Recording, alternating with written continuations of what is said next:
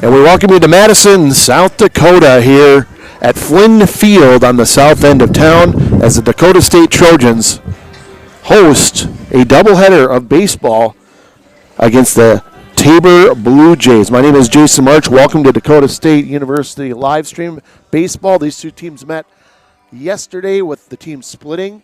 The first game, Dakota State won 3-0 behind a fine pitching performance, and then Tabor took second game, went down to the seventh inning, 4-3 the final score for Tabor, and we hit the back end of the two here from Flynn Field. The temperature today, well, we're starting out a little cool. Temperature's around 45 right now, but the wind out of the south, so it's going to push the ball toward right center field today, but we're warming up to hopefully the mid-50s, so it always starts a little chilly here, but we're playing baseball in essentially late March here in the Midwest, and you don't get a lot of opportunities to at least have a decent day, which we should end up having here this afternoon. Coaches for both teams here, Mark Standiford, for the Tabor Blue Jays, coming out of Kansas, about 60 miles north of Wichita. That's where Tabor University is located. And Darian Hardy is the head coach of the Dakota State Trojans. Crowd is starting to make their way in. We got a lot of baseball here, and it should be a fun afternoon. We're going to take a look at the starting lineups here. First for Tabor, leading off in the shortstop position will be Isaiah Cohens. He'll be followed by Garen Plummer, who's a catcher. Marcelo Aguirre is at third base. He'll bat in the 4 spot. Juan Rosa Gonzalez, he's in right field. Aiden Martinez is at first base. He'll bat in the next spot. DH is Jared Mock. He is wearing number 11. Micah Dvorak is the left fielder. And Daniel Zapata is at second base, followed by Mickey Acosta. He is in center field. They'll work behind the pitcher, Williams, today, Evan Williams. On the mound for Dakota State, we will see Hunter Vickmar. He will also DH today, so he'll bat in his own place. And we'll see how he does and see how far he can get into this 7-inning contest. We'll have 2 7-inning contests this afternoon, as it is a non-conference matchup between the two teams. We'll be back with the opening pitch in just a few moments here on Dakota State Webcast.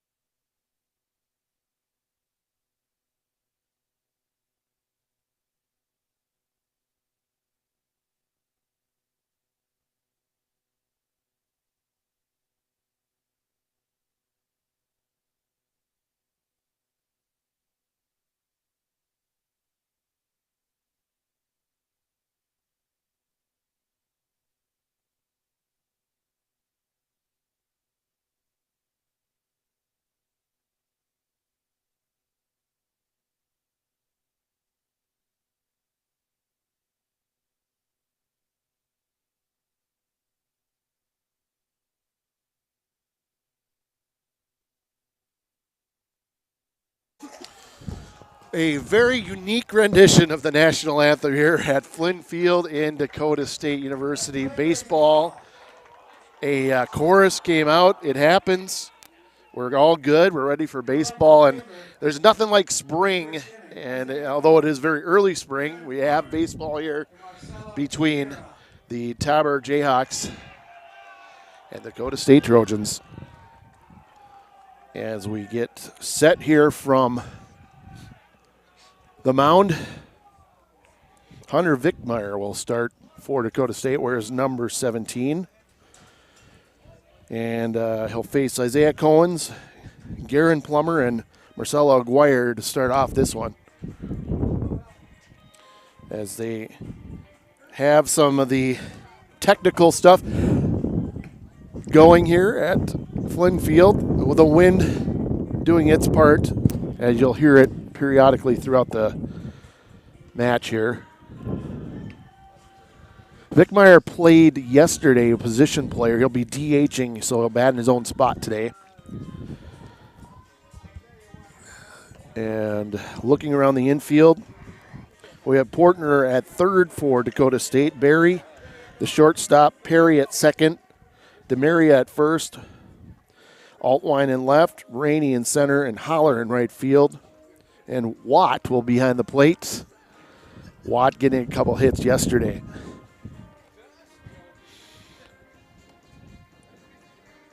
And we'll be ready for the first pitch in just a moment here. Doubleheader, 7 innings, both games. Went down to that 7th inning in the second game yesterday where Tabor came out with a 4-3 victory. Came down to the last at bat, though, but a key strikeout ended the game with a couple runners on in scoring position. So we're here to start it over, and it'll be Isaiah Cohen stepping in to the box. The anticipation is over, and the left-handed hitter will step up, leadoff hitter for Tabor.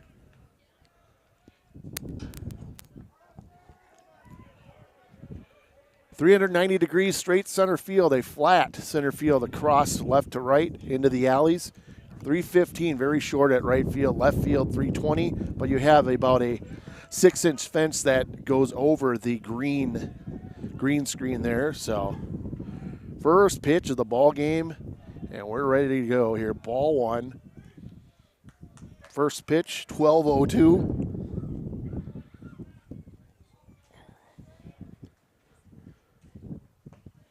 Vickmeyer throws inside, 2-0 to the leadoff hitter, Isaiah Cohens.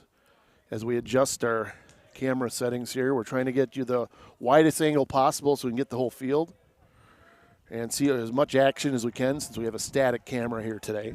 That pitch is outside for 3-0 and in danger of losing the leadoff man here, which is probably not what you want. There's a strike.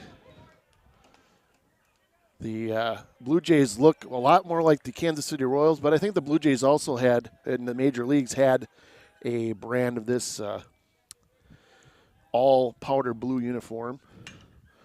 That pitch is lined to left field. It's going to the gap, and it is up against the wall. It'll be picked up by Altwine, but a 2-base hit for the leadoff hitter, Cohens. And Tabor strikes first.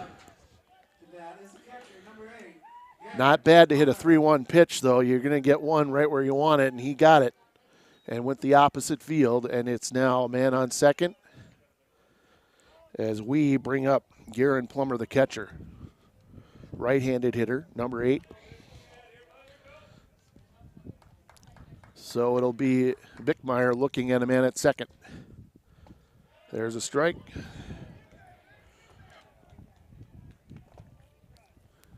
Oh, and 1.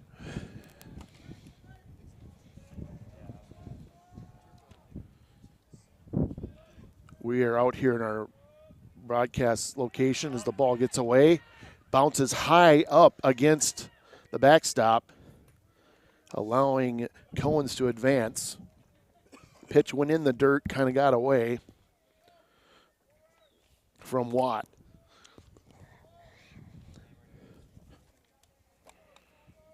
Try to work our magic here.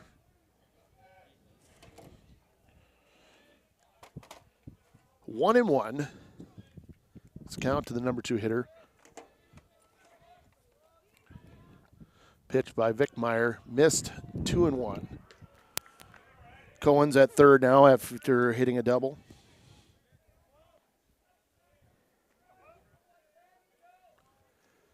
Have to bear down, 2-1 count. There it is, strike, 2-2.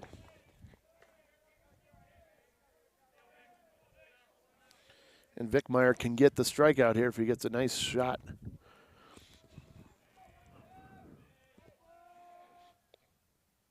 Two to Plummer. Did he swing? No swing. The ump calls it high, 3-2.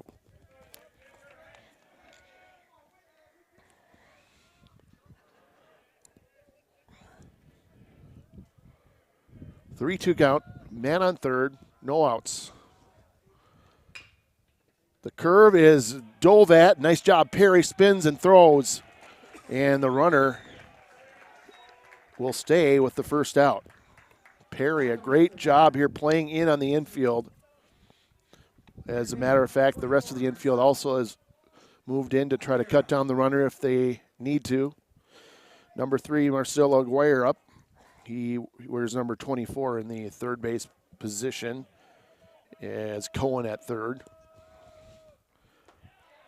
Right down Broadway, strike one. And I can see Perry at second base getting into position in case there's a cutoff play, getting behind the pitcher, just in case. 0-1. Singing the chin music.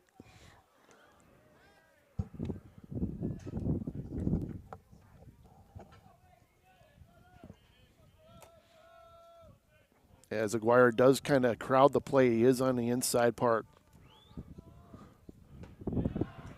Two strikes now.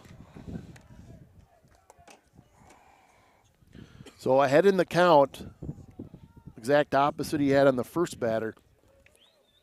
1-2. 2-2.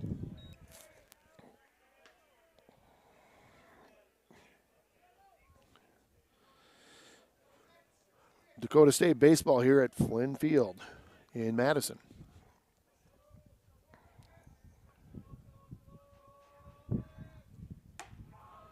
And that missed high. Now count is full once again. Was ahead, now 3-2. Again, another full count. And Cohen's on third. Aguirre takes ball 4. So with one away, men at the corners. And the number 4 hitter, cleanup man, Juan Rosa Gonzalez.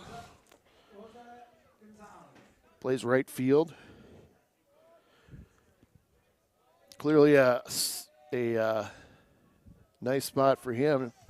2 men on, has an opportunity. Vickmeyer, strike.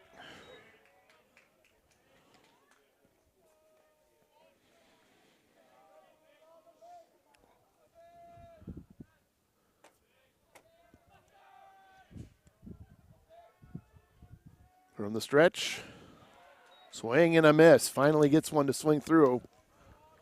It's either been contact or called strikes for the most part here.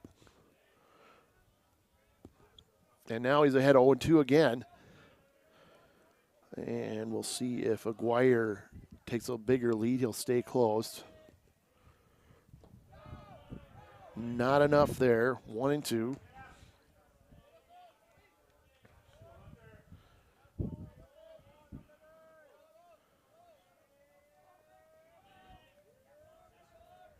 One ball, 2 strikes. Hit hard to left field. Outline lets it drop, and he'll charge it in, and we have a run for the Blue Jays as it's an RBI single for Gonzalez. And we back over to number 5 hitter. Martinez up. That's Aiden Martinez. Second hit of the inning. Now you have that situation where you've got 2 men on and a possible infield fly. If you can pop it, get him to pop it up.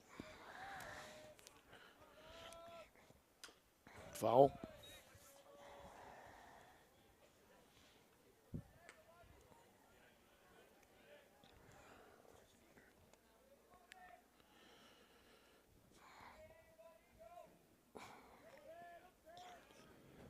Off-campus baseball here at DSU. Is there a stadium in the works at some point? We've got the new football field here, the football facility. They're thinking maybe. It's now 1-1 with 1 out.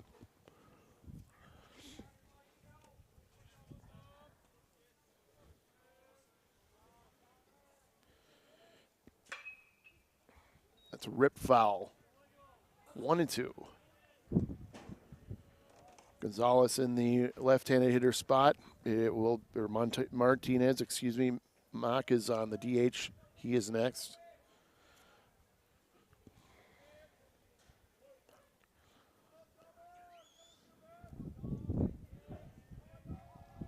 Gonzalez at first with the run batted in. Again, late on the swing and fouls it away. 1-2 still. Vic Meyer getting into some deep pitch counts here, or at least a lot of pitches thrown per batter.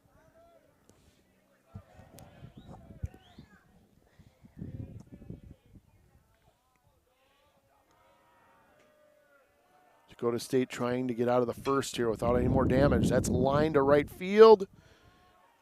Nice job, Holler makes the catch. 2 down. As Martinez, a dangerous hitter in that left-handed hitter spot, is out. Jared Mack is at the plate.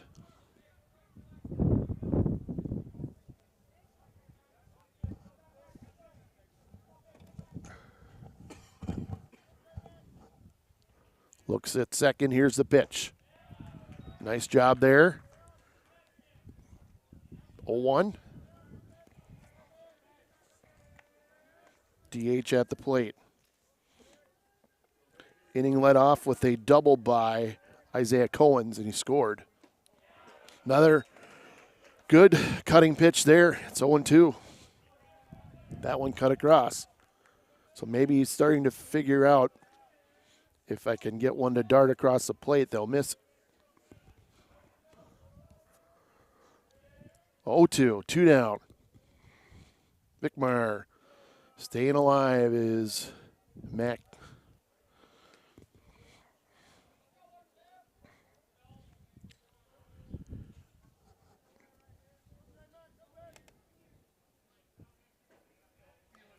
Mack now with an 0-2 count. Vickmeyer to the plate. They're out. Inning over. And the Trojans surrender a run, but could have been a little bit tougher there. 1 run on 2 hits. And we go into the bottom of the first. Back after this.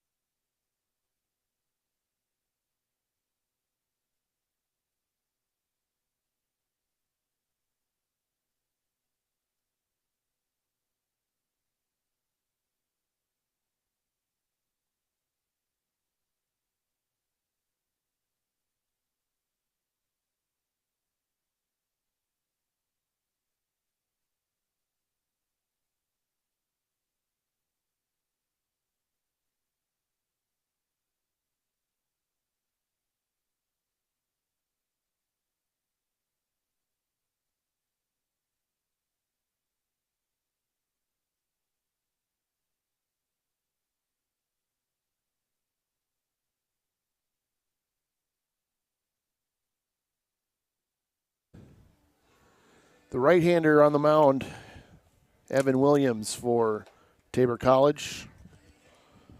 And he'll face the lineup of Darcy Berry, Hunter Vickmeyer, Connor Rainey.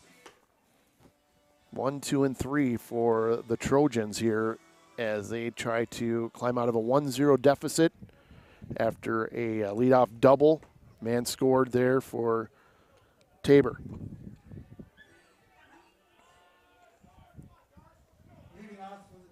Barry wears number 22. He's at short.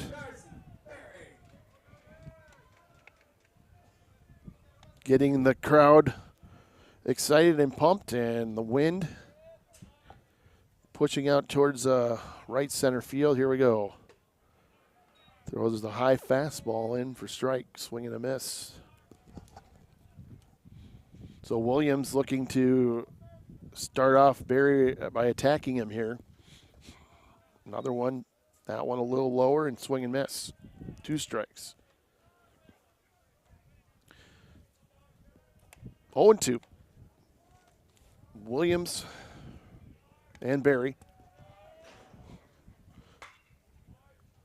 Grounder to third. Aguirre will go across with the out. And he's retired on the contact there. And Vickmeyer, pitcher, DH here, batting in his spot. Facing Williams here, 1 away. Ball 1.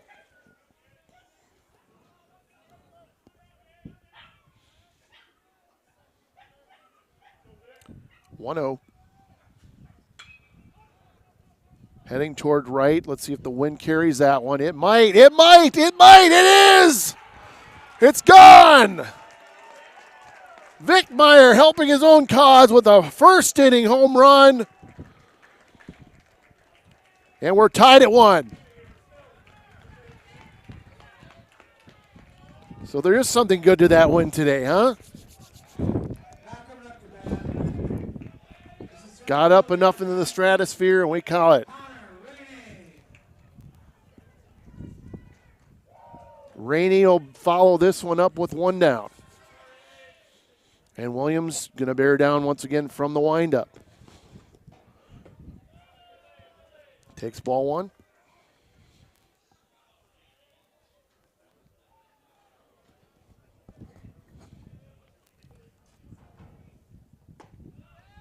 There's a strike. It's 1-1 now. Rainey in the number 3 slot. Chopper to short. Cohen's lost it. Whew. See what the official score says, but I probably would say he had a good, clean look at it, and it might be an error on the shortstop here. Let's see what they say officially here. Who is our official scorer up here anyway? Is it someone down?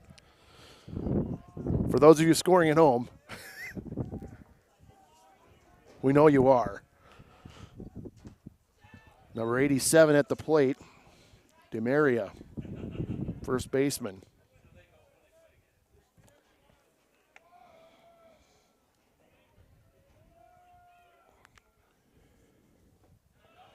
And that one now outside for 1-1. Yes, indeed, it was an error.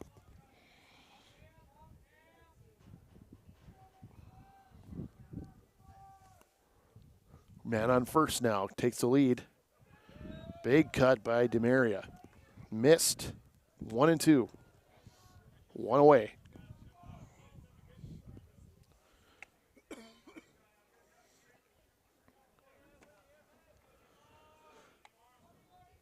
Williams hit hard to third. Aguirre, nice stop, but he can't get the handle. That one we'll see again. Kind of in the transfer there. Watt will step up here. We have 2 men on by virtue of miscues in the infield here. But the Trojans will take that. Anytime you can get him on. Yes, E5. So 2 men on. Still 1 out. Cut and a miss by the catcher, Cassidy Watt.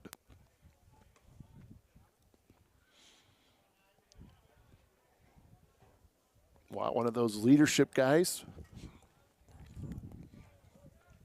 Can do it with the bat here.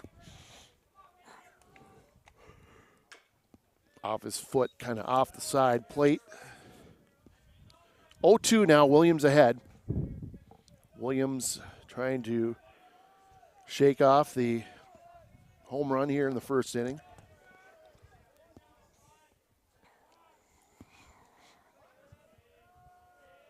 Two-strike pitch. Got him. Nice job getting it outside. 2 away here in the Dakota State first. Cam Holler is up, 44. Takes the right-handed spot. Got that very sharp-looking reddish-orange bat. They're more red than orange, though. Williams to the plate. 2 men on by virtue of error. First and second. Perry on deck. If he gets a chance, then he'll actually be at the plate, won't he? Strike. 1-1. Baseball here at Flynn Field in Madison, Dakota State University, off-campus field. They play all kinds of baseball here. Nice job. That looked like it had a little curve to it. 1-2.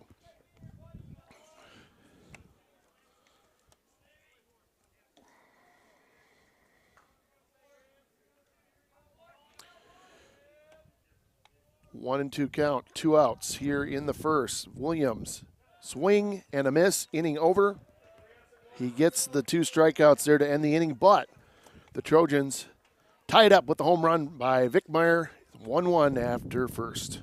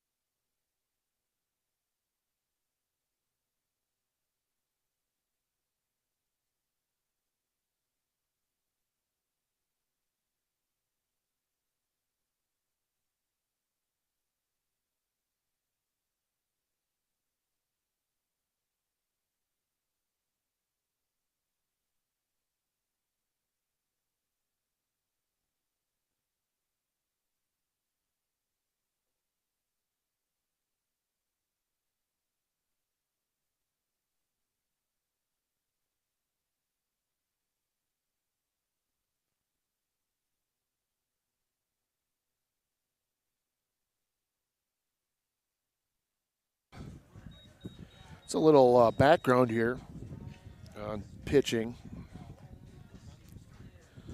The first inning, Dakota State, and Vickmeyer threw 30 pitches, and Williams threw 18. So Vickmeyer hopefully trying to maybe have to see if he can get batters out, stop getting into deeper counts, and he's got something going. I think he should feel a little bit better after drilling one out to right field for that homer. And so we'll see how we go in the bottom of the order here for the Tabor team. Dvorak. And then Zepeda and Acosta here, 7, 8, 9. Strike.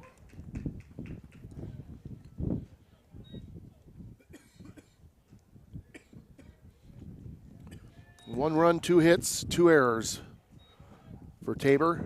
And hit hard to center. Pushing it back, and over the head of Rainey. Is he going to dig for third? No, he'll stay at second. Another leadoff double here. It's coincidental. Second inning, and Dvorak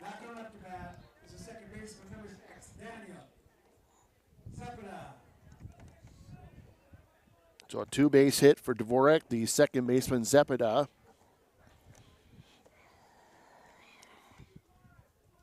At the plate. Scoring so far, Cohen's led off the game and he scored on an RBI single. And Vickmeyer had a home run in the first for Dakota State. No outs, runner on second here. Second baseman at the plate. Looking to bunt, brings the infield in. So DeMaria coming in at first base, ready to play it.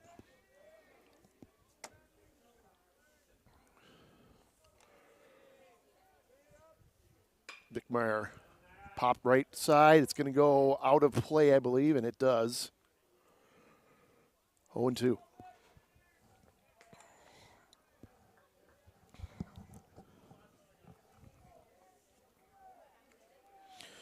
Dvorak is on second for the Tabor team, Tabor Blue Jays.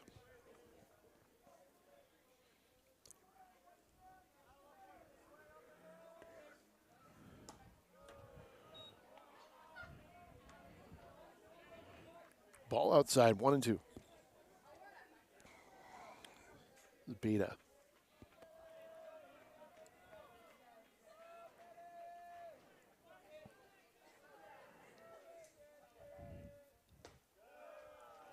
Just missed, 2-2.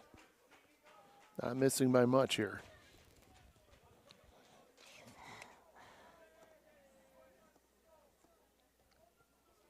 Or 2-2 count. Vickmeyer ready. Here's the pitch. And it's still 2-2 on the foul.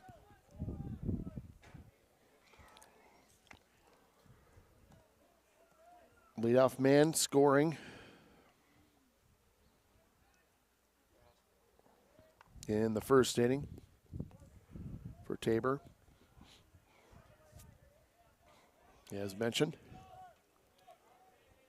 we're going to get another leadoff man across here in the second. Nope. Just, again, working close in the zone here, but not quite. 3-2. I always thought the hardest one to call is the low strike, if I've ever umped.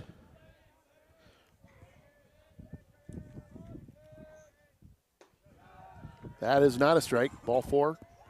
2 men on. So a possibility for Acosta here. Mickey Acosta, the center fielder. Another left-handed hitter here for the Blue Jays. Seems to be pretty loaded with them. You have them at your, it's always dangerous. We got lefties at the bottom and top of your lineup.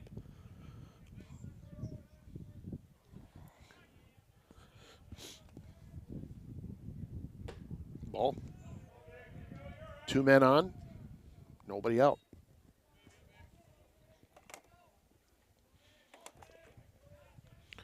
Cohen's waiting on deck here. That ball gets away from Watt. So a similar situation here as we saw in the first half, which allowed the runner to get to third.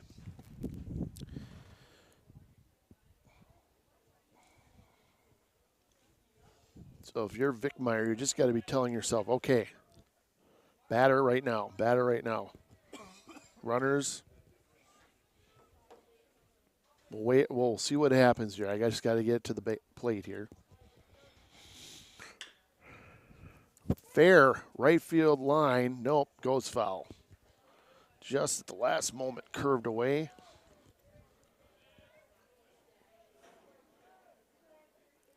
But DeMaria does the right thing, makes the play on it. You don't want to chance it. You don't want to just say, "Oh yeah, I see it, foul, let it go."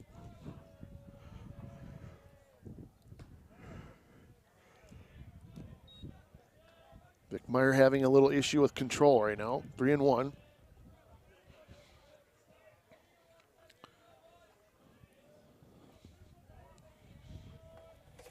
Three balls, one strike, 2 men on here in the second for the Blue Jays. Foul away. So he got him to jam.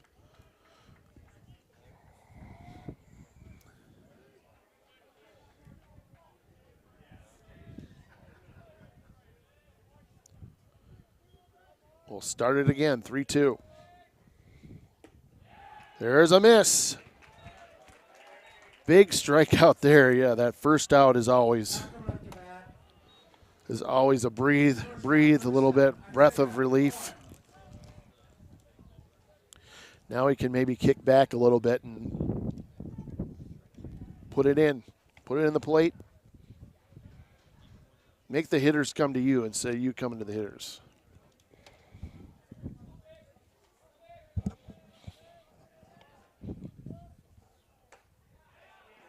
Good velocity, no swing. Not favorably received by the fans. 1-0.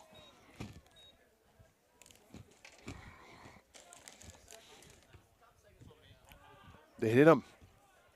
Yes, it did. The leadoff hitter, Cohen's, back on base again.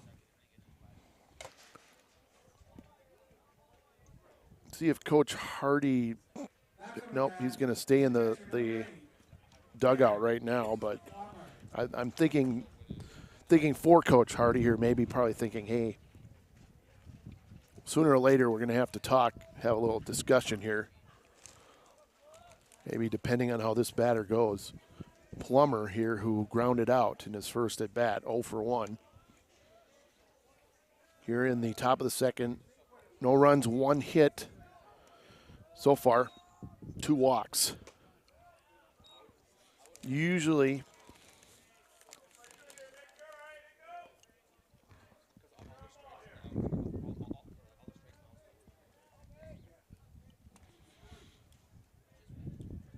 one nothing.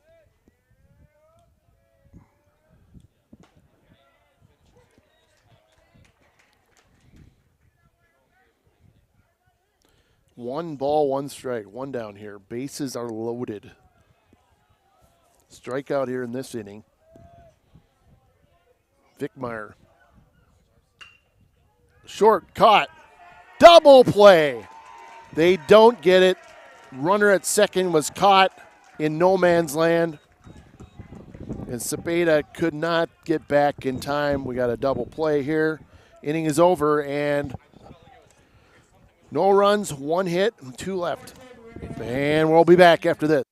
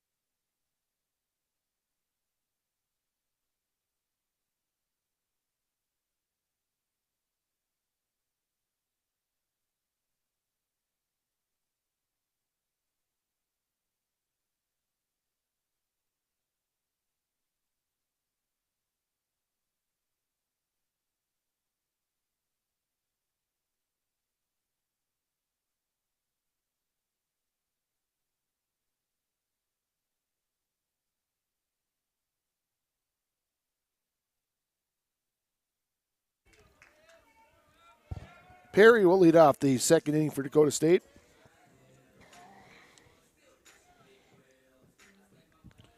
He'll lead off in the left-handed spot, facing Williams. We're tied at 1. Here in the bottom of the second inning from Flynn Field in Madison.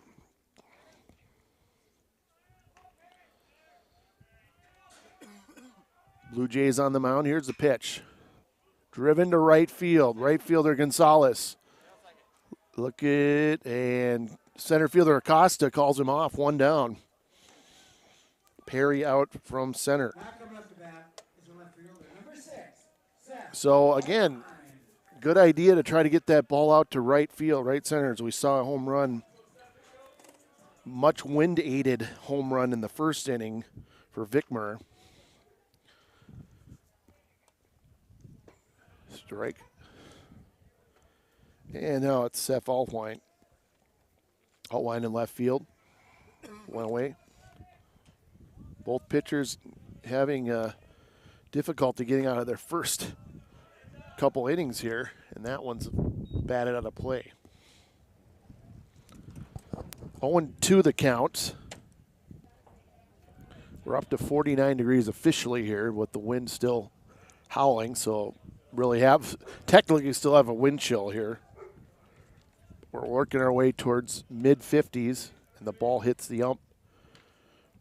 But strike 2.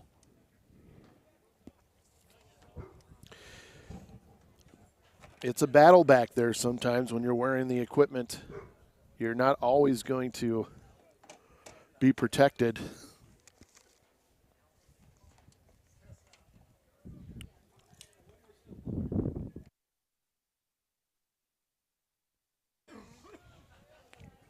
And now we're ready.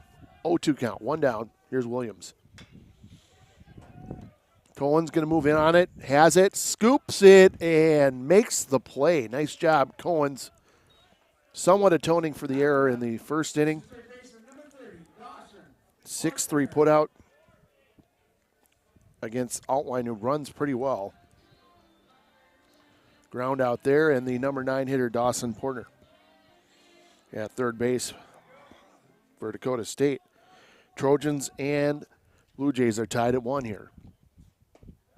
There's one right down the heart.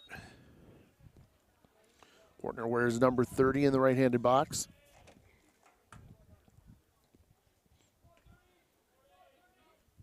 Williams got it, inside corner. 2 strikes. Now you got to bear down. Number 9 hitter at the plate. Portner missed outside.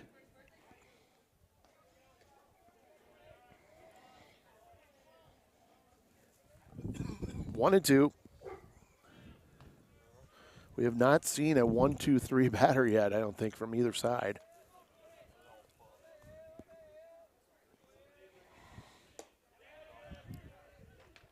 Strike 3. Caught him, and the inning over. So there's our first 1-2-3 inning, and we go to the third. The score, 1-1, Dakota State and Tabor.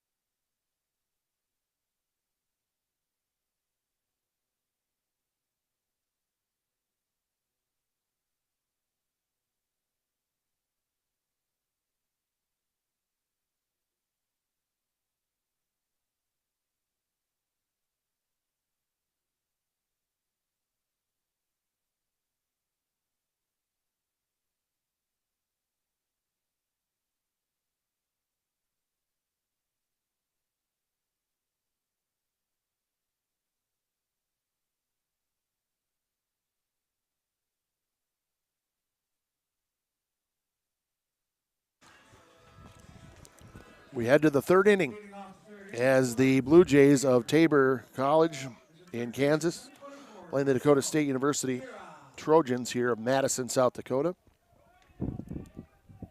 Marcelo Aguirre will lead it off. He walked in his first at bat.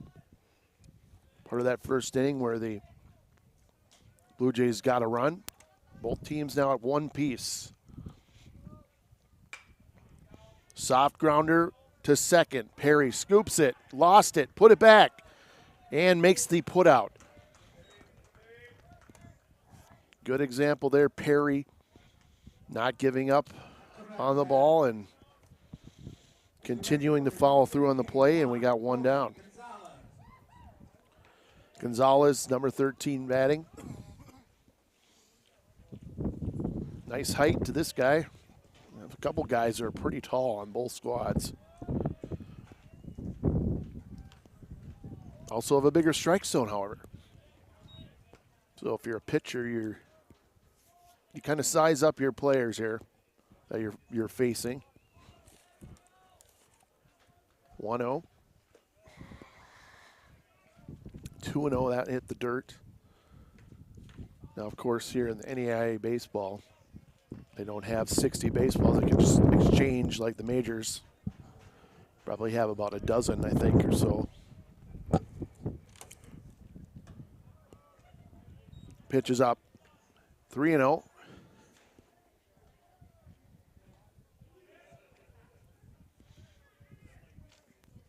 Hunter Vickmeyer. There's a strike. 3-1. Vickmeyer has been a little bit off the plate today, but he's had a good defensive. His defense has helped him out on a couple, especially last inning where they had a double play. There's a strike on the inside corner. Good placement there. 3-2. So Vickmeyer and Dakota State hopefully to keep that defense going. Ball. And Gonzalez leads off, or excuse me, takes a walk. Martinez up. Martinez put out in the first inning. Left-handed hitter.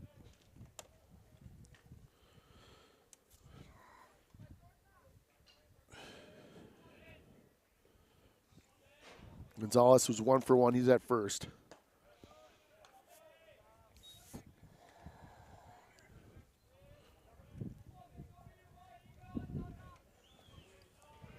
Ball one.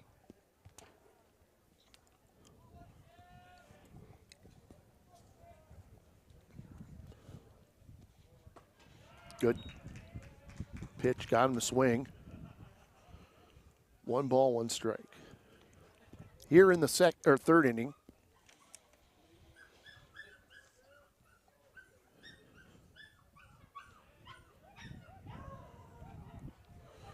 we have a battle of the mutts downstairs. Or is it just one dog? I'm not sure. As that pitch was fouled back. 1-2. 1 away here in the third. Vickmeyer to the plate, right back at me. Not quite. But you know I would have had that one right there, right back to the screen. My reflexes, I hope. 1-2.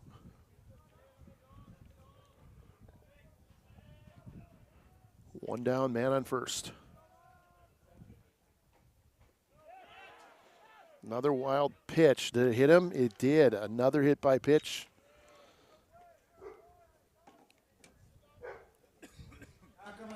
Martinez. So Vickmeyer still working on the control here.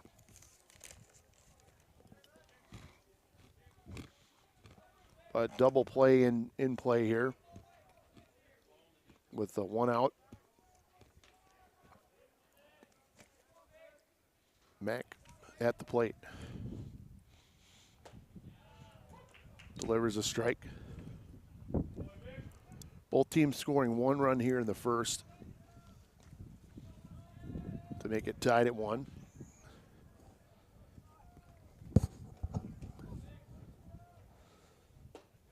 That's a nice pitch there. 0-2.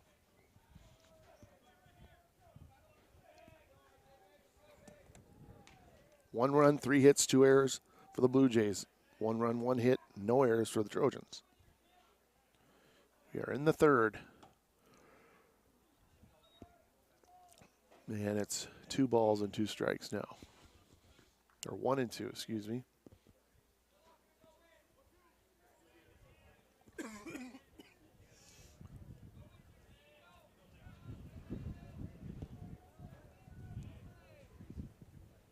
Swing and a miss. Vickmeyer has a strikeout, 2 down.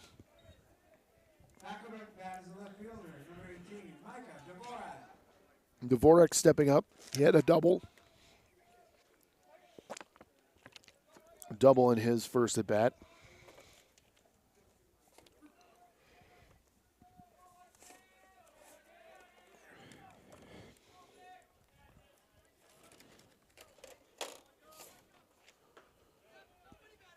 Takes that in.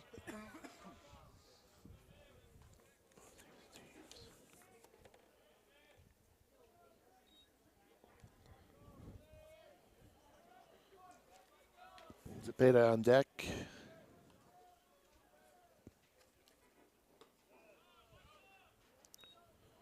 Nope, 2-0, 2 outs.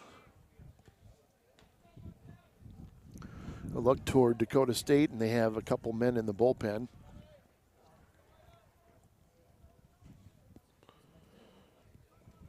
A left-hander and a right-hander in there.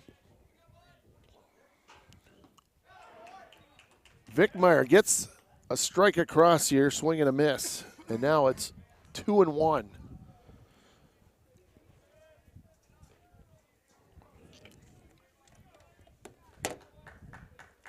Two and one. 1 down. 2 outs. No, we got 2.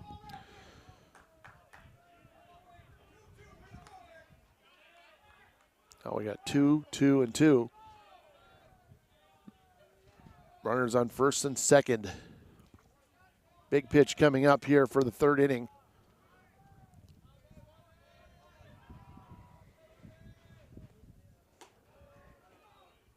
Full.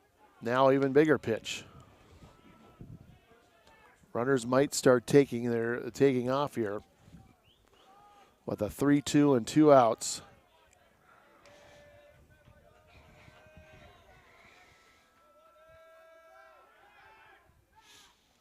And Vickmeyer decides to stop the action. Back on now. 3-2. Crucial spot here in the 3rd inning. Half swing up the middle and could not make the play. Barry could not get across and make the play. If he had made the play, I think he's very close to second base to the force out, but as it stands, it's not. So Dvorak is on base, and now we have the bases loaded here. Difficult play because it went right up the mound. And by the time Vickmeyer had a chance, either he deflected it or it came off the mound a little bit awkwardly.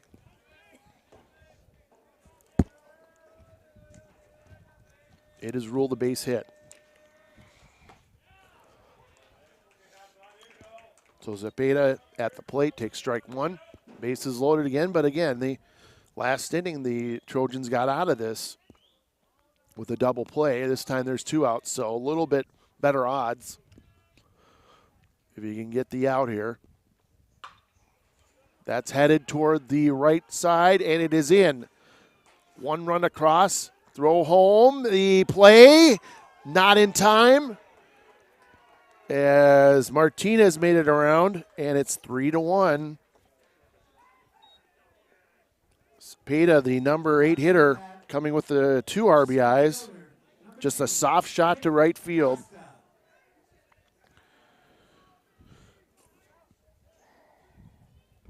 And the Blue Jays back on top.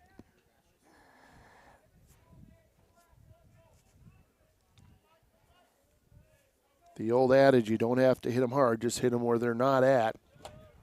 Played there. Men on first and third now. Let's see if Vickmeyer maybe can get settled here. My gut feeling is with two men warming up, this might be, we'll see, it might be his last inning, but that's just speculation, of course. Guess the coach has to ask how he's feeling. That ball gets away from Watt. Again, this run will score.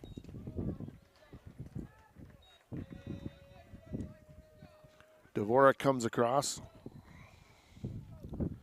Man now on second base is Peta. And it's 4-1, Tabor. And Coach Hardy gonna stick with his man here.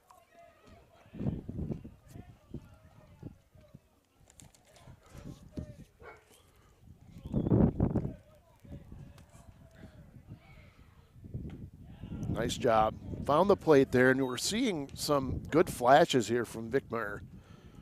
So he's obviously working his way and finding the corners, just not on the consistent level this afternoon.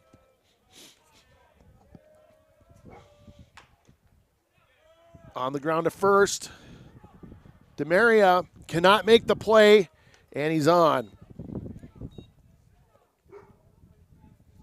And the runner advancing to third. We have first and third here. And as I said, while Dakota State's defense was helping out, now other way around. First error on the Trojans. And now the coach coming out.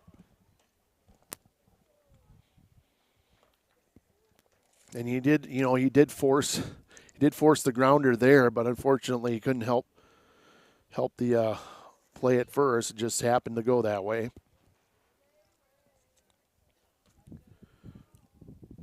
And we'll take a look here.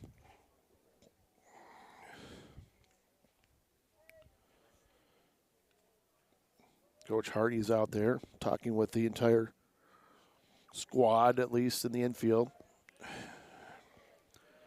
Tell Vickmeyer to get that last guy, and we'll see what happens.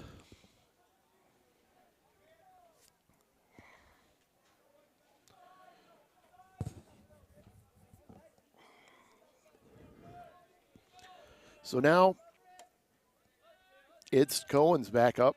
Cohen's has a run scored on a double. Nice pitch there. Maybe some magic word by Coach. We'll see. 0-1 the count, 2 away.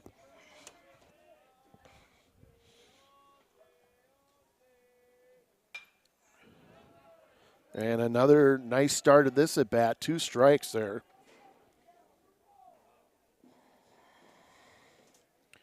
Let's see if he can finish it off here without any more coming across for the Blue Jays.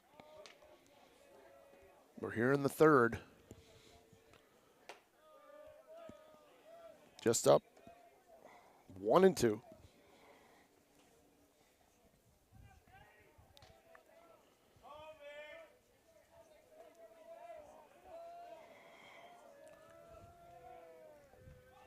Runner goes, and it hit Vickmeyer on the leg, and that ball is going to just die in the infield. No one really could get to that, and it's another run scored.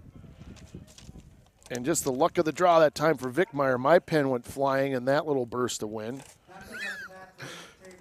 And it's 5-1, but more importantly, where'd that pen go? It just popped up and disappeared. Well, good thing I bring extra pens.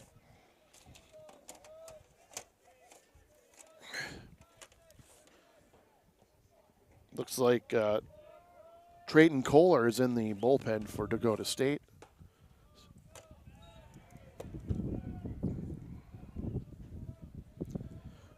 So runners at first and second, still 2 down here in the third. As Collins is on first.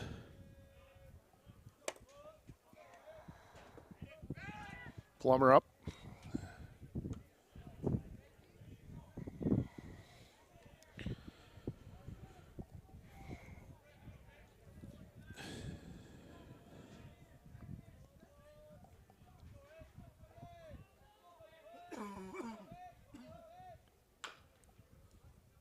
And foul. Left side. 5-1. Vic Myers almost got his third inning complete here. 3 strikeouts, 3 walks. But he's throwing 82 pitches. So, yeah, that's probably where we're at right now.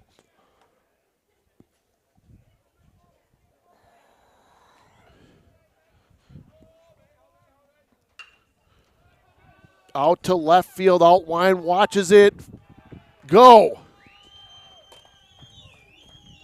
As Plummer blasts one to left field. It's 8-1 for Tabor. And we're here in the third. 2 runs come across ahead. 3 RBIs there, and Plummer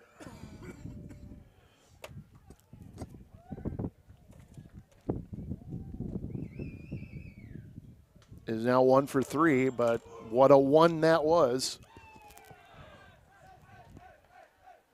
And now the second trip to the mound, and that should do it. For Vic Meyer, valiant effort, but we'll take a break. And it's 8-1. Back after this.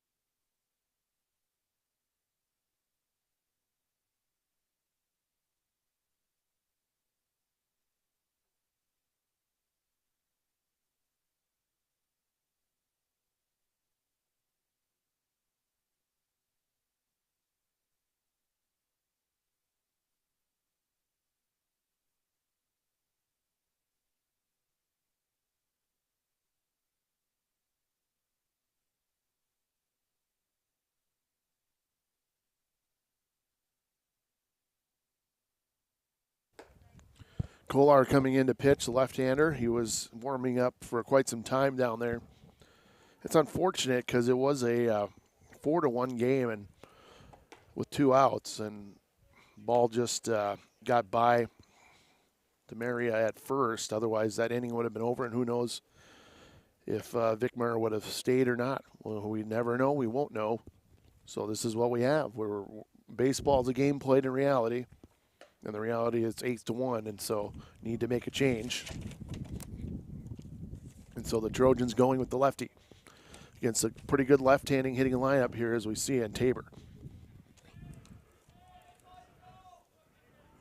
So here to get that final out in the third.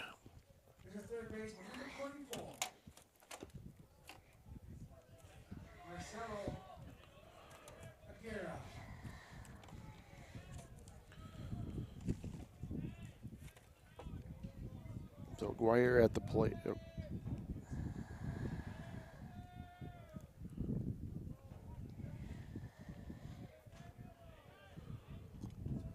2 outs.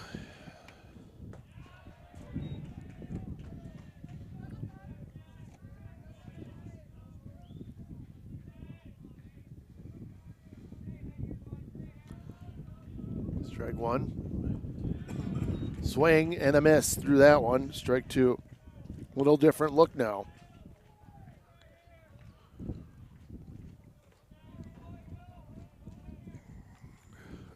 Pitch to Aguirre.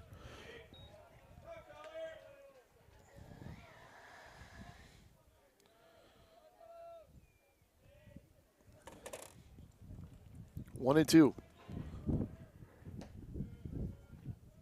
Outside now, 2-2. Was ahead in the count. Let's see if he can pick it up here for the Trojans, and with the bases clear. It's a good situation too for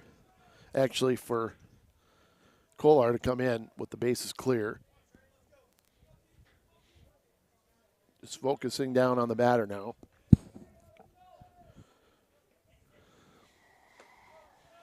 Now misses 3 straight. We're 3-2. Nowhere to go, just got to put it in. Going to center. Rainey has a look at it. There it is.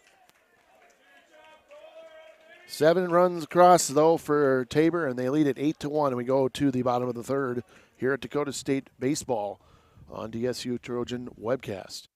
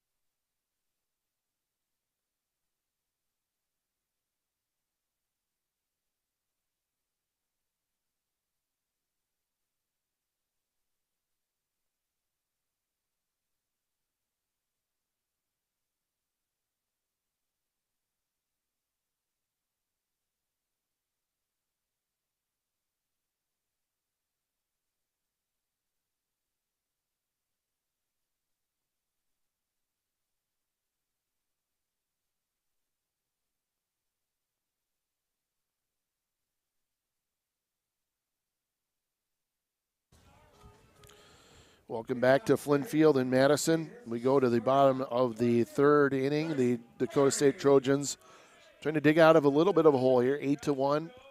Tough inning there for them in the top of the third. But the leadoff hitter back up. Darcy Berry, shortstop.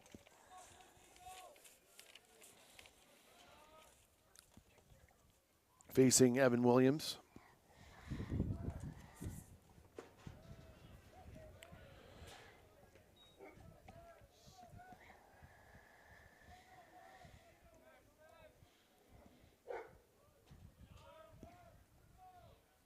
One.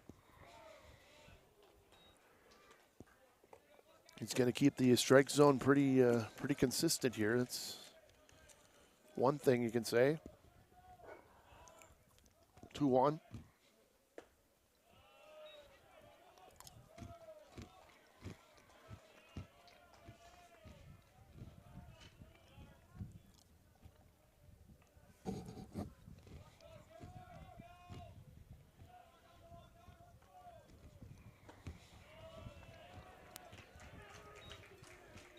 So on base, Berry takes the walk. He'll take it. We'll take it. Dakota State will take anything they can get right now.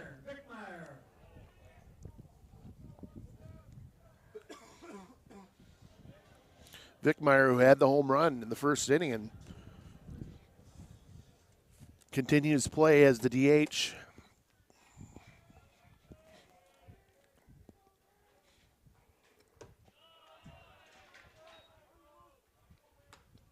So you always talk about if you can't contribute on one side of the ledger, then try it on this side. And so far, offensively, he's done all right.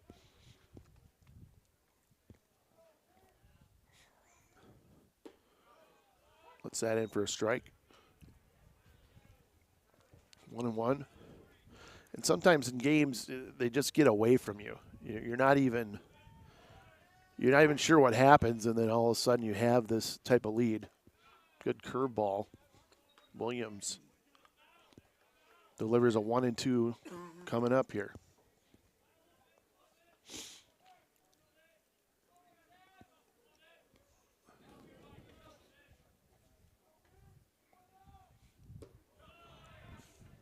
And he lets it go. 2-2.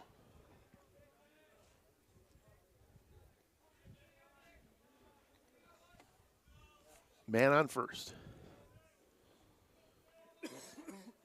Williams.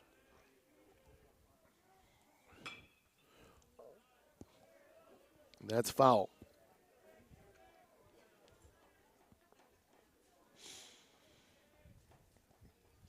Blue Jays in that last inning, 7 runs, 4 hits, 1 error. Lots of stuff going on.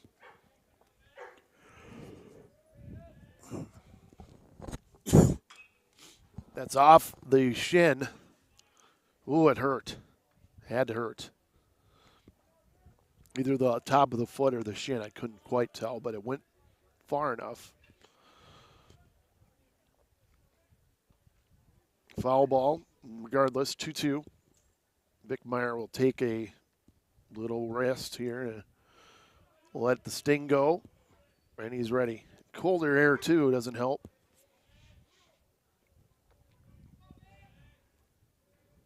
Big pitch here. That's headed out to the right field side, and does come in. And again, the wind, not as much of an aid this time. Gonzalez makes the catch. Just the wrong timing, I think. If this is 2 innings ago, it's probably over the fence again, just like he had that first time. Rainey at the plate, center fielder. Rainey reached on error.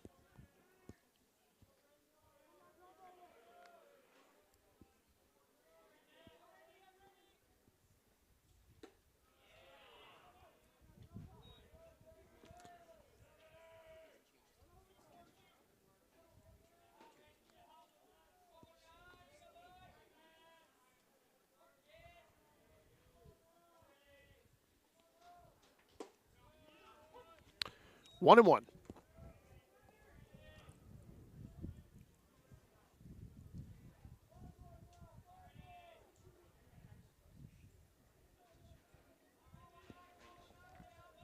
Williams looks at first. Here it is. Strike 2, 1-2. Now down in the hole. 1-2, 1 out. Barry's on first. Barry.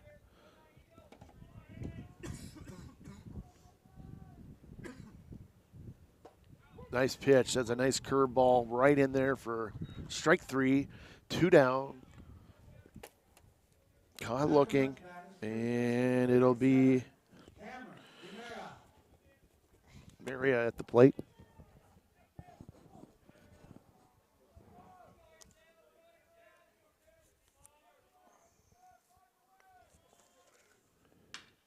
Well, that's a big shot to center field. They're going to look up at this one. It's gone. And a little bit of life here for the Trojans as they get a 2-run shot here in the third. And it's 8-3.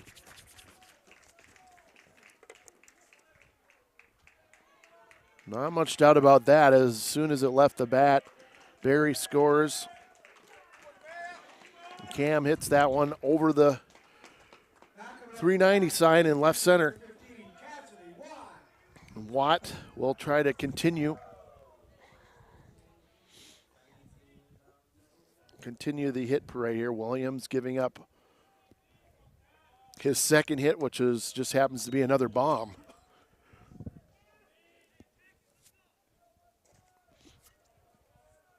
It's 2 down.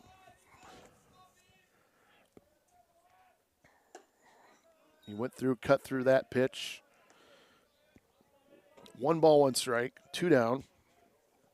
Watt, the catcher, had his work cut out for him a couple times with wild pitches earlier. Bunted, nice opportunity there, but I had a thought. Picked up in foul territory, so it'll be 1-2. So 1-2, 2 away here, bottom of the third from Dakota State, Flynn Field. Trojans trying to climb back out of an 8-3 deficit. Nice job with the home run here to cut it to 5. And Watt lets it go. 2-2. And Williams trying to get that third one over for strike 3. Showing a little bit of promise with the curveball. See what he goes with here. Straight heat. Nope. No swing. Full count again. they're going to appeal that, so coach of the Blue Jays said, I thought it was swing.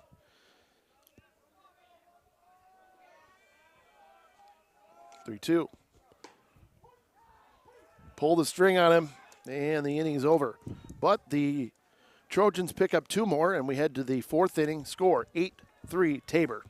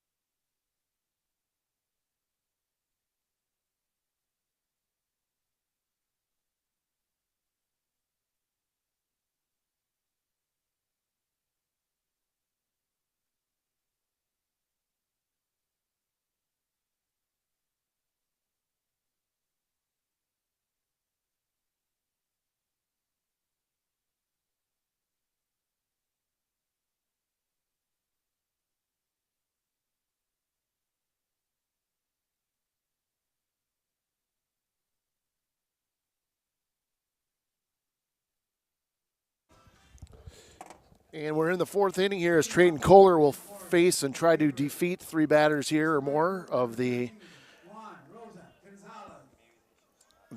Tabor Blue Jays. Gonzalez at the plate here in the 4th, right fielder. Had a blast earlier, has an RBI already. Swinging a foul back.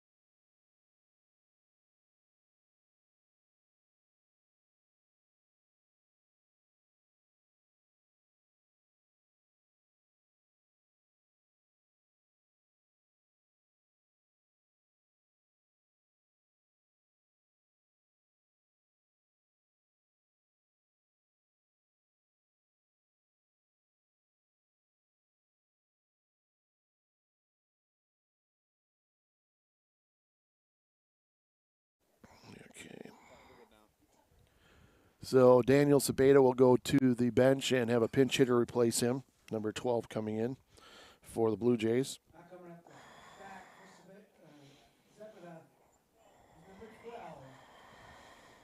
Yep. So that's Martinez.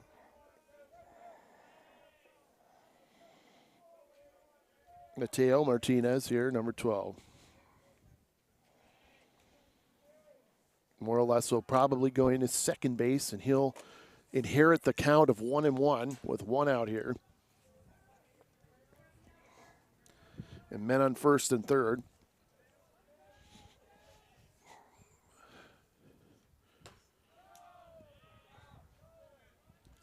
And not going to give him much of a break on that pitch. 2-1.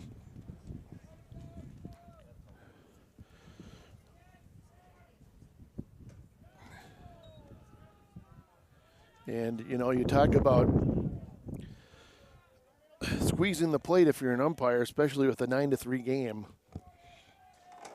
We'll just let that one stand. Another good pitch, but they say it's high.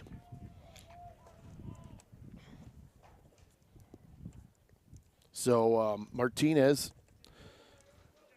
as the pinch hitter, is now on base, and we have men on first, second, and third, and a new batter here. They're going to make me scramble for another guy here. Yep, Schiffer. Cole at the plate, number 33. So he'll take the place of Acosta, I believe, at in center. So now 9-3 score. One out here in the fourth for Tabor. And Kolar trying to induce something, a double play or a strikeout.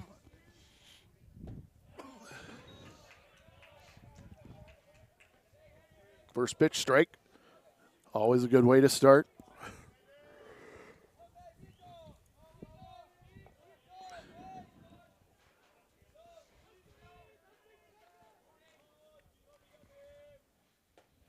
Second pitch strike. Now you got to find a good way to finish. 0-2. Men on all bases. Infield drawn in. Just got a nip of that ball. Fouls it away, and it's still 0-2.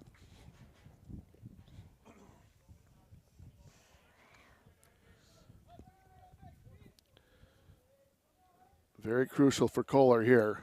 Don't want it to break any more open than it is. Down the line, great stop at third, nice job. Portner throwing to first, double play! And right back to Dakota State defense, helps his man out. And we got a 5-3. It was a great job by Portner, who stabbed it at third, playing the hot corner, playing in as well. So it's coming at you very fast. Steps on third for the force, throws it to first, and the inning is over.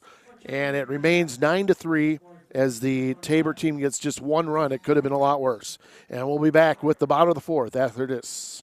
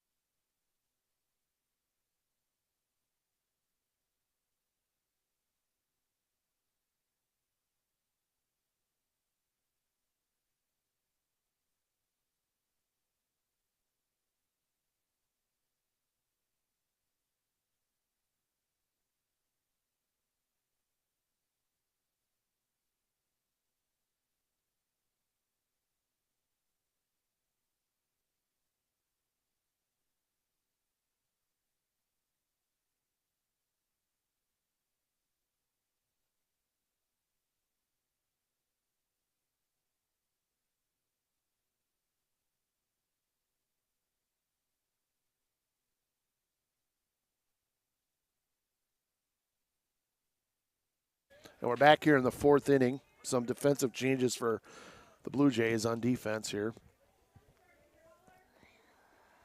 And we'll have those in a moment. Plummer, I believe, went to third. So we should have a new catcher, right? And Aguirre went to second to take Zapida's spot.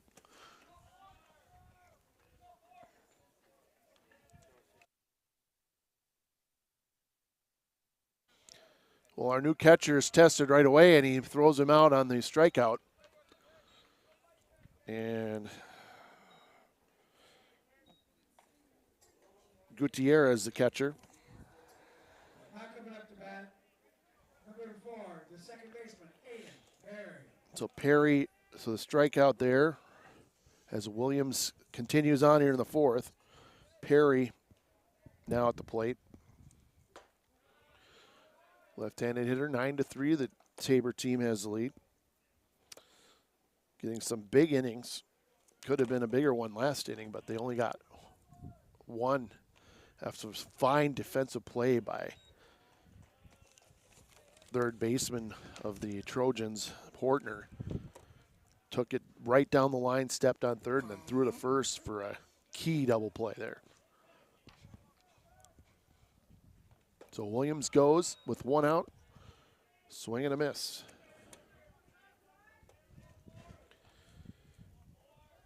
Yeah, so Aguirre moved from third to second for the Jays here. Playing second now. Ball low. 3-1. Williams behind.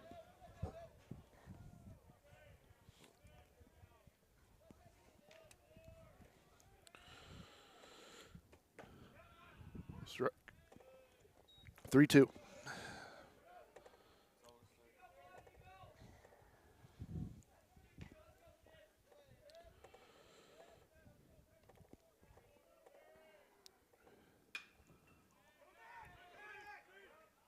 Gutierrez scrambling to the ball and goes out of play. We have a couple Trojans in the bullpen here, warming.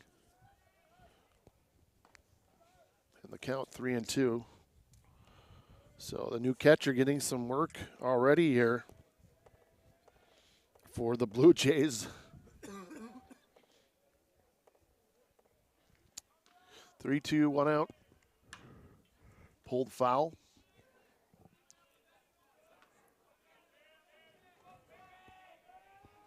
The wind has been intermittently not as strong as it was earlier to start the game, but it's still moving pretty good. Ball 4. So a walk on Perry. Aldwine at the plate with one down, man on first.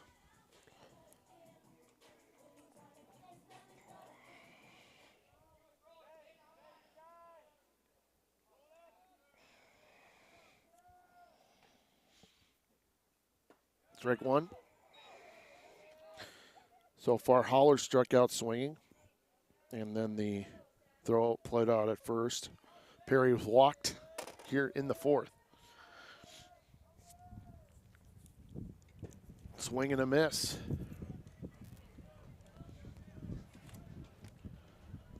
As the wind rips back through.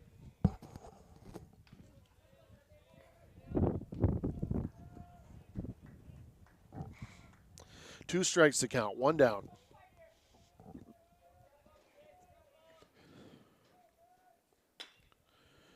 Into the hole. Nice stab there. Cohen's can't make a play. So two men are on now for Dakota State here in their fourth.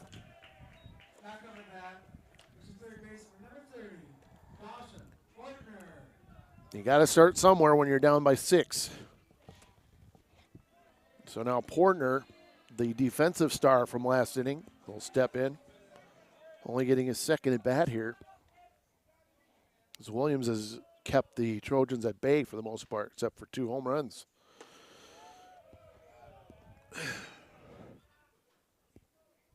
And he'd probably say, yeah, probably 2 bad pitches.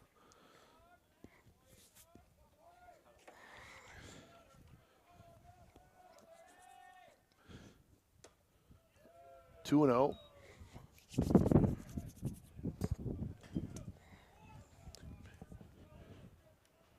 One out here, looking for a double play are the Blue Jays, and the Trojans, of course, trying to get the men at least in a scoring position here. Inside Park.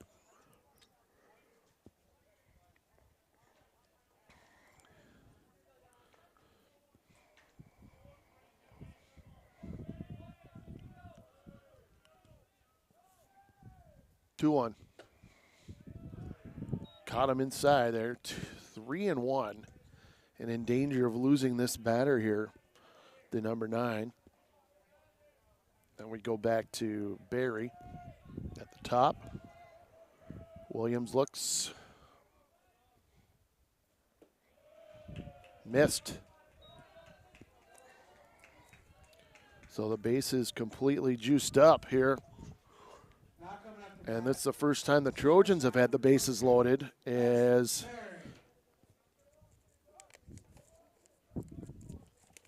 we have a time on the field here as Coach Mark Standiford comes out.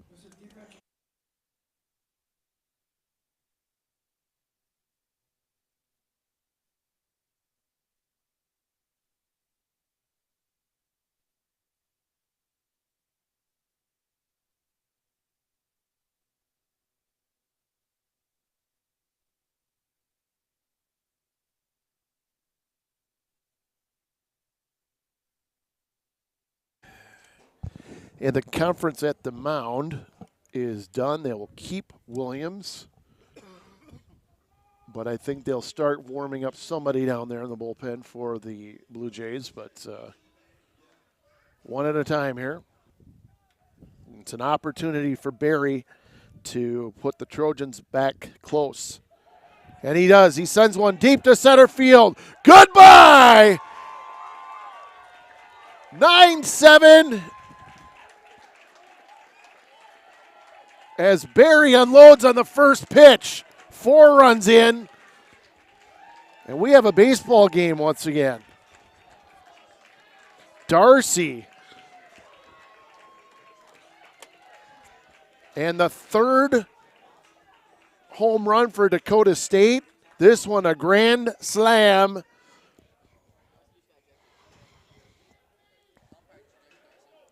Oh, but yeah, okay, so we see Darcy as he's coming around the bases, moving, making hand gestures and taking it out on the Blue Jays, and so he's going to be ejected from the ball game. So runs will score, runs will count, but Darcy no more. So yeah, a little bit of everything in this game, but this that we're back to a 9-7 ball game is absolutely crazy in the way it's been going here today. As the umpires will explain to Coach Hardy the infraction here. But one swing. And while we sort this out, I'll take a quick break.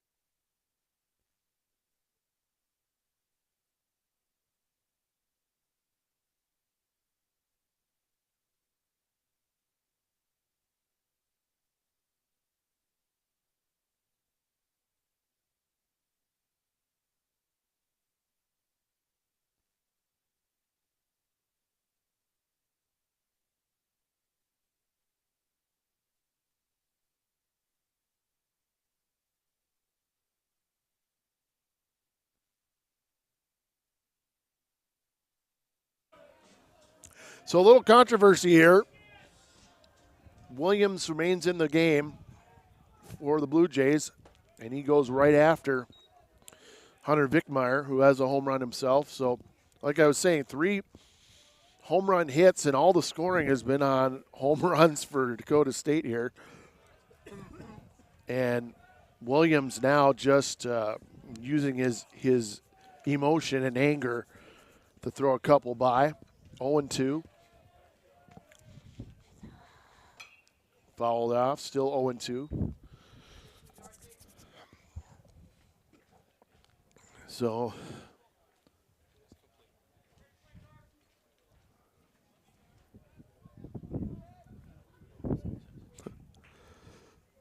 to the count. 9-7. Swing and a miss, and Vickmeyer is out. Now coming up to bat for Dakota State. 2 down here, and we'll try to figure out the fallout from that. Rainy, but you know what? All of a sudden we can start talking strategy again here. Because one swing of the bat, it goes down for Darcy Berry, and it counts. And it'll probably be a game he'll never forget. And many Dakota State fans will never forget. Especially if they come back and win this. Popped up. Aguirre playing at second. He makes the catch. What an inning, though. 4 runs for the Trojans on the grand slam. Berry ejected.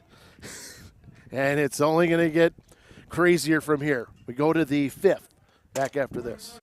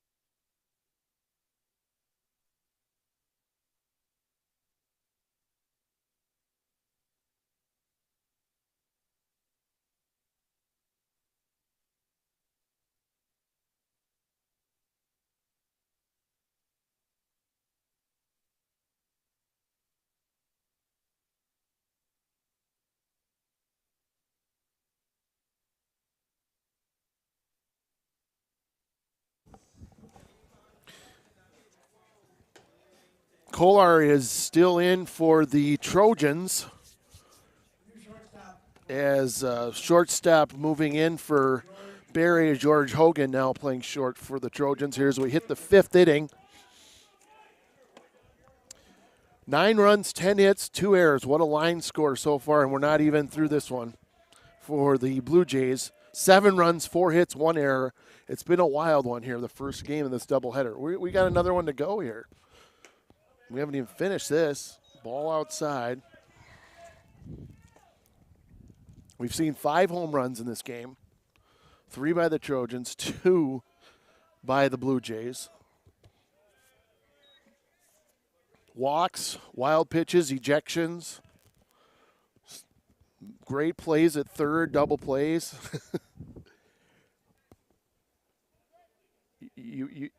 That's what baseball's all about. You get to see lots of stuff that you maybe have not seen before.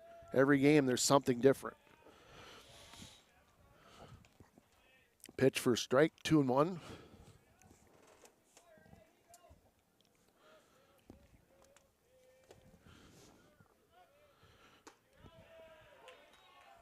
Strike 2.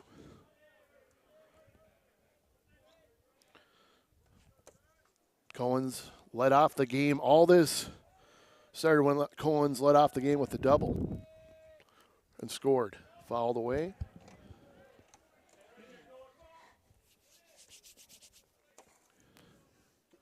So like I said, George Hogan now at shortstop for Barry.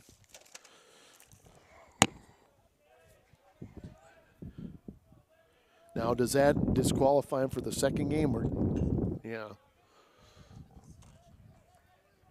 Yeah, it could be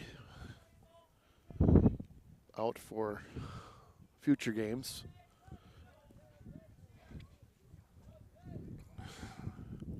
Two. Popped up, left center field. Outwind, gives way for Rainey.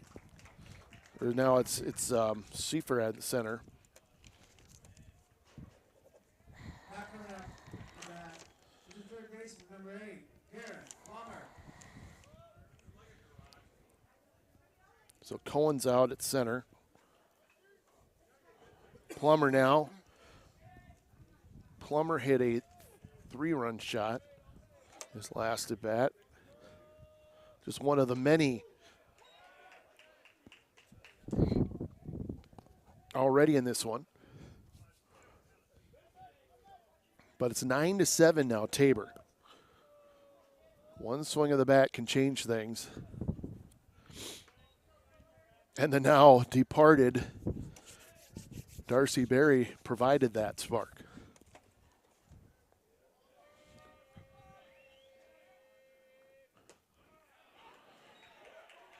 And now Kohler throwing some heat and trying to work on Plummer here, get him out.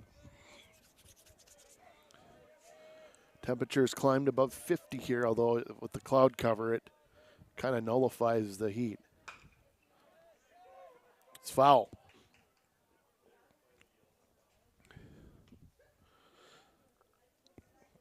You wouldn't get that, of course, that angle there.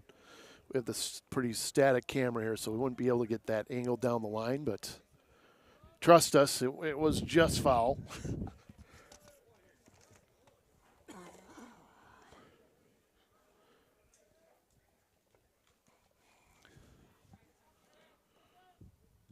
One, two.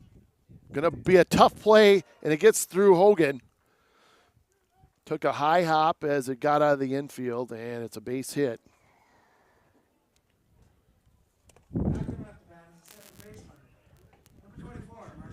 So a man on base with one down here for Kohler. Kohler going to face Aguirre, who's moved to second now. And it'll be Plummer on first. Takes a strike.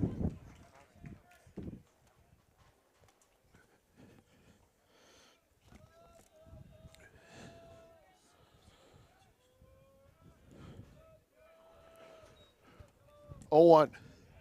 Cut and a miss. 0-2. 9-7 Blue Jays. At one point it was 9-3, and then it grand slam puts it back to a 2-run game. And Watt would have to reach that one. 1-2.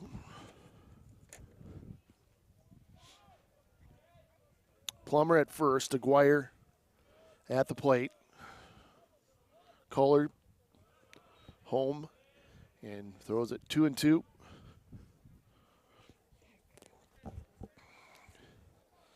So good, I got my cape on up here in the unprotected, not enclosed press area.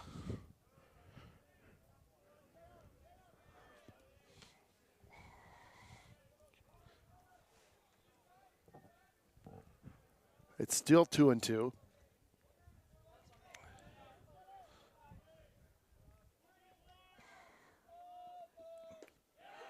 You're out. 2 down. Caught looking. Cohen's and now Aguirre down.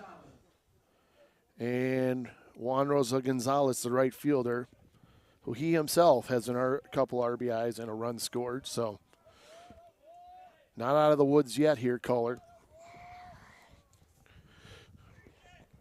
Decides to go inside. The ball gets loose. Throw to second right on time. He's out. And the inning is over. And Dakota State defensively does it again. As Watt got out of that crouch quick and nailed him. 9-7. We go to the bottom of the 5th.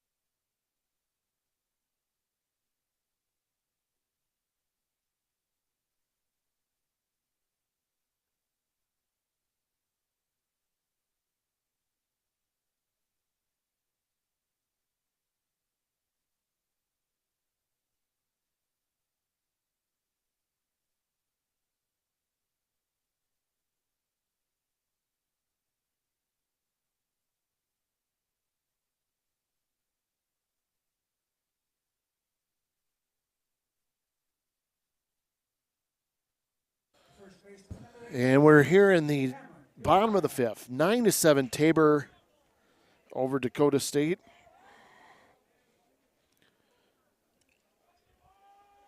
DeMaria at the plate. Leading off. Williams back out. We'll take a look and see what we have for a pitch count on Williams here. The man is in the bullpen for the Blue Jays.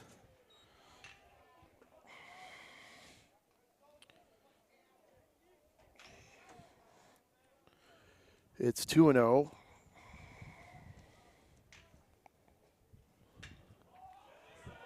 That one's headed out. Once more. Gone. 9-8. DeMaria hits one over. And the fourth home run for Dakota State, accounting for all of their runs. Solo shot. And Williams, who started out pretty strongly, has now been laboring.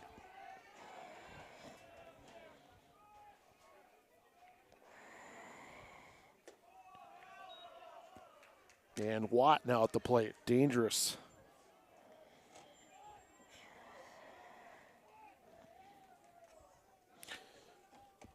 It's interesting, though. Here we are in the, just looking at the pitch count as the time is called. Williams has thrown 79 pitches.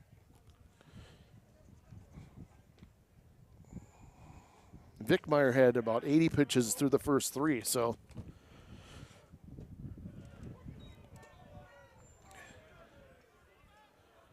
Lots of pitches in this game. Not the cleanest, for sure. Swung and hit far left. Dvorak camping under it. Makes the catch. But giving it a ride was Watt. Now coming up to bat is the right fielder, number 44, Hamlin, Haller. And Mark Standiford staying with Williams here as we're in the bottom of the fifth. Maybe hoping he can get him one more, get him through this fifth inning. Remains to be seen as Haller comes up.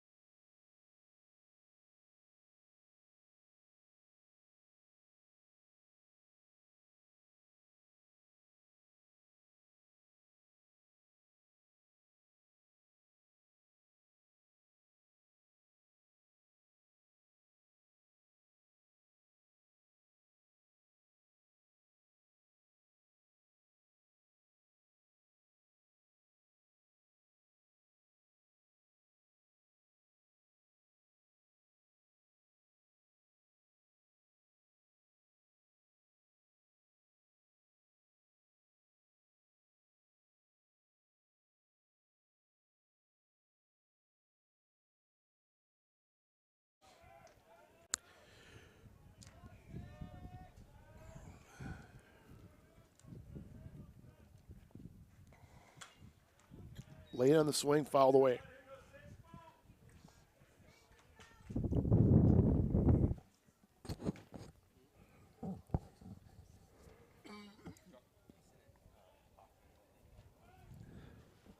One.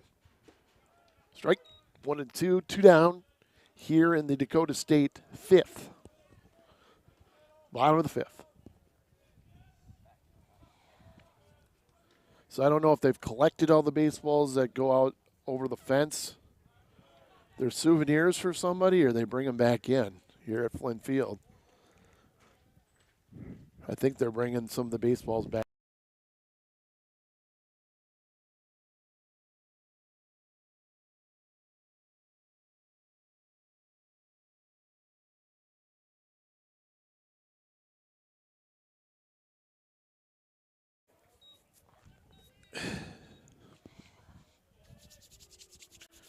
Two and two down here. Seth out wide.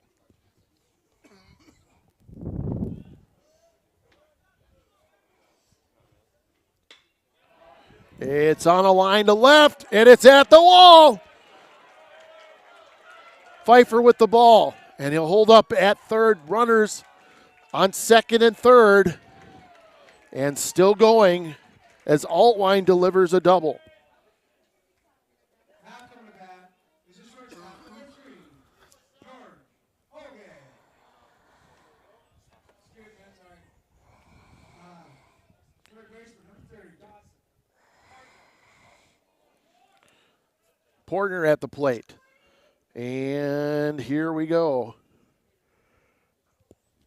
This should be Williams' last pitch, and it was. He is out. Portner will face a new pitcher, and we'll be back.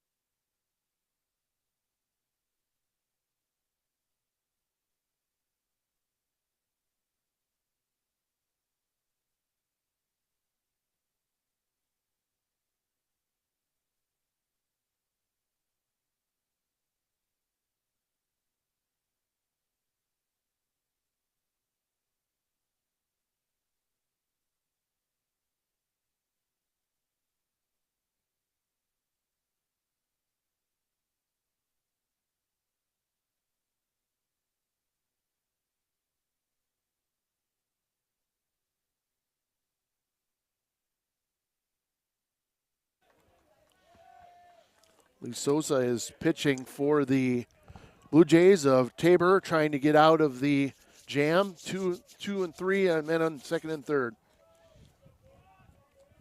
Portner, big spot here. Right back to the pitcher. Souza has it. Tossed to first. Inning over, but the Trojans climb to one more. And after 5, we have a 9-8 score. Tabor Blue Jays.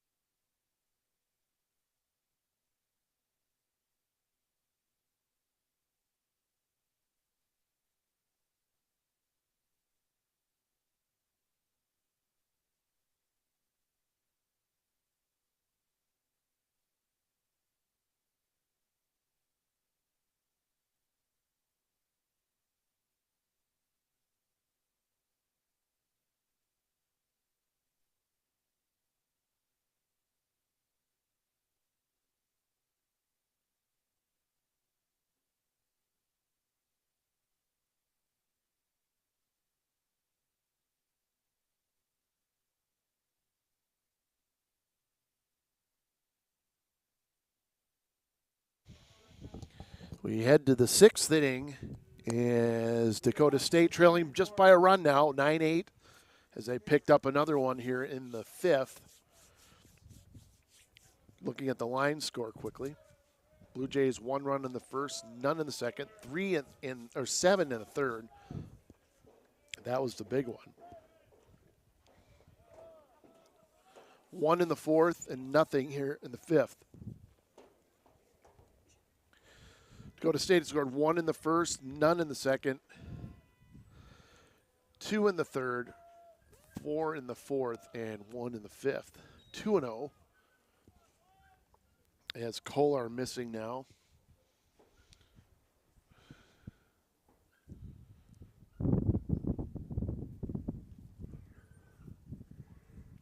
And Watt goes out to talk to Kohler.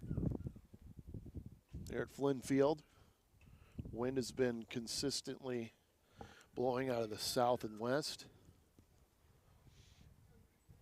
Mostly southwest, though.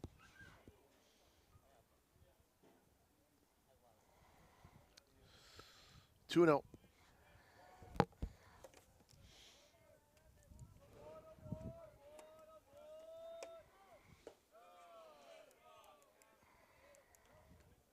Well, Kohler missed for 3. Now, big pitch. Trayton throws it inside and low, loses the batter. And Gonzalez on base here in the 6th. Martinez will step in.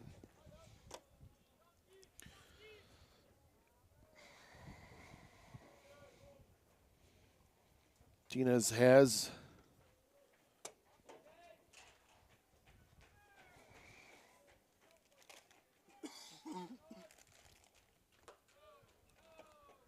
a 4th straight miss here for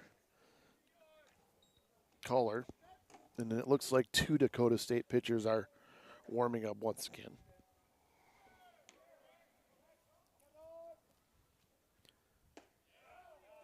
It's a strike. Martinez has 1 hit and 2 at bats officially. And he's probably looking to send one out to the outfield. Seen a lot of hard hits in this one. Set up outside, and he missed outside.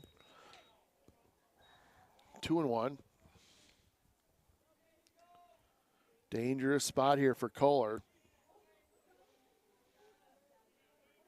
Does he want to get it over the plate and maybe at least get him to put it into play, or do you risk ball 3 here?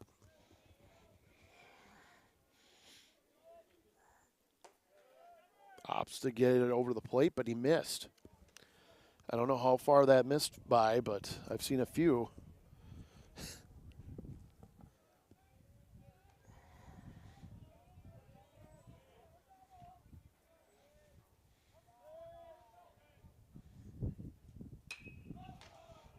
Pop up to second. Perry moves in and hangs on for the catch. Fighting the wind, of course. Of course. Who isn't today? And 1 down. So now double play in order here for the Dakota State.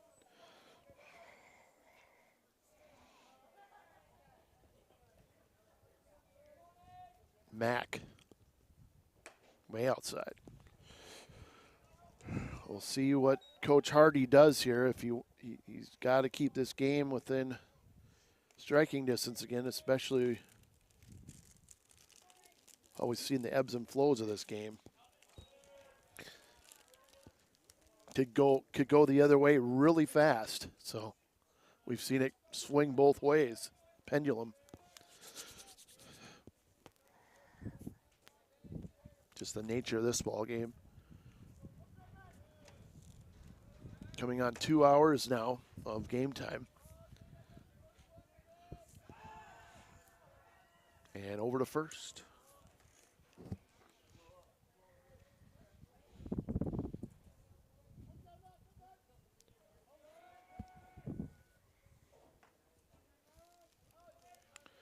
2-0.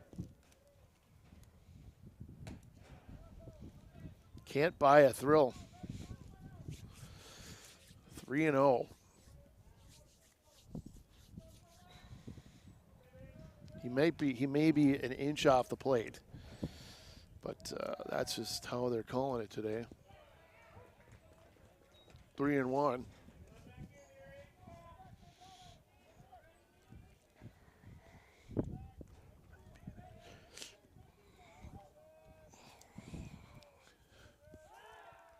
Toss to first, soft toss. Definitely don't want to gun it over there and have your first baseman not prepared.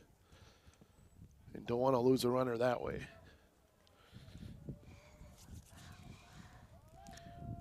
3-1. Good enough. Foul back. Watt giving chase. Just out of reach. No, now you got the 3-2. Kohler could really boost his confidence if he gets the K here. We said there's been a lot of pivotal at bats in this game. Well, as we stand right now, none more pivotal than this pitch right here. 3-2, 1 out, 9-8 game. In the 6th, man on first. The next biggest pitch, well, he goes to first here. Next biggest pitch coming up here.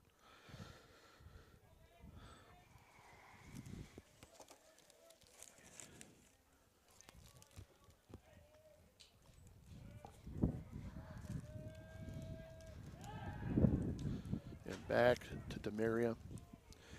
And I don't mean to harp on Demaria here, but just think of how the game would have been had the play been made at first. And Vilkmeyer would have been in the game still probably. Who knows? Ripped to left field. That's in. Altwine off the wall. They'll hold him at third, a double.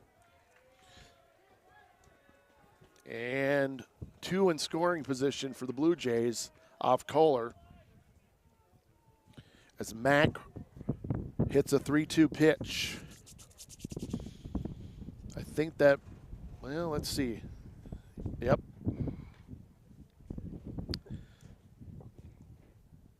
The long walk, and I think we'll have a change as Dakota State will go to a new man.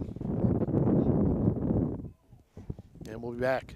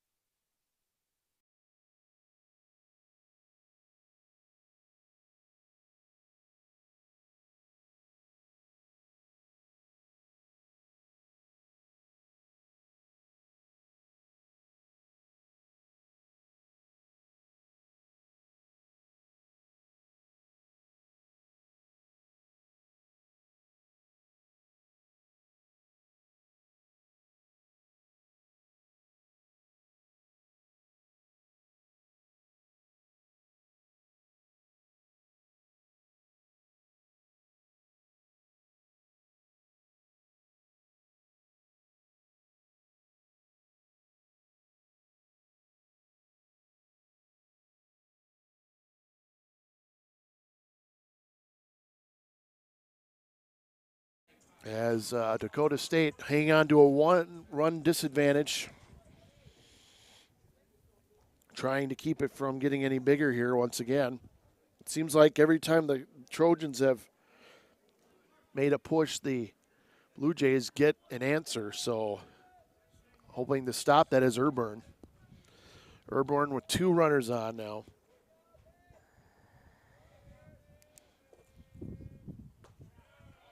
Throws a curve.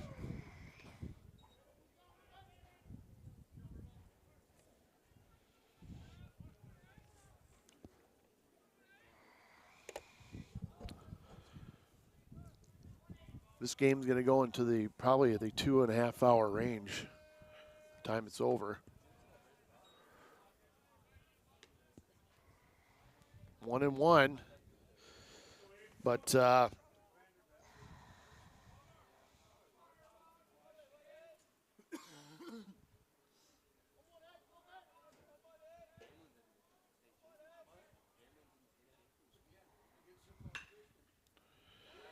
and it gets through as Hogan misplayed it.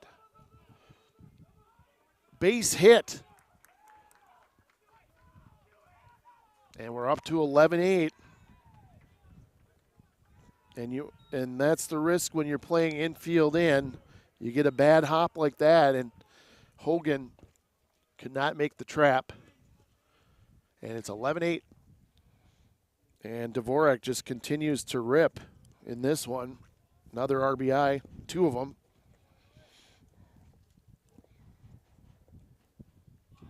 Bunt. As Martinez now, or excuse me, we have a new player here. Christopher Sieg, okay? Sieg now at the plate. He's taking second base.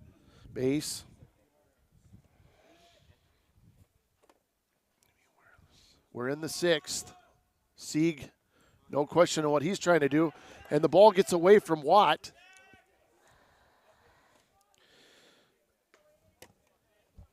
And it's been one of those afternoons here so far.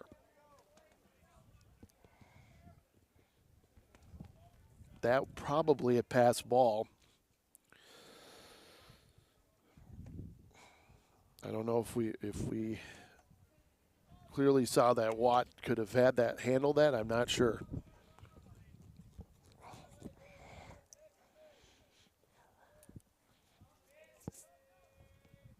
Sieg now taking for strike 2.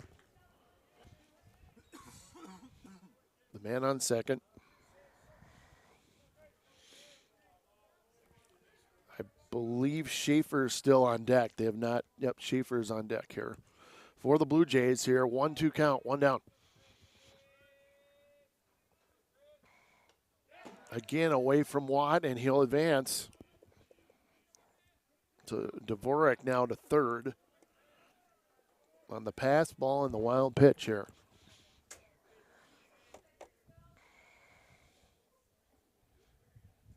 Tough start here for the pitcher Arbor.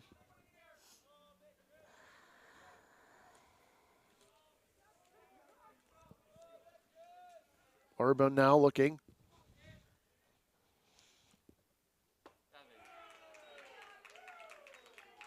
And strikeout of Sieg. 2 down, a 3-run game now for Tabor as they pick up 2 more. And it comes down to Schaefer. Schaefer in center field now as Acosta started.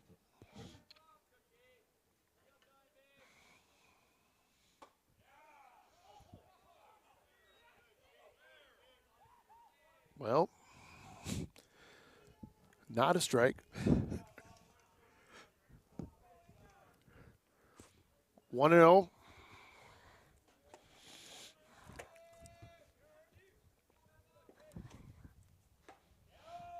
There it is. 1-1.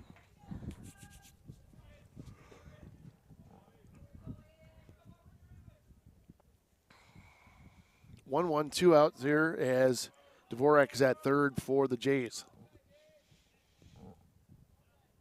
Trojans, again, will have to play catch-up next half. Oh, another nice spinner there. 1-2. If he gets that spinner working, look out. Gets the curve. Maybe the Trojans have something here.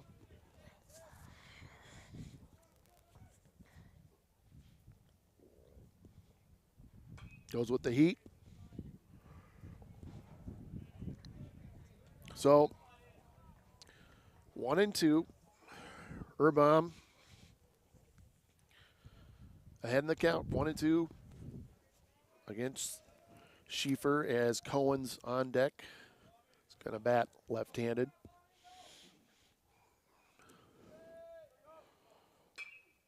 Goes with the curve and just foul. Got a good rip. I think if he's weighing on a fastball, that's out of the park. But as it is, strike two still.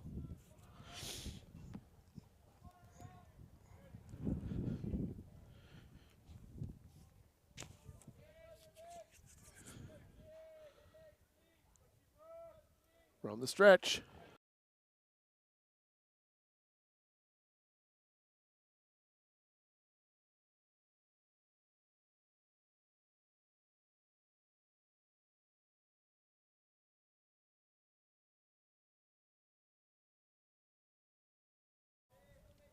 Yeah, just try to be consistent. Is this in play? Does Demaria have it? Well, he can certainly, he's tall enough to reach over that fence. I don't know if I would have a good shot at it, but he can. He's got the definitely the height to at least try. Nice advantage you got there for a first baseman for Dakota State. Can maybe pick some plays and make some plays that other guys might not be able to get to. Still 2-2. 2 outs. And we're still in the 6th.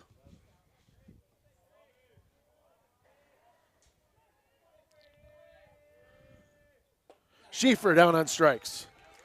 Great job going after Schieffer here on that pitch, and it remains 11-8. We go to the bottom of the 6th.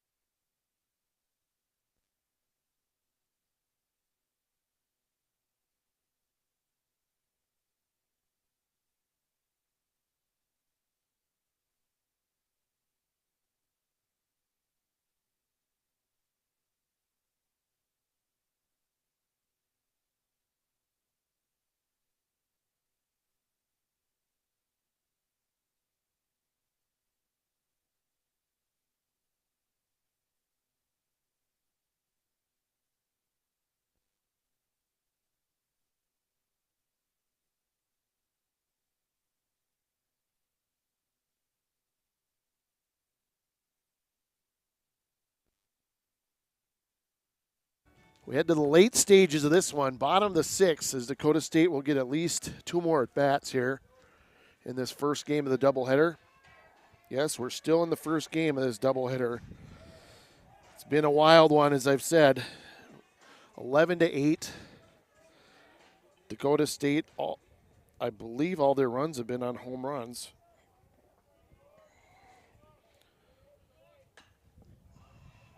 That's down the right field line. Is it going to stay in play? It does not, as it drops foul.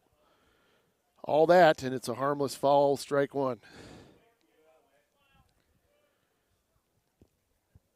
Kind of like in football where the receivers run these routes and you overthrow them by 20 yards and everybody has to go back to their spot.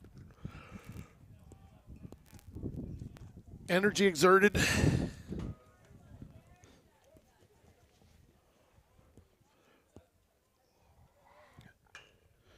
On the ground to short. Cohen's on the run. Cohen's solid right there, one down.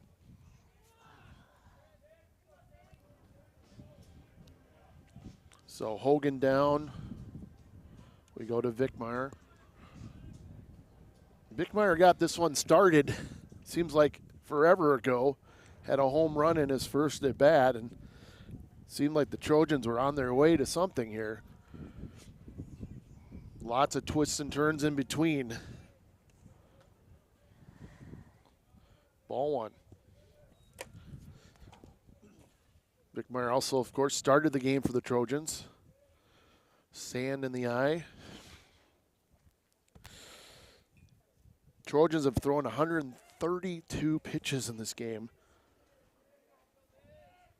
But the ball to strike ratio for Dakota State, 51 balls to 81 strikes.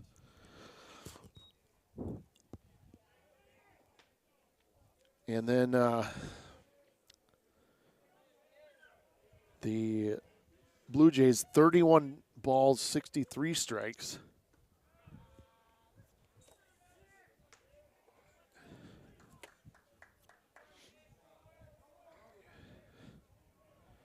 Usually the strike percentage, yes, 614 for the Trojans. Again on the ground. And I think you let the shortstop take that one. The third baseman, Plummer, perhaps not his natural position. He's a catcher, I think, mostly. Decided to play it, and it's an error on the third baseman. I think Cohen has that all the way unless you really are confident in yourself there. But that's what happens. Error on the third baseman, man on base. And that brings up Rainey. Thank you.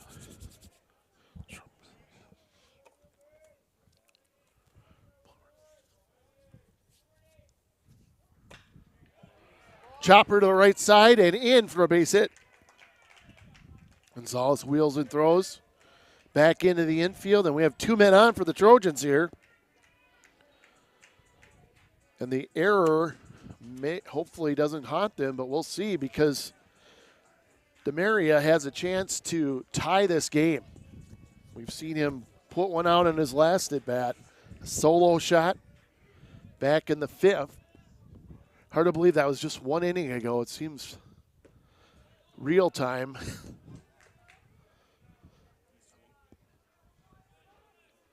Ball taken, or strike one, taken for a strike.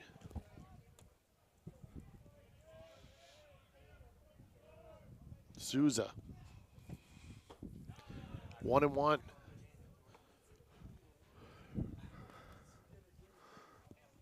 Eleven to 8. Souza, yeah, of course, thinking about each pitch. Yeah, see, he's trying to spin the wheel on him here.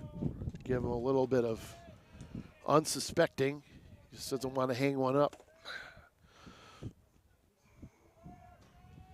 2-1. Throw to first. Back in time. Catcher wanted the home plate umpire appeal to the home plate umpire, but did not get the request. So, and I think it was closer than it seems because the second base umpire has to make that call. There's a strike, 3-2, and apparently the strike zone opened up a little bit. DeMaria, 3-2.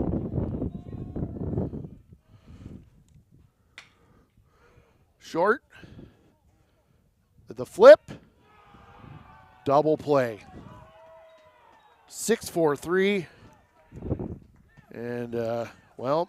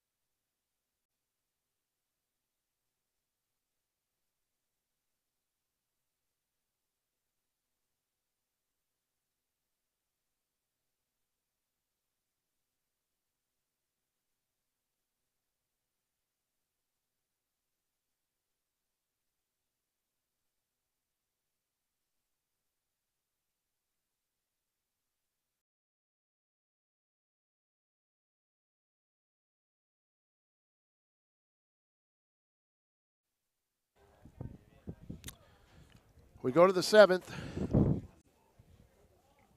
Isaiah Cohen's will lead it off. Plummer and then Aguirre for the Tabor Blue Jays. You can see a crooked number up there, 11-8. And Urbach throwing some gas here to start. Third pitcher for Dakota State. Vic Meyer started.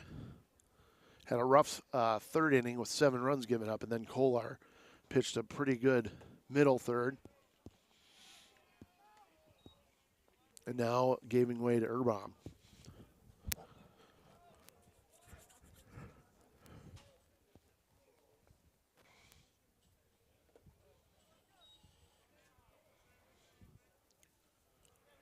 We have a 2-1 count. Cohen's, who they always, it's just such uncanny in baseball where the guy who makes the big play is usually the leadoff guy in the next inning. Case number 500 million as Cohen's leads off this inning.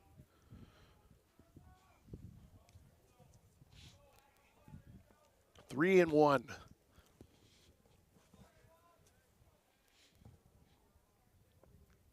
Trojans will get at least one more at bat here. Nicely played. And DeMaria has it.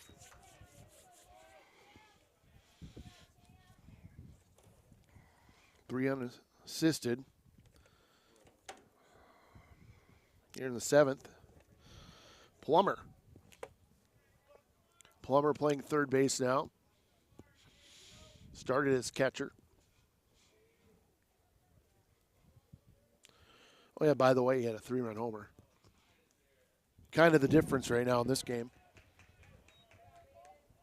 Don't want to understate that. 0-1.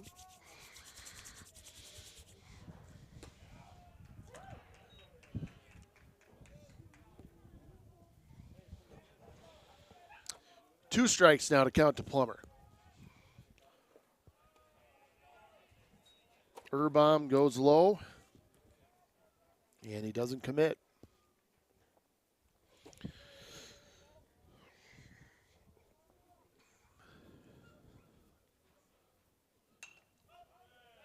Breaking ball is fouled off here at Flynn Field in Madison. The Dakota State Trojans hosting the second day of the Tabor Blue Jays. Strike 3. Caught looking.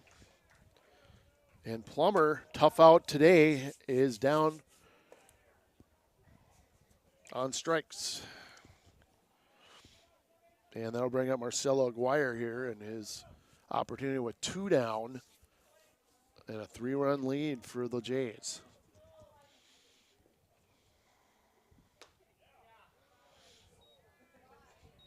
Don't know where they're missed. We'll call it high, I guess. 1-0.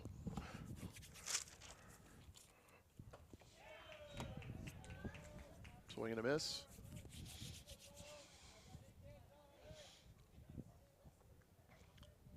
Count even at 1. Looks at that one, 1-2. And Aguirre down to his last strike here. It's going to be a high chopper. Across the field goes Hogan. And makes the throw true. And a last chance for romance as the Trojans will come up in the bottom of the 7th to score 11-8. Tabor coming up after this.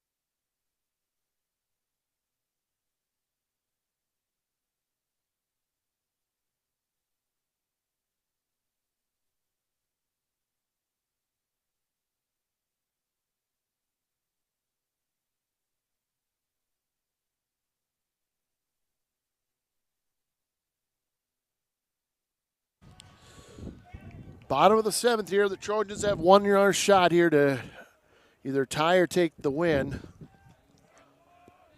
here in game 1. As Souza will come back out again, who's pitched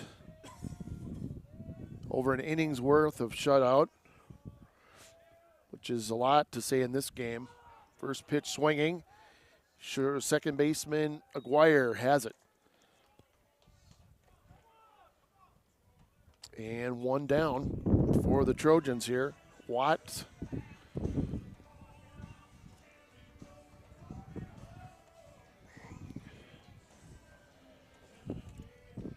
And Holler will step in. Holler looking to get on track here in this game. First pitch again down the right field line and foul.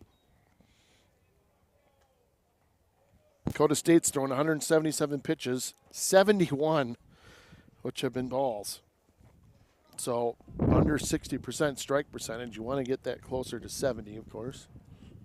It's kind of what the metrics tell you. I don't know. I'm no sabermetric person, but I would say 70% is a good strike ratio.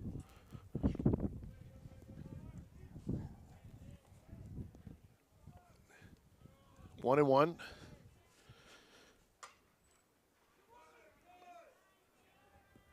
And Isaiah throws the first. Got him.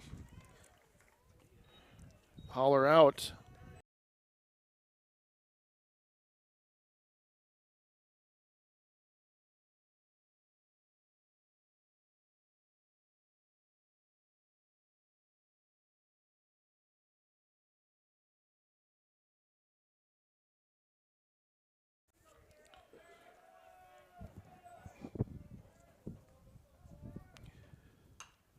Perry swinging on the first pitch.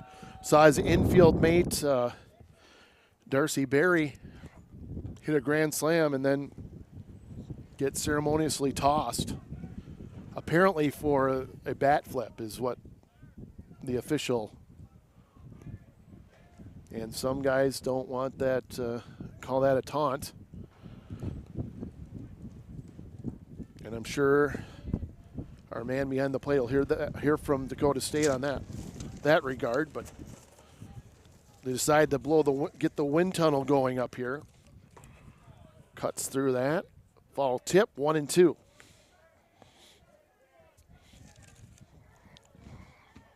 But it's been kind of this game. We have a 7-run inning, a 4-run inning, a couple of 2-run innings scattered in there. So if you like scoring, this is your game this afternoon. 2 and 2. 2 outs here in the bottom of the 7th. Dakota State and Tabor will play another one here. As they say, let's play 2 under a cloudy sky. And staying alive, the Trojans, as a base hit through that 6-hole.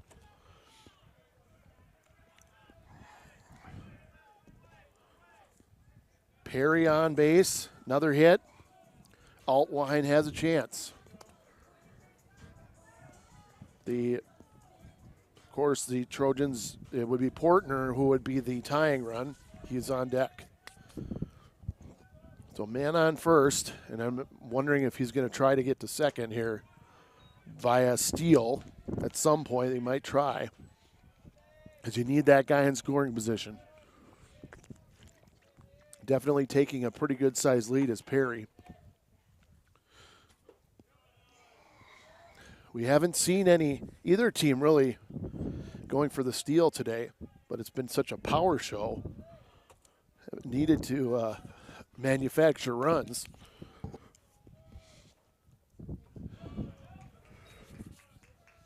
Two and one.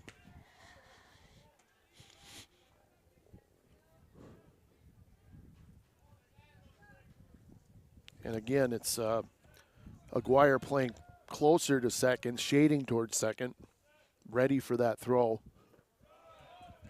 Another miss, 3 and 1. And Souza having the control himself this time. Control issues.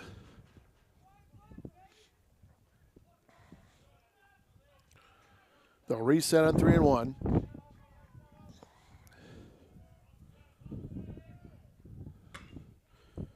Hit to left. Caught. Game over. As the Trojans fall 11-8 here in game one. The back and forth action, just a little too much there for Tabor in the end in the sixth inning where they picked up those extra two.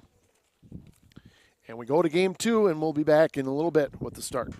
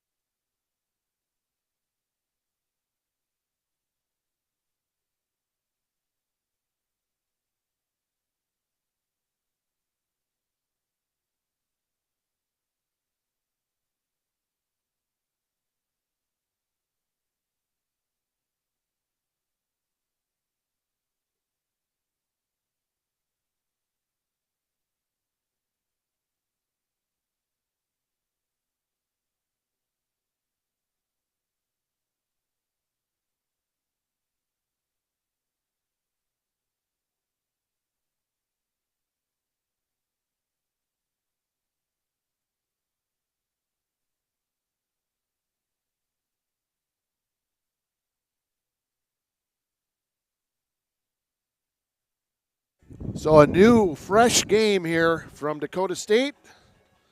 And Jason March here with the play-by-play of the second game of our doubleheader.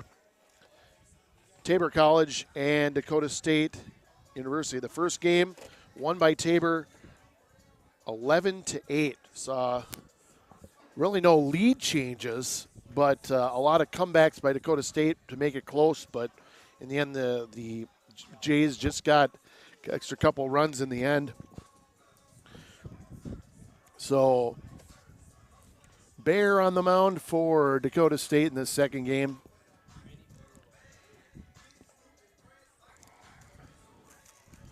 He'll face a lineup of Isaiah Cohens, Garen Plummer, Marcelo Aguirre, Juan R. Gonzalez, Aiden Martinez, Jared Mack, Micah Dvorak, Cole Schieffer, and Mickey Acosta, excuse me. And we're ready to go as Cohens comes up in game number 2 here to start.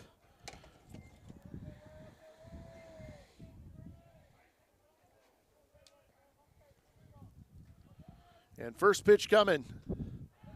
First pitch is met with a hit by batsman.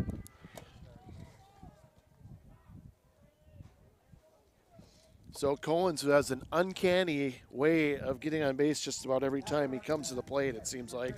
Doesn't matter. He'll take it for the team. And Plummer now back at his catching spot. He went to third in the first game. Now at the plate against Bear.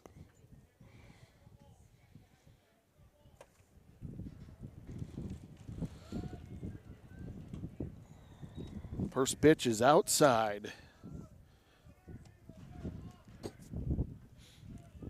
Game starting about 12 minutes after its scheduled 3 o'clock start. But we did have a 2-hour and 35-minute first game. Probably a little longer than the average of this level. 3-0. 2-0, excuse me.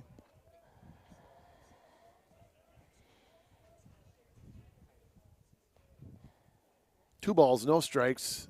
Here with a man on first, it's Cohens. That one's hit on a flare to the right side. It is fair. And retrieving it is Perry. And the runner gets all the way to third base. So a little flare to right field. And the Jays are not done hitting this afternoon. They said, we're going to just keep it going. They move into the 2 men on, nobody out.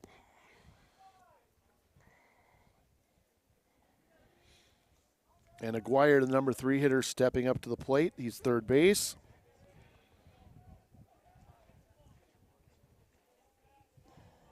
As we get ready for play once again, they cleaned up the field, as you could see.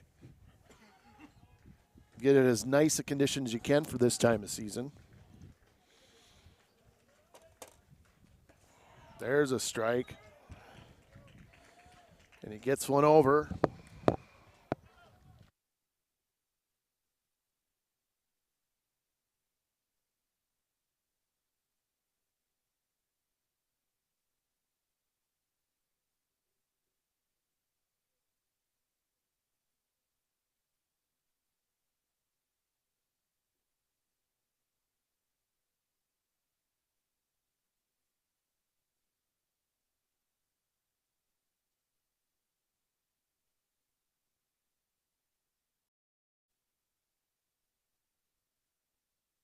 Gonzalez now at the plate as we're back.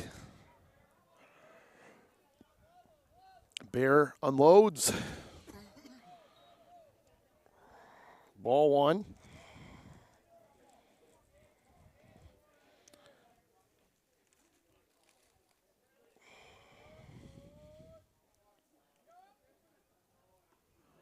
Another one plunks him in the back.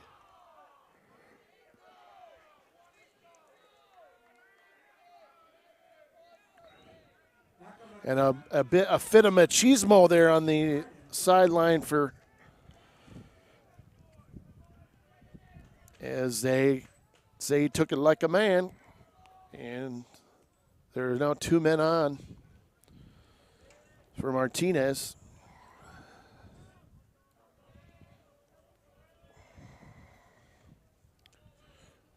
So Bear throwing hard, but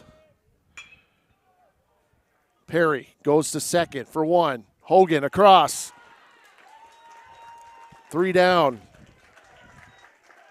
So we go to the bottom of the first, and 1-0 Tabor.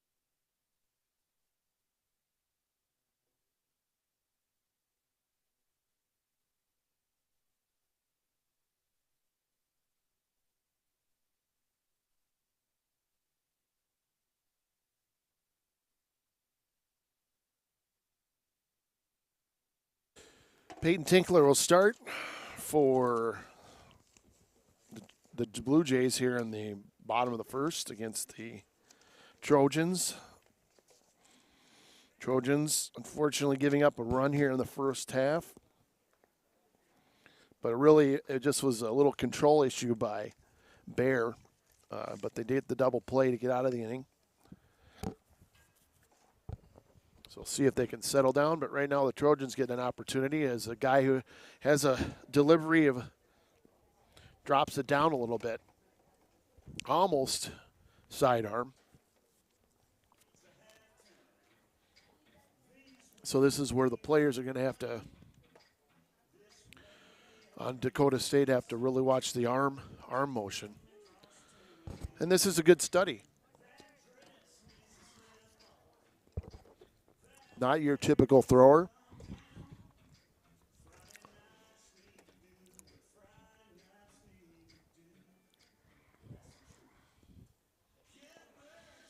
Connor Rainey, Aiden Perry, Hunter Vickmeyer in right field, Perry at second, Rainey at center.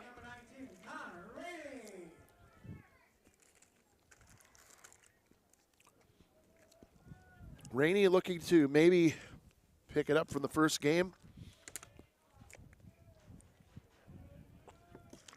One of the few Trojans that really didn't get on the hit parade. Has a good opportunity. That's why you get these second chances here. That pitch missed for ball one.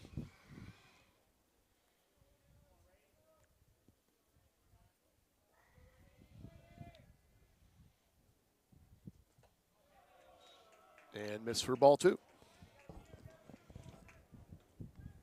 2-0 from Flynn Field in Madison, game 2. Wind continues to drive out of the south. Hit hard to left field. Dvorak lets it drop. Really took that short hop in front of him, and it's a base hit for Dakota State. Rainey does get on the hit parade. And Perry now up. His last at bat in the previous game was a key at bat. Did deliver some runs for Dakota State, which brought him back to a 9-8 ball game, but unfortunately the Trojans couldn't get the final 3 across and ended up losing 11-8. So new game, as we've been saying. And a man on first and a 1-0 Tabor lead. 2-0.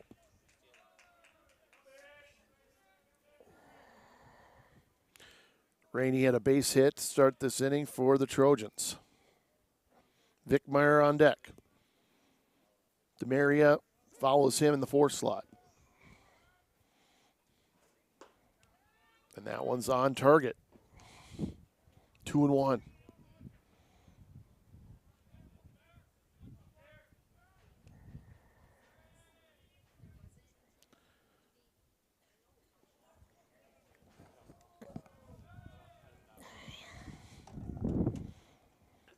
Two-one pitch.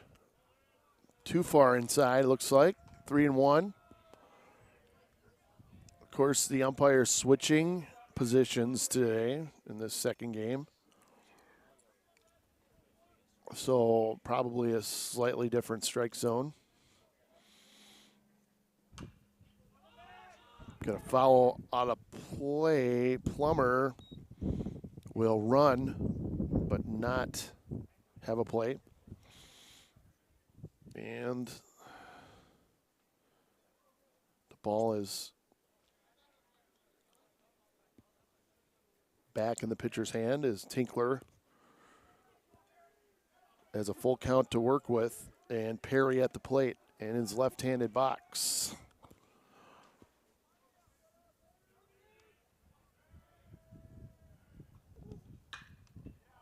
Hit hard to right.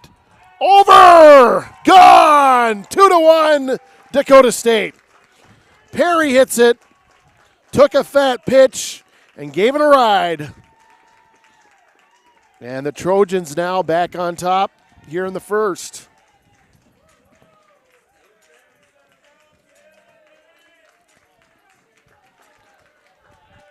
So Perry continues to swing the bat well here this afternoon.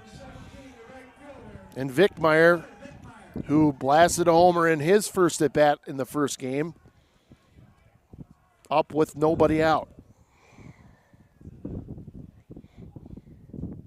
So they're obviously reading Tinkler's motion pretty well here, or something's happening.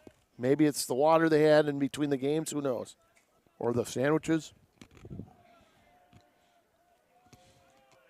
A lot of factors.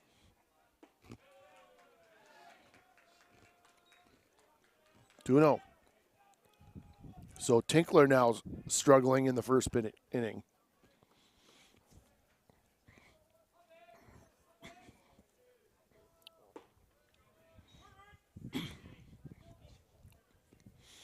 Now we're back to 2-1.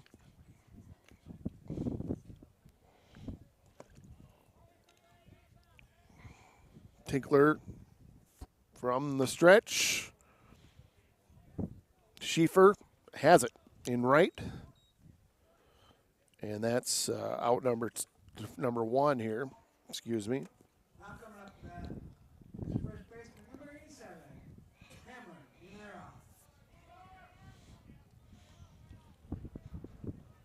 DeMaria at the plate.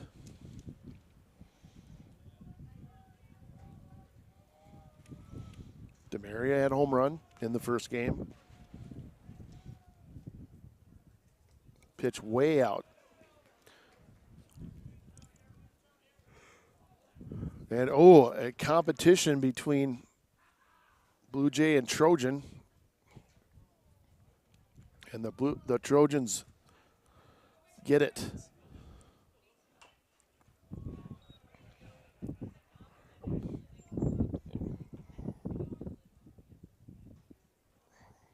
One and one here in the first for the Trojans.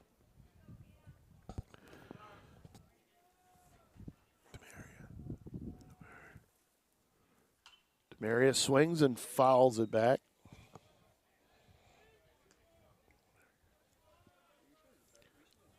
One and two.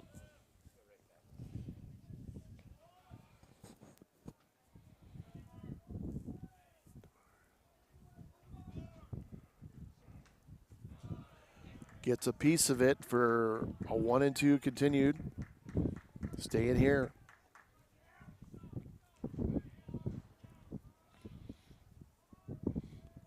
It's been mostly a power show here this afternoon in the first game. And Dakota State continuing that here with their 5th home run of the afternoon.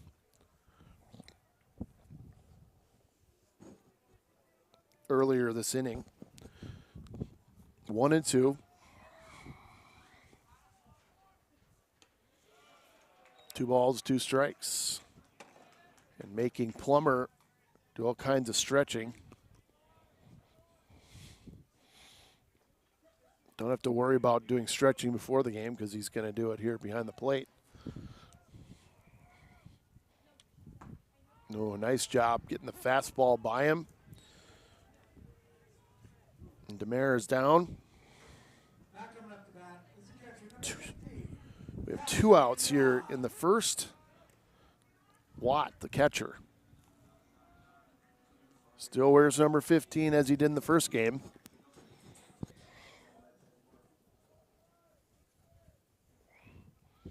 Followed by Holler, the DH.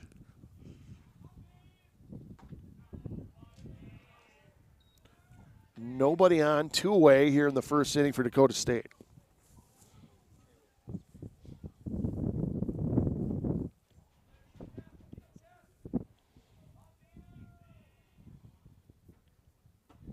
Look out. It's 2-0.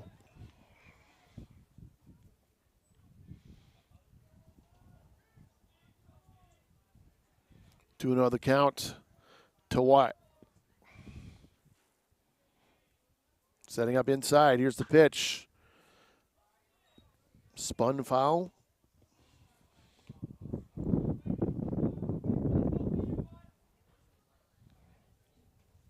Two balls, 1 strike, 2 away.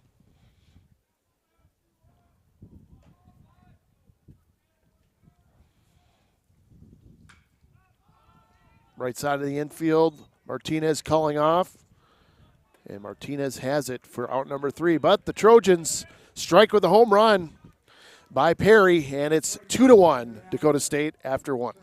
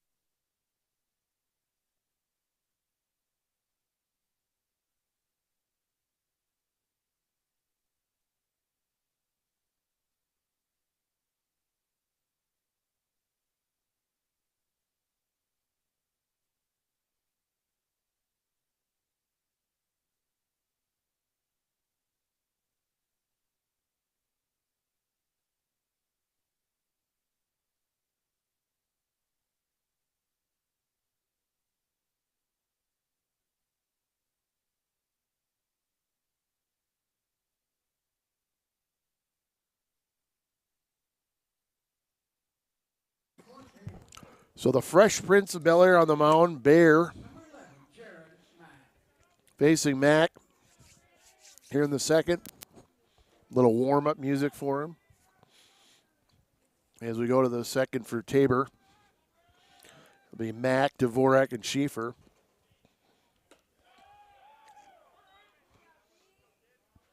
Pitch in there for strike 1. Bear unfortunately had 2 hit by pitches in the first inning. We'll see if he can bounce back from that.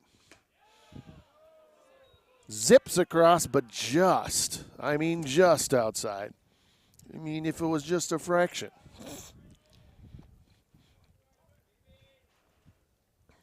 That's there. 1-2. So I think he's testing that corner, see where he can get away with it. If you got that control, then use it. Yeah, going way outside. No good, 2-2.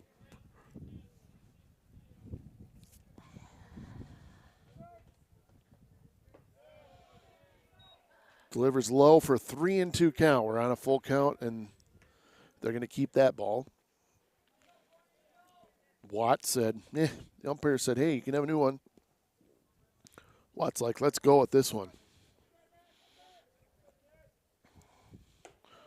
Took something off of that, but just inside, and Mack on base. Trojans looking for a clean inning. I don't know if they've had too many 1-2-3s going back to the first game.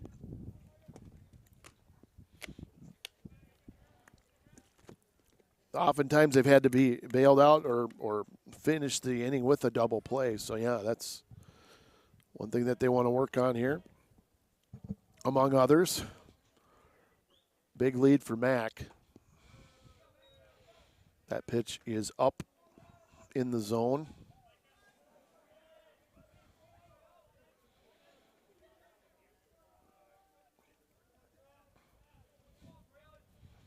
Dvorak had a hitting streak in that first game.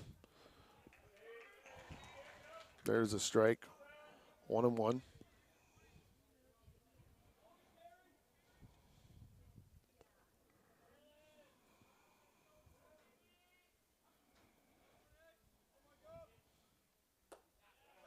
Quick throw to first. Swipe tag missed. 2 balls and 1 strike as Dvorak has Mack on first.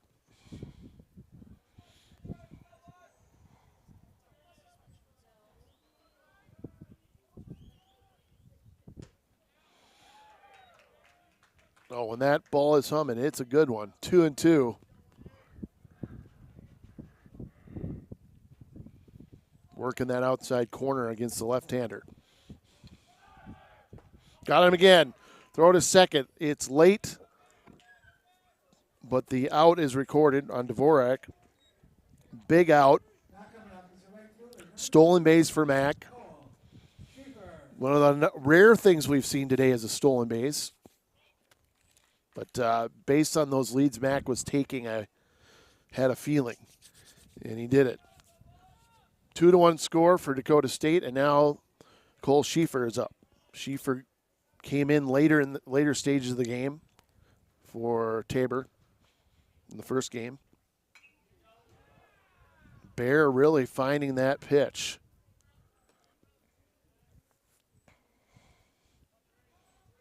It's got a cutting motion to it. And it kind of on the inside edge for that right-handed batter. Goes outside.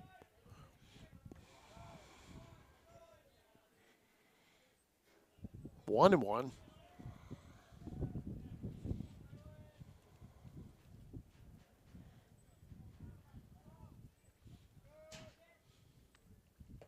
Missed again, 2-1.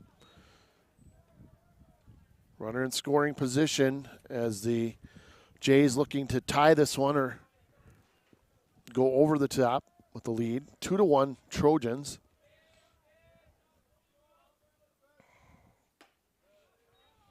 And that missing outside.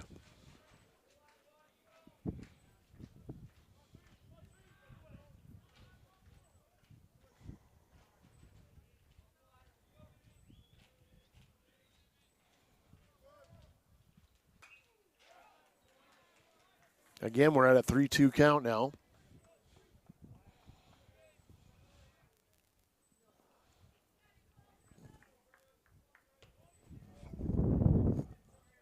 Three and two.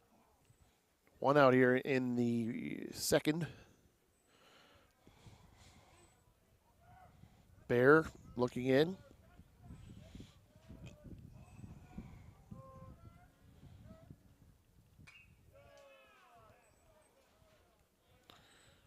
And late on that swing was Schieffer.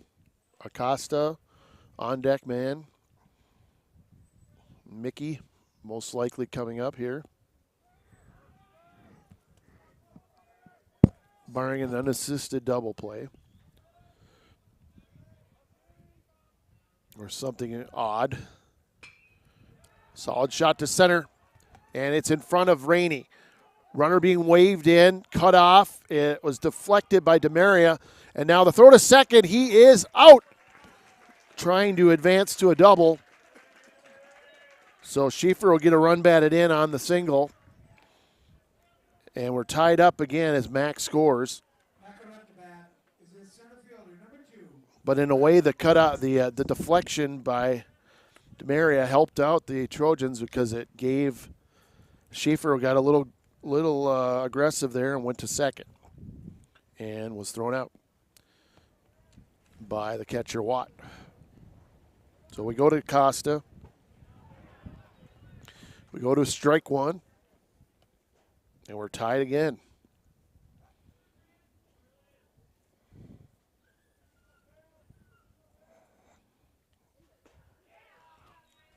Strike two, 0-2 now with 2 away for Acosta. Mickey, the number 9 hitter for the Jays. Bear again, missed. 1-2, 2 outs.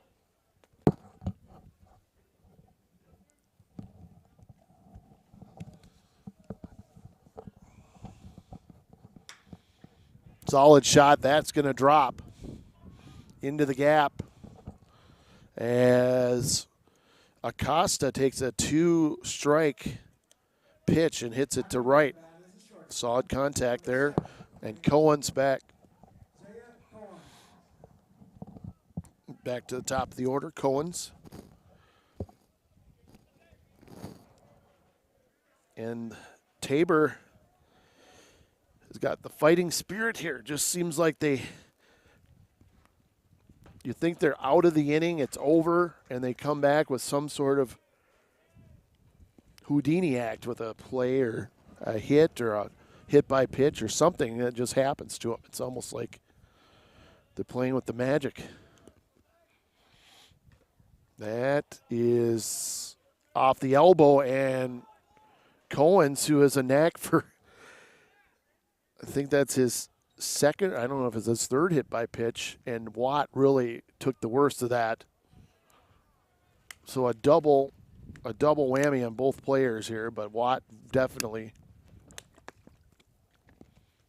has to take a moment. Costa moves to second after that single.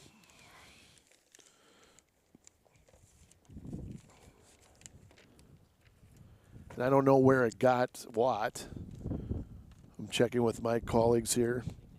They're saying hand, throwing hand, so. And maybe he gets a warm-up throw or something. Yep. Doesn't look like there's any issue there, at least to start. We'll see. You'll have to keep an eye on that. And it's Plummer now coming to the plate, who reached base in his first at bat.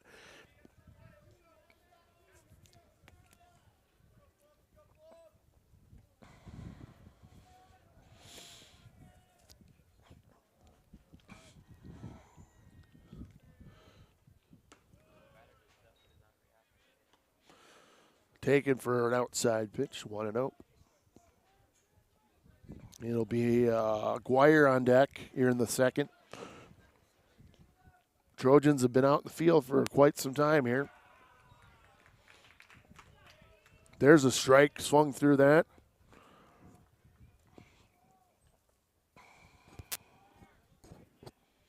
You know, this being the fourth game between these two teams, you'd think there'd be some familiarity between the guys here. Starting to, anyway.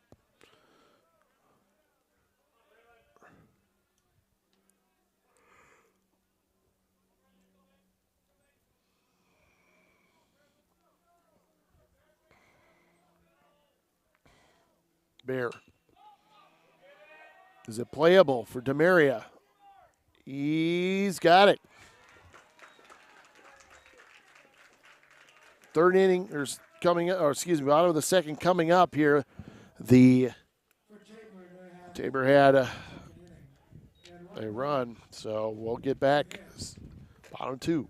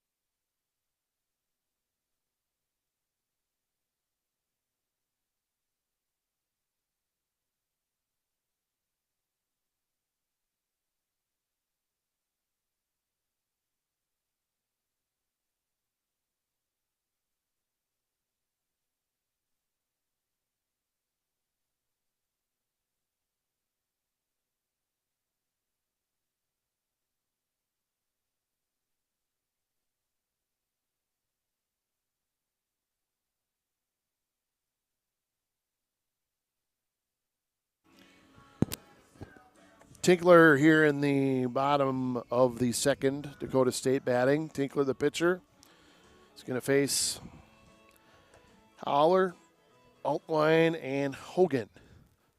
The 3 scheduled for DSU. Here in the Dakota State webcast from Flynn Field, an off-campus baseball field in Madison, South Dakota. Second game of the doubleheader this afternoon. Tabor and Dakota State. First pitch swinging. And is it going to drop? Oh, no. Costa on the run makes the catch. That wind continuing to blow from left center, left field, or left to right, I should say, right center.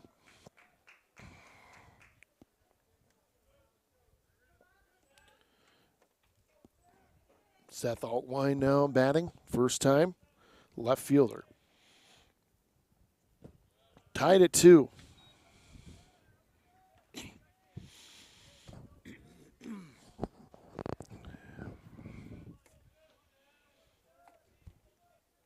Tinkler now looking. And it's bunted, scooped up by Aguirre. Throw is there, and the tag by Martinez. Throw was high, but Martinez got the tag on Altwine. 5-3 putout. And Hogan, the shortstop, coming in. Now, George Hogan is starting at short based on an ejection off of Darcy Berry in the first game. It was the starting shortstop generally for Dakota State.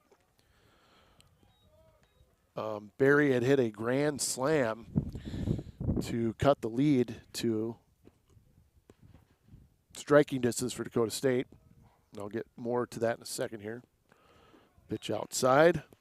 But in that game, the Trojans were down 9-3, and Berry hit it to make it 9-7, but did a little gesture with the bat, and the umpire behind the plate made the call to eject him once he crossed home plate for the run. So the runs counted, but there was a long discussion, and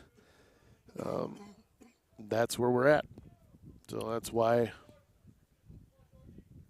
Hogan is standing where he is right now. Part of the reason, anyway.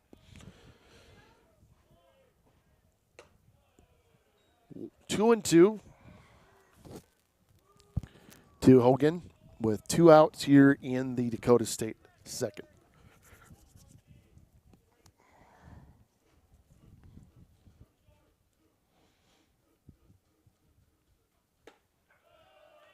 Tinkler misses outside, 3-2, another full count. Seeing a lot of those today. Deep pitch counts. And really, batters and pitchers have to maintain their foci.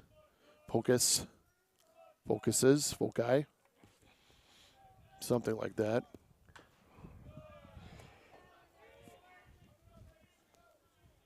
You'll get another shot.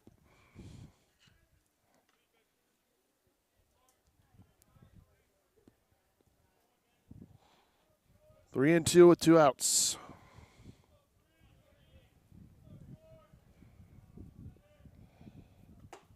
Take your base. Hogan here in the second on first now. We got 2 out. Portner. Third baseman, number 30, Dawson. Portner.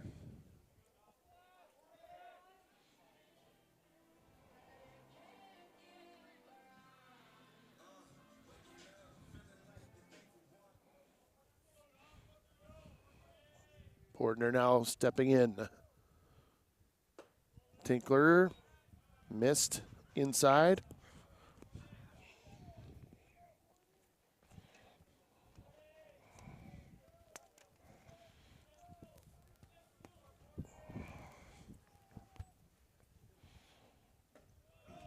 Missed low. 2-0.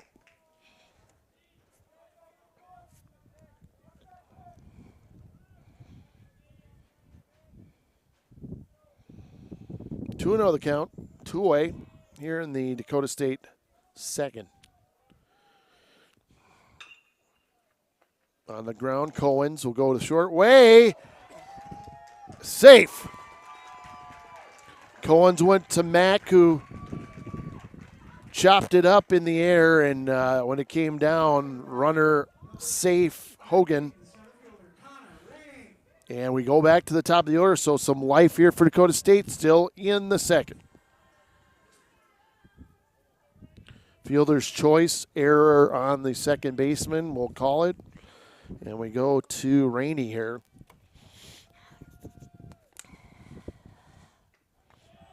Took him in the arm. And now bases are loaded of Trojans, and a fortuitous spot here. And Perry, who hit the home run in the first, has another opportunity. And really, like in the first game when Dakota State had a chance to get out of an inning and had a key error, which changed the complexion of the game. We'll see if this ends up haunting Tabor, that error at second base.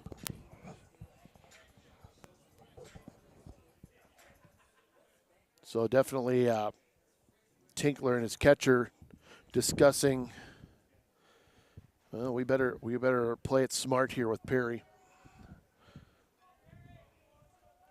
Especially with the bases loaded.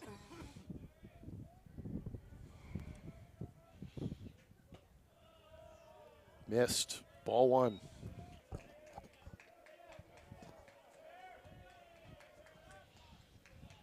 One and 0 the count. As the wind now more consistent than it has been. It's been off and on most of the day. Now it's just continuous.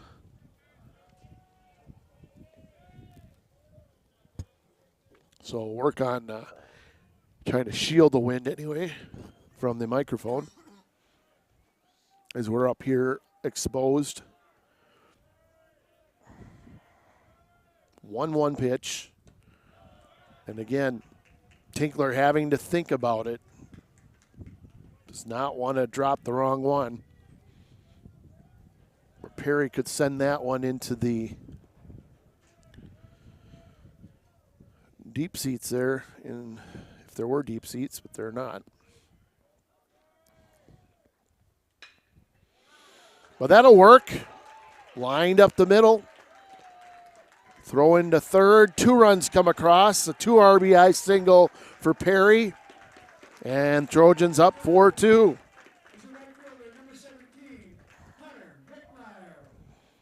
So Perry now with 4 runs batted in 2 innings. That's something you don't see every day.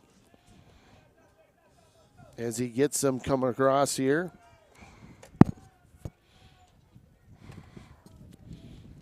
And the coach for Tabor and the Blue Jays coming out here to discuss with Tinkler. I do not see somebody warming yet for the Blue Jays. They're looking over at the pen right now, I think. Yep, he's coming in. So, a 42 Dakota State lead, and they will switch back after a moment here.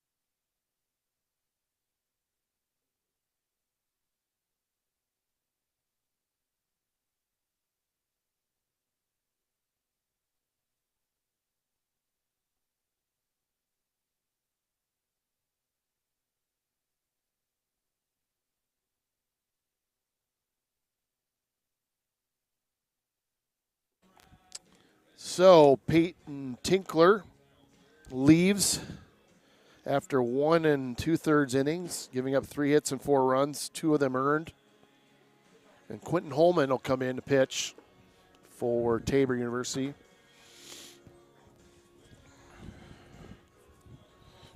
Out of Kansas, Hillsboro, Kansas, about 50 miles north of Wichita.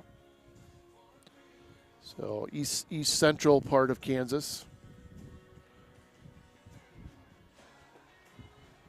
And you get towards Kansas and further points south, you have a little bit longer growing season, of course, and a lot of these guys can play a few extra weeks compared to up here in the upper Midwest.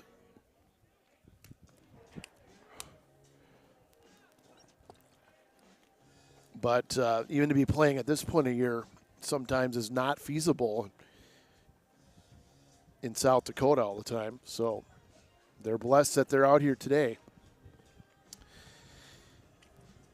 And it'll be Hunter Vickmeyer, who started pitcher starting for Dakota State in the first game, had a home run. Now has a chance with 2 men on. And he got caught swinging there for a strike. 0-1 the count as Holman now in to pitch.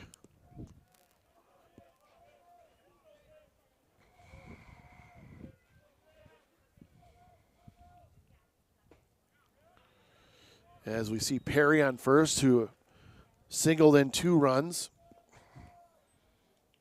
On top of that, had a home run in the first inning, so continuing the streak. In 4 consecutive at-bats since the beginning of the game here, or the day. Strike 2.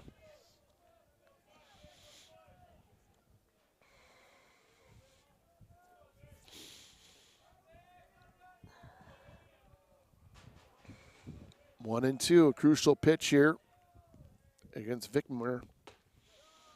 Swing and a miss.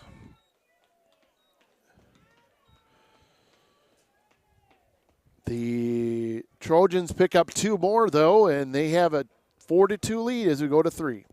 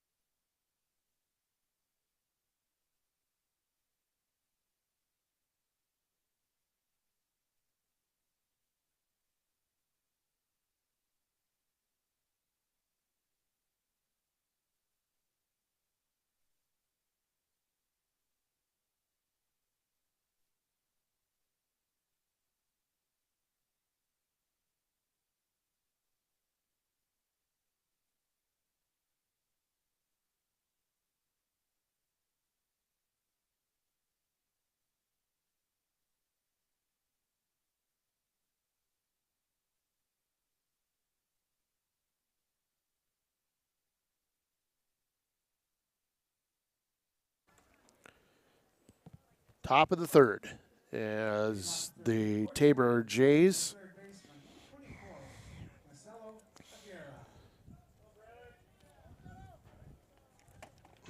Aguirre. Guerra's checking in, and you will bat against Bear and the Trojans.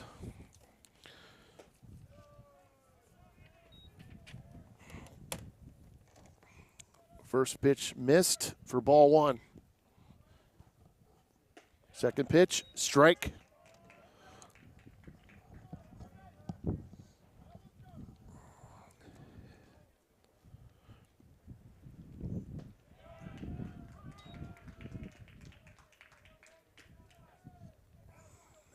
One and two to Guerra.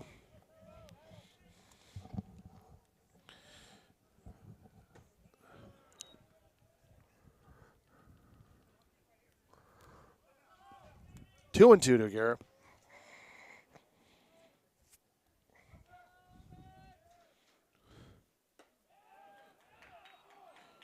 Thought he froze him? No. And we're seeing again that squeezing of the zone we saw somewhat in the first game.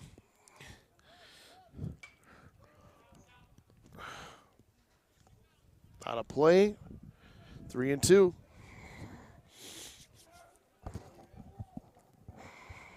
Three balls, two strikes.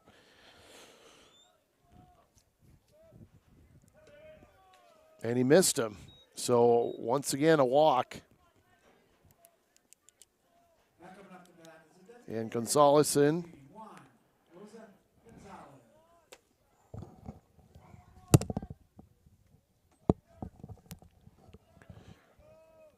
So we'll try to get a double play again. Will be the Trojans or something positive here against Gonzalez, who can put some pack on the ball.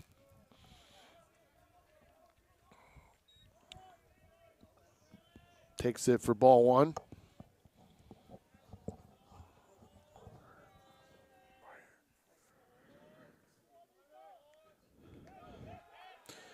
And the pitch gets away from Watt here, and Aguirre will go to second.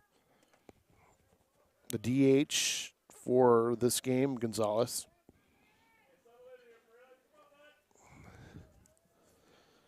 Bear, 2-0. Martinez on deck for Tabor.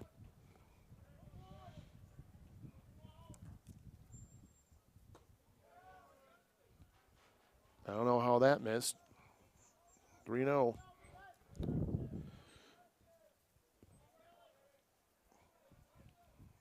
Three balls, no strikes. Down the middle. 3-1.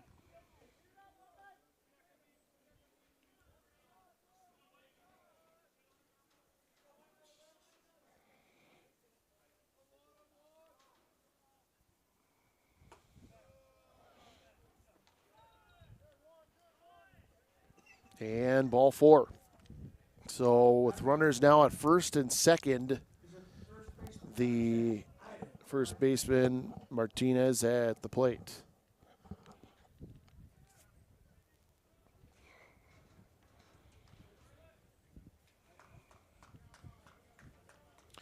And Watt has some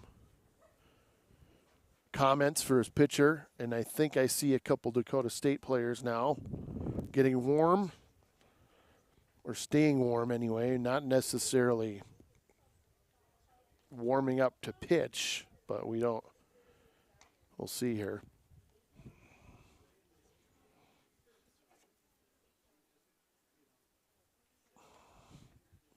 And maybe they're discussing some positioning too here.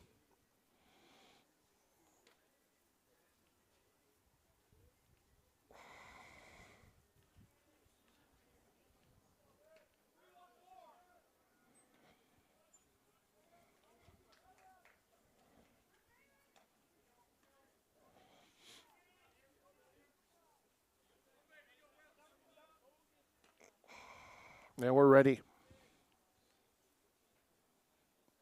4 runs in for Dakota State, 2 runs in for Tabor. in this one. Missing the plate again.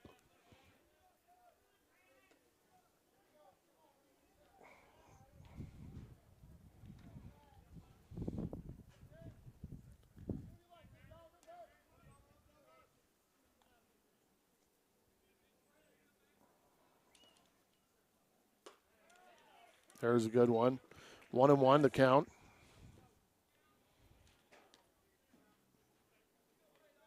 Trojans need to get an out here for sure.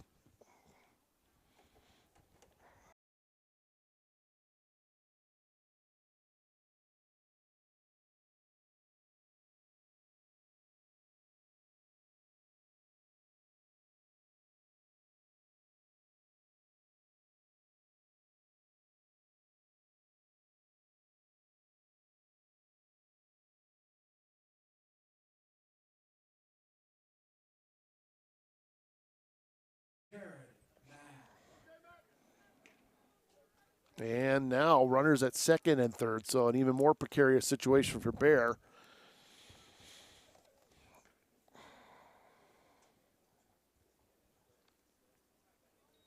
And a time is called.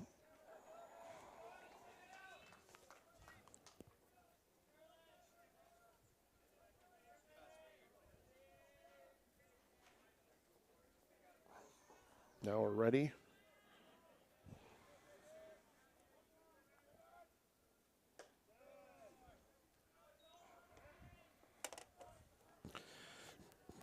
Well,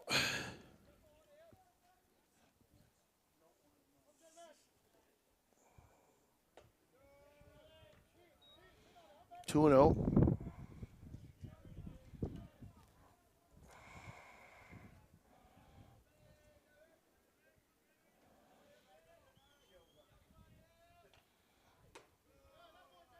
Ball 3.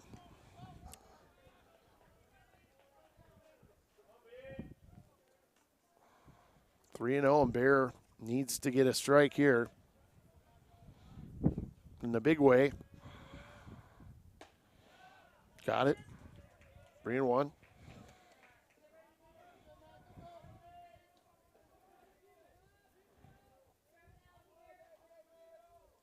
Three balls, one strike.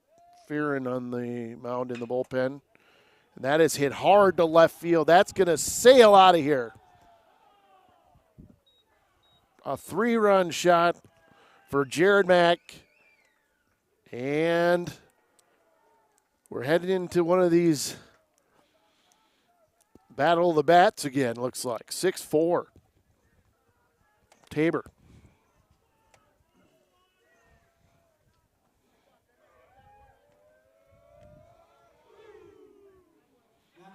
And Coach Hardy making the walk. And we might see Fearon coming in here with nobody out here. And yes, Mr. Bear out, Fearon in. Take a break.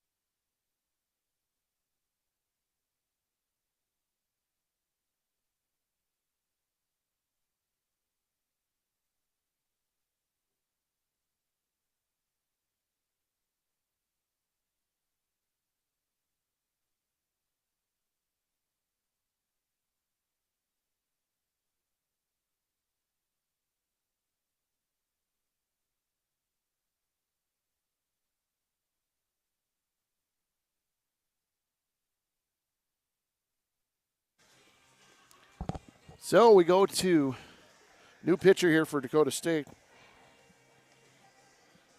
Alexander Fearon. So far we've had an unofficial count of 8 home runs between the two teams since the start this afternoon. Lots of scoring. That's the third for Tabor. Trojans have 5. Had 4 in the first game and 1 here so far in this second one. And we're just in the third inning, folks. Top of the third. Runs galore. And now the Trojans need to bear down and get some outs. Dvorak, Schieffer, and Acosta will be batting for sure, since there's nobody down here.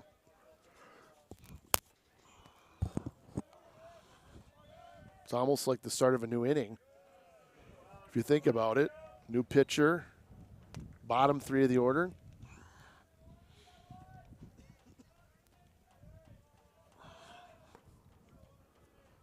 Nobody out yet. Strike. 1-1 the count.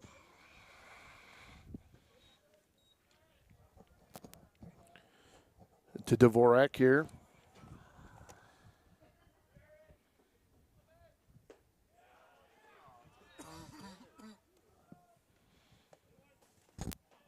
2-1.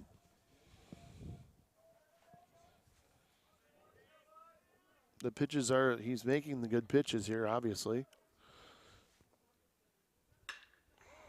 And that's on a line to center, and it's in for a hit. And Tabor continues to wrap the ball pretty solidly here.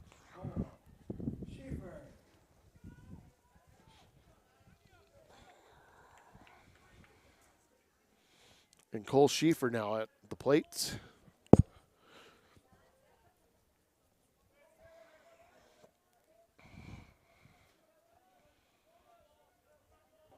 And I don't know, when you're Dakota State, you know, what do? You just have to get through these times and continue to do what you do best. And I think each pitcher has to say to themselves, okay, what do I do best? Let's see if make that work for me, regardless of what the score is, who's on base.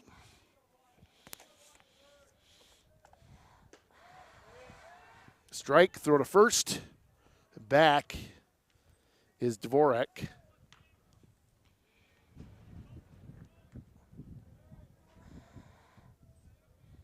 So Trojans looking for some signs. Now the scoreboard went dead as short-circuited or something here. Ball out of play.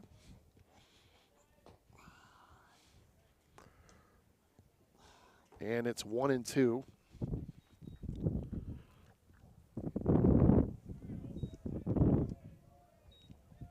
So 1-2 the count. We'll have to, there we go, got power back. And the ball all over the infield right now. 1-2 still. And it's the little details right now the Trojans need to focus on.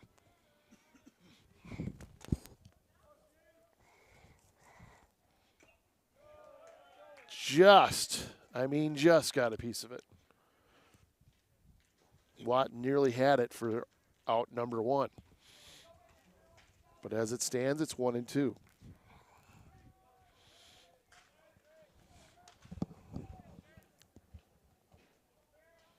Sun trying to peek through here the hazy clouds, which will probably turn into rain clouds at some point this evening. Pitch upstairs. But we have a little bit of shadow now on the field.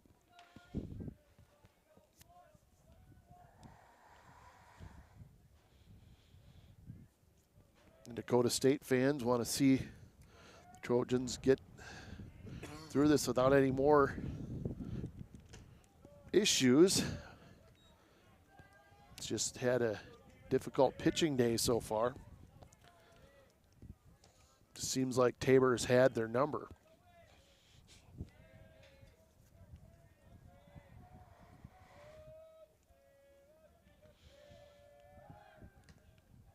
And a quick snap to first by Farron.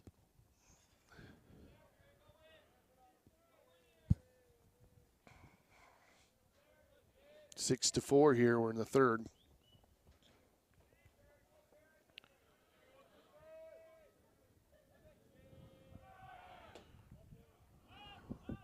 Throw high and a stolen base for Dvorak. And the pitch was for, well, it's a ball anyway, so.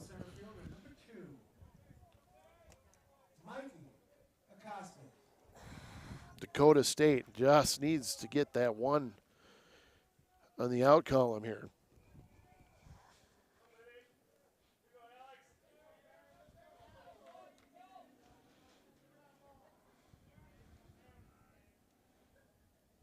Costa at the plate.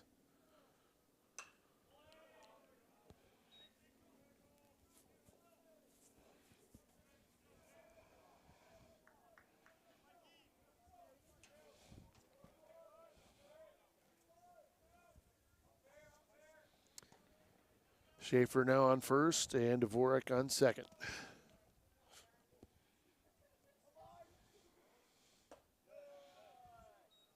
Try to go with a breaking ball and went outside.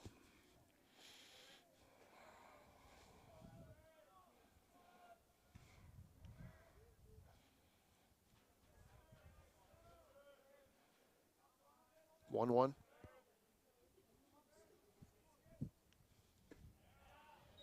That one got the placement there.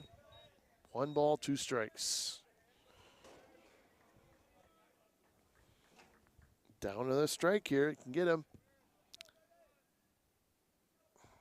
4 runs in so far for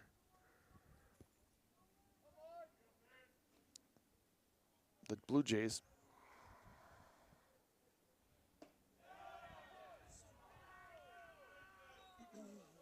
Well, my question is, how does Acosta let that go and have the temperament to not swing at that pitch? 2-2.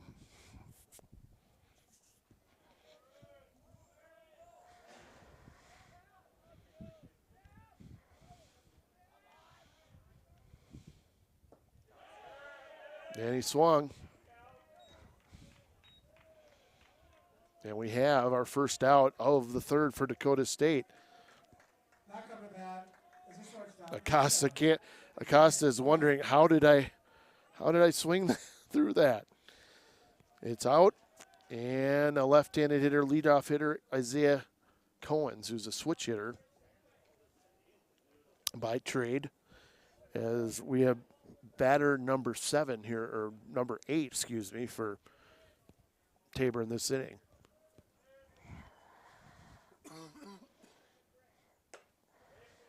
That pops the glove. Strike 1.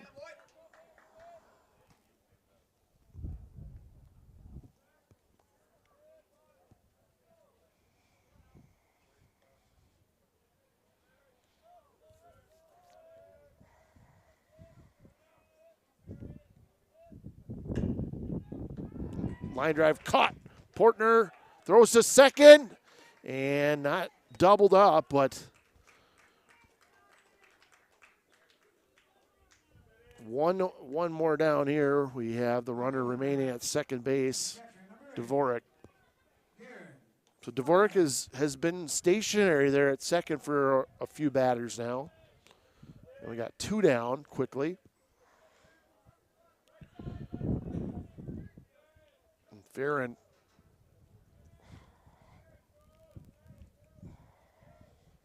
is pitching. The shortstop grounded through the hole. And it's 7-4 on the RBI single. Scoring Dvorak. Plummer. Number 24, And Aguirre backup. Marcelo. Aguirre. Remember him? He batted to lead off this inning and came around to score. So the third baseman, another chance. 5 runs in here, and we saw a 7-run inning by Tabor in the first game. Just hasn't been the Trojans' afternoon on the whole.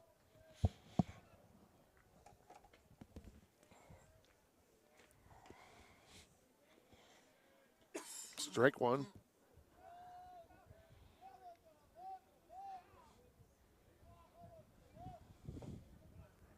That ball skips away from Watt. 7-4, Tabor. Wind picking up again out of that southwesterly direction.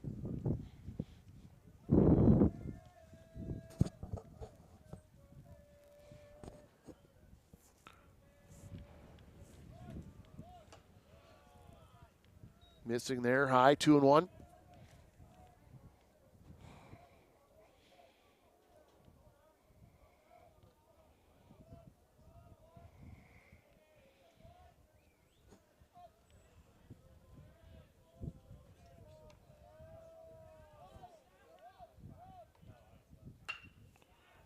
That's hit to left center. In for a base hit. They get another one.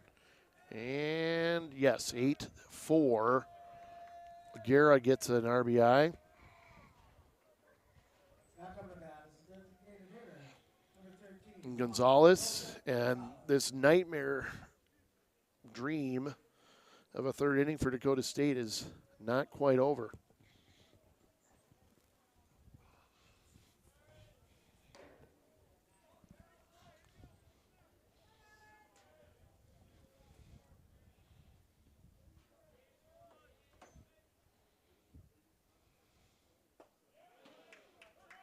And you go back to the Friday games, Dakota State winning the first game 3-0, very good pitching outing. And the second game very competitive at a 1-run ball game. So today not so much.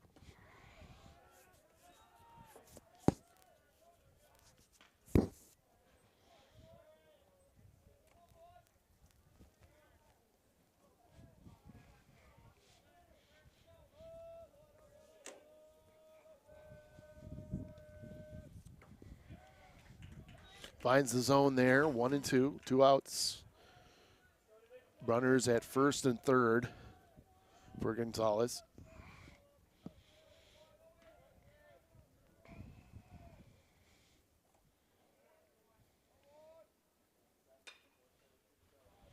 Is that headed toward? Yes, it's out of play.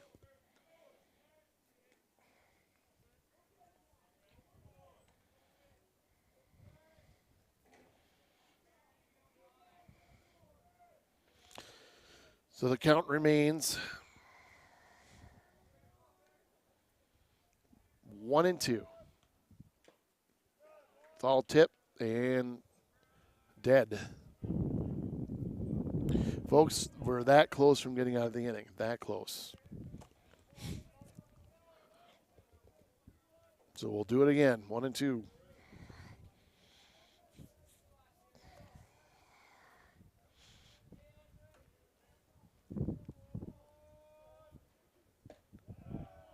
And they don't give him that one. And he. But nervous laughter.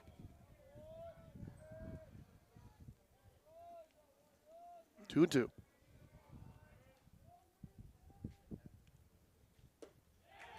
Strike 3.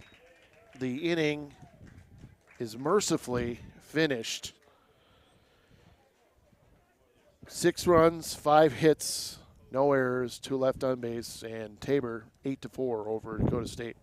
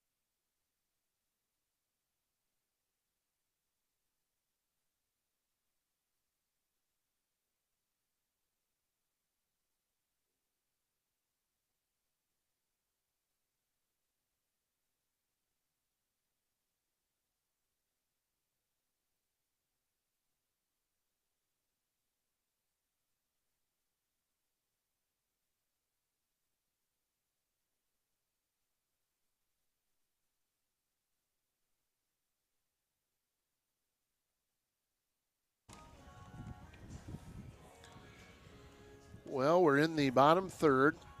Holman has to be wondering, how do I stay warm in a situation like that where the Trojans surrendered 6 runs. But that's yesterday, and Demaria will come up and try to turn the tide again for the DSU Trojans. As it's an 8-4 game. Trojans took a 2-1 lead early, then led 4-2 through the second. That one driven to left field. Will it go? Will it go? Will it go? That one leaves the yard. Almost like a softball. Demaria again, another home run here. And this is becoming batting practice this afternoon, as it's home run number 6 on the afternoon for Dakota State, number 9 overall for both teams. And if you said this is the way we're going to be scoring today for Dakota State, yep. Watt fouls it back. All runs this afternoon, I think, have been scored on home runs for Dakota State, which is an unbelievable stat.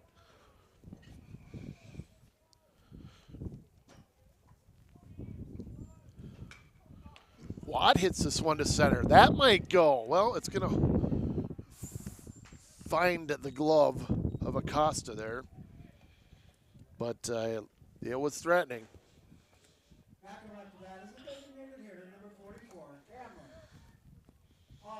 Because it looks, yeah, the wind is starting to shift just a little bit now as it's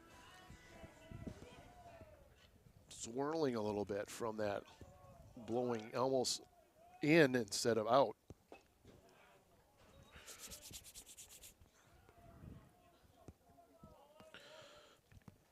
It's like, why not take your cuts? You're down 8-5.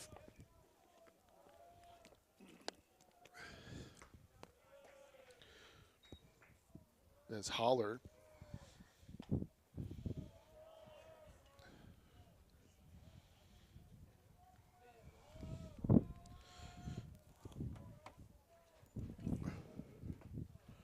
Swings through for strike 2, 1-2.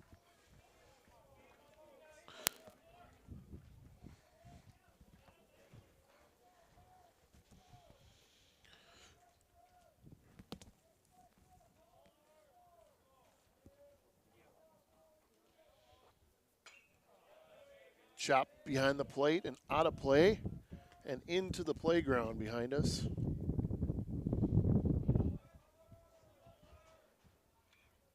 Which if we had another camera angle, we'd clearly show it, but we cannot.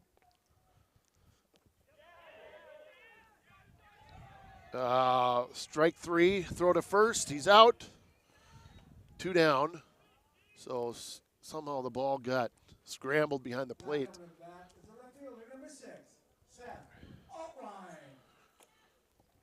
An alt line coming up. As Trojans looking to cut into the 8-5 lead.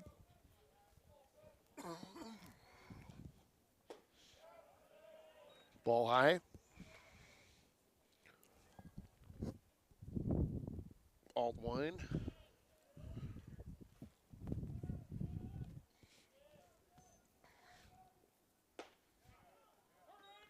Take strike 1.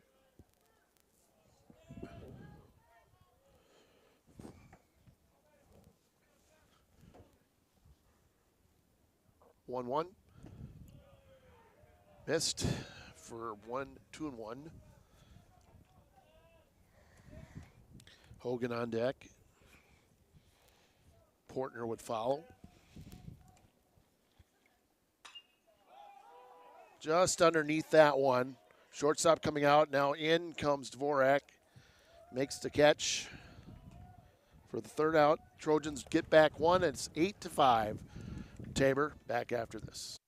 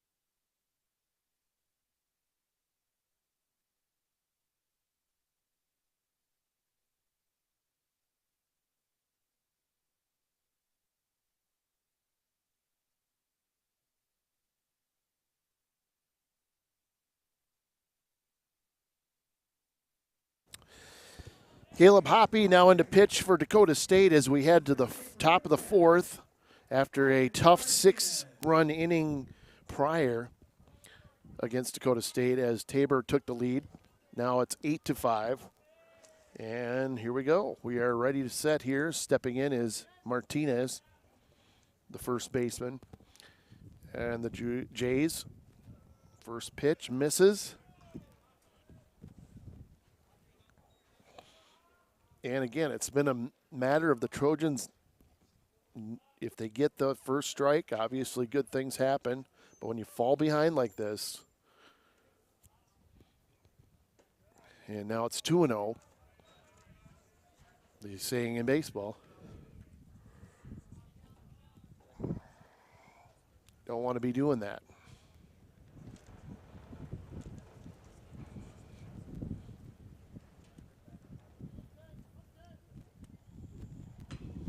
In on the hands. That's going to be a tough play, and Portner boots it.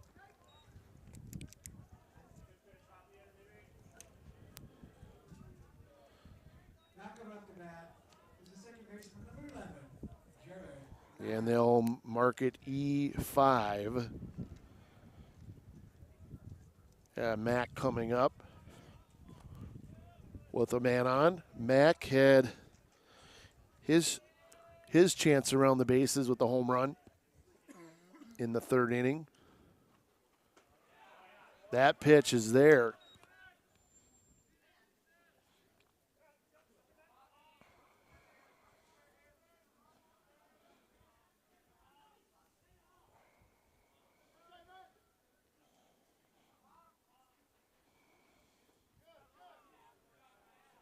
Missed. We're in game 2 of the doubleheader here at Flynn Field in Madison. Dakota State hosting Tabor. Their fourth of a series of 4 here this weekend.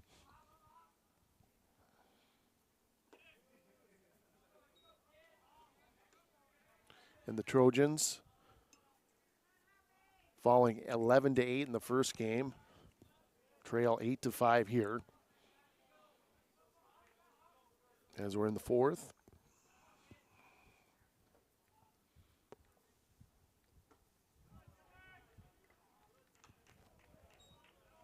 Not happening, 3-1.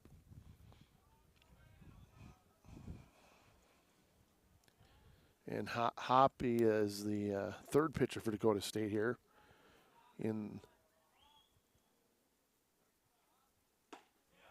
And the heat there, swing and a miss. Mack at second base has a fielding error earlier.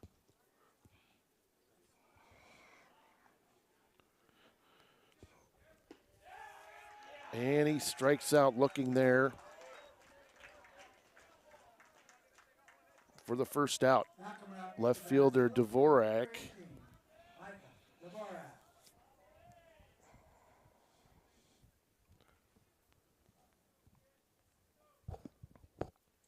As Martinez leads on first.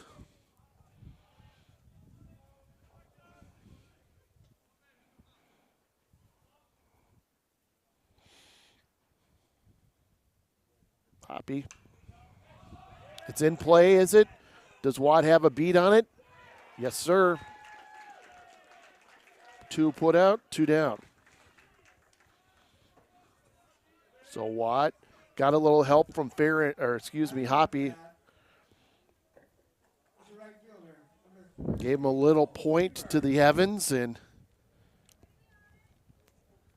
there he was. Dvorak retired. Schieffer now at the plate.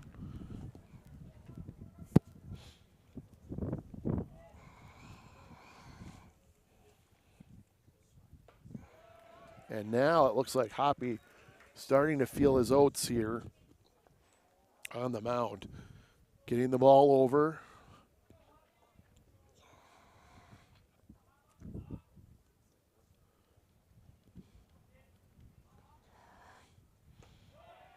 Nice one there. 0-2, 2 outs here in the fourth.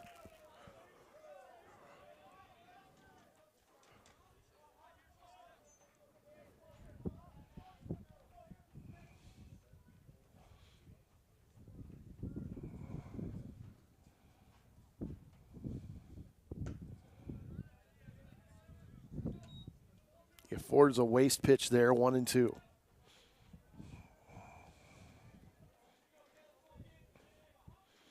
One and two to Cole Schaefer. 2 down, 1 on.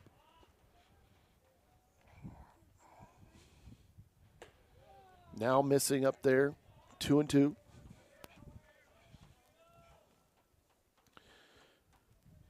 Schaefer walked in a previous plate appearance and had a single in the first at bat. 2-2. And sliding over is Perry, makes the play.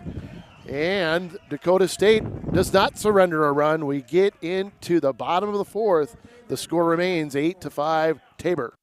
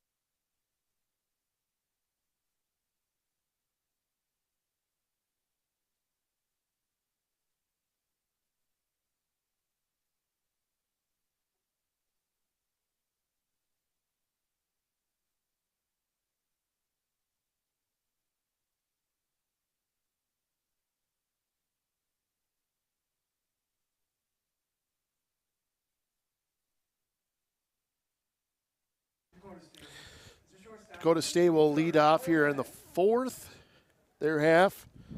It'll be George Hogan against Holman, the pitcher.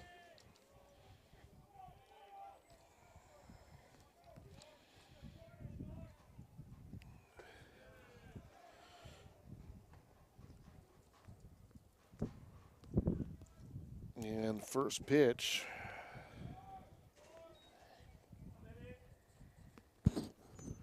One and 0. And it is Hogan hitting it to Mack at second for the out. One away here in the Trojan fourth. And the number 9 hitter, Portner, back up. Scored a run off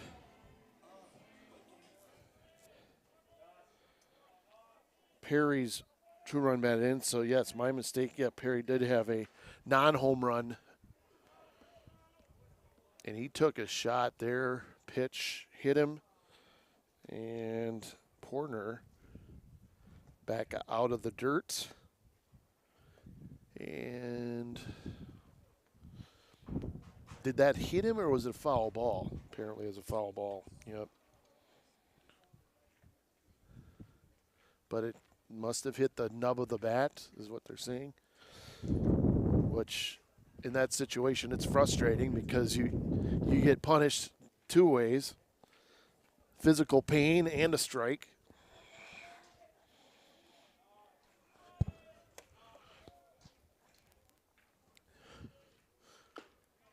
That's strike 2.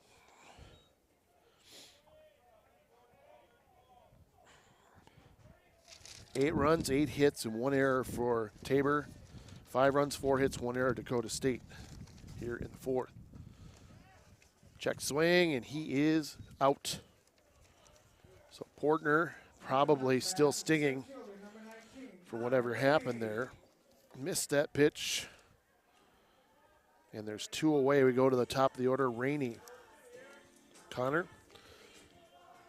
Also hit by pitch earlier. You're not in there to play tiddlywinks if you're batting, for sure. You got to be a tough You got to have some toughness up there at the plate, as I'm feeling a lot of electrical energy coming through here. Conduit. We've had a few short circuits up here, just being honest, with electrical equipment, so we're trying to work through that usually.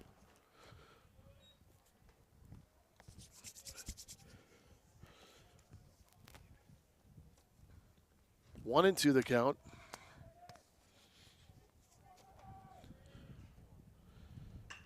Right back at him. Holman knocks it down, and that's going to be a base for Rainey here. It's hard to give Holman an error on that. That was a wicked shot. But Mr. Huntemeyer down in the athletic office scoring this one. We'll see what he says.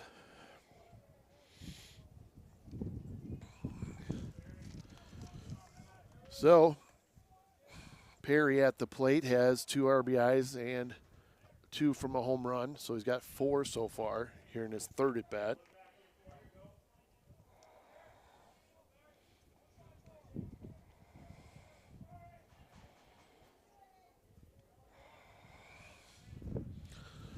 Yes, so officially a single for Dakota State on that last at bat. Perry sends it to left. Tracking it is Dvorak, and he's got it. Dvorak gets Perry to fly out. We go to the 5th, the score. Trojans trail 8-5.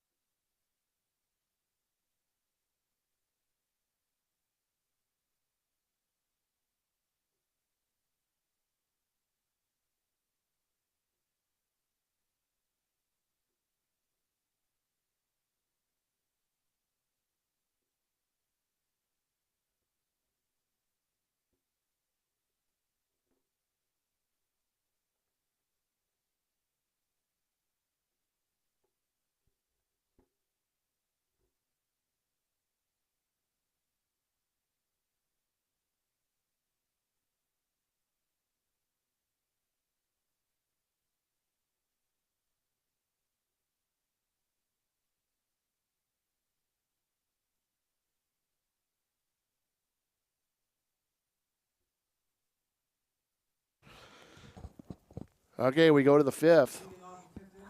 As the Tabor Blue Jays looking to continue their scoring here. 8-5, they lead it. Costa leading off, and then the top of the order with Cohens and Plummer. Second game of the doubleheader.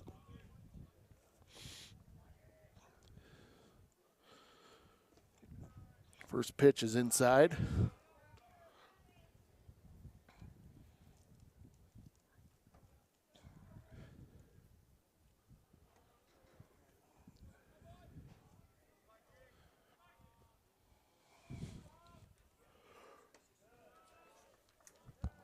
Second pitch is upstairs, 2-0.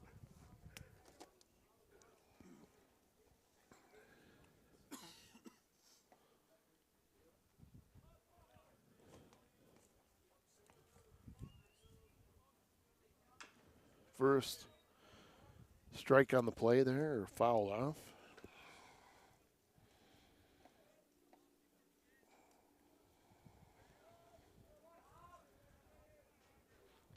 It's that third inning that's really propelled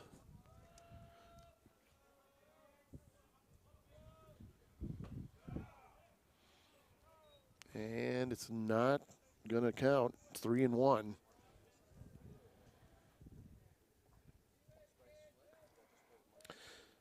Hoppy with 15 pitches so far here as he came in last inning.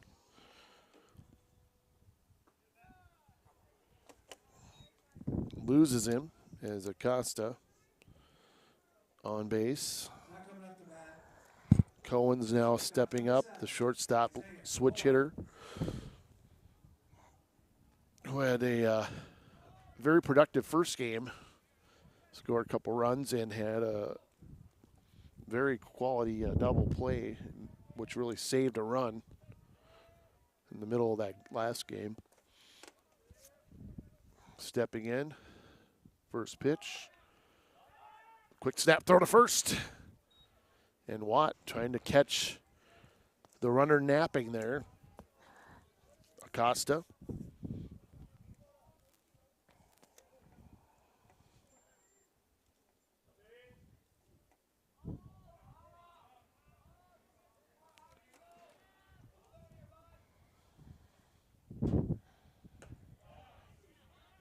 Fires it in, and it's 1-1.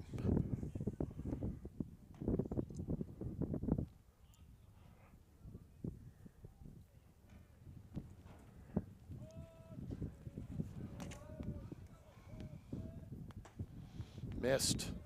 2-1.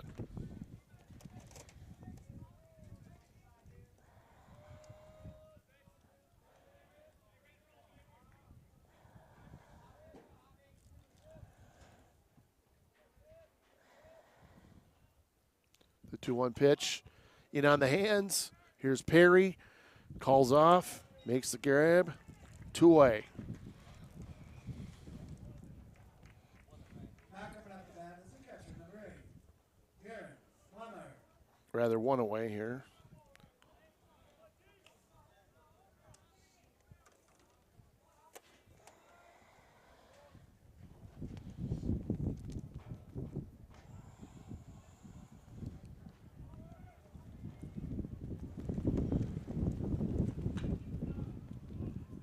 That's in play. The wind really giving it havoc as right fielder Vickermart put his hands out at first, but he recovers to make the play.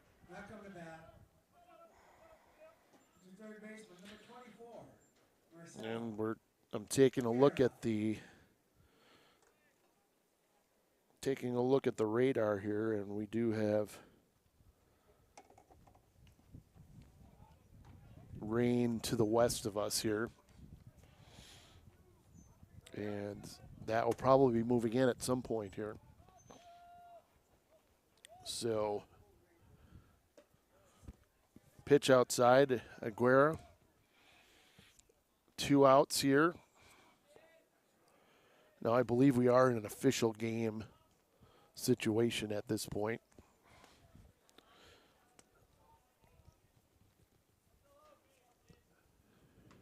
That hit him.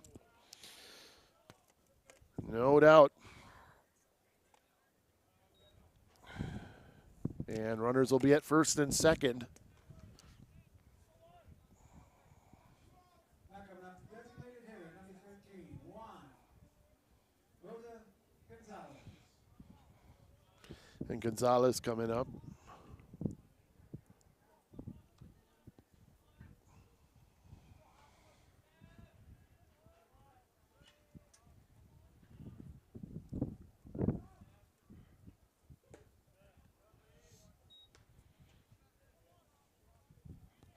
One and 0.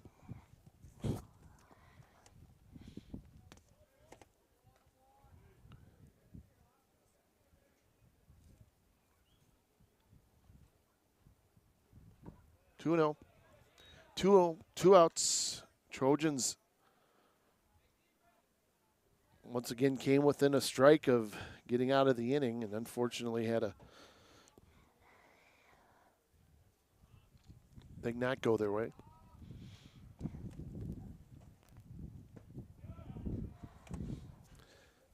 And those pitches are looking pretty darn good. But I'm not right behind the plate. Can't make that determination. Trust his judgment back there. And not the way you want to leave Gonzalez. And now Dakota State might be going with another warm-up in the bullpen here as the bases are loaded here. So Martinez in the situation where, again, he can blow a hole into this one, or Dakota State will get another shot. As Hoppy and Watt discussing some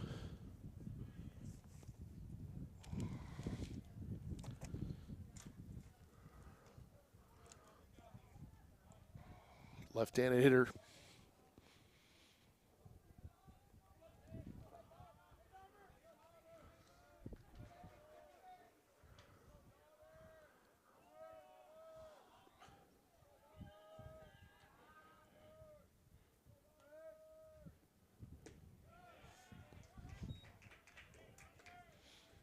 And a much-needed strike here to start this batter.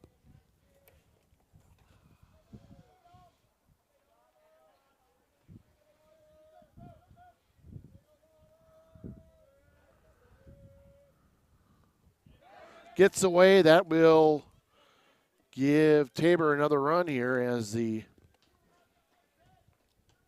man comes across, makes it 9-5.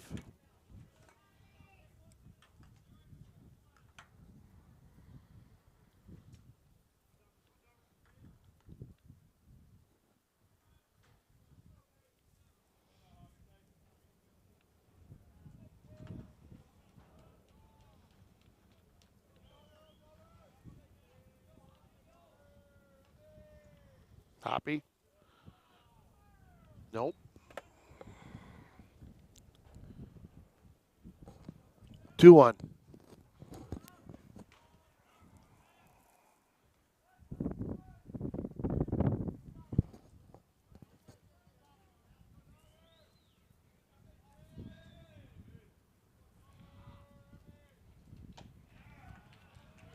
Two and two. So another potential inning-ending pitch here. And definitely Trojans need it.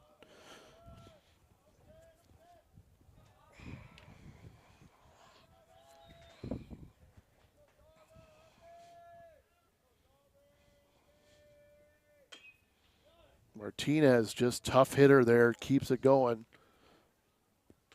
Does what good hitters do, is they keep it going. 2-2 pitch. Finds what he can to get a piece of it.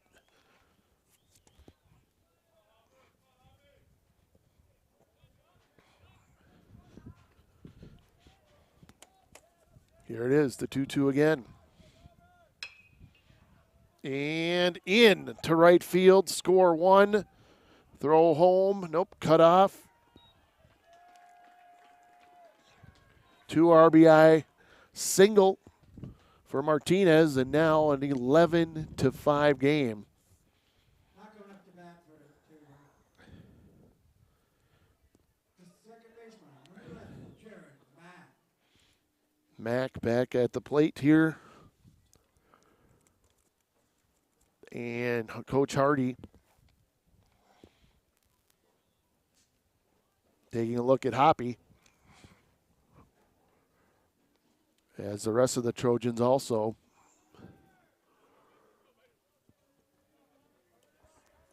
And that'll end Hoppy's day.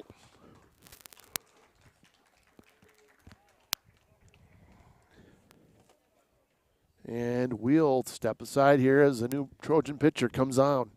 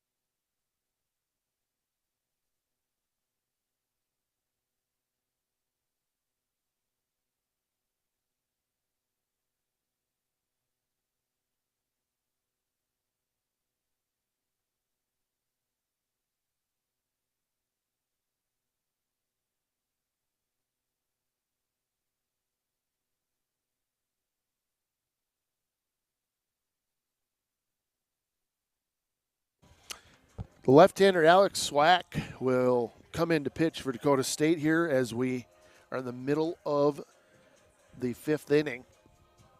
11-5.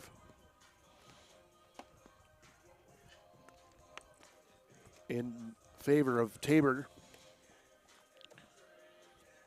But Dakota State's been stuck on 2 outs again for a little while here.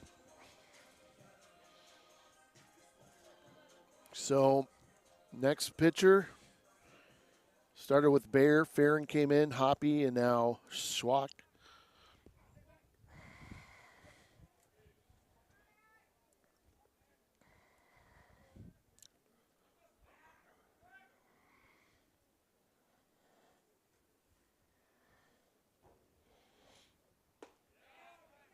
And he's got a strike here to start off the Jared Mack at bat.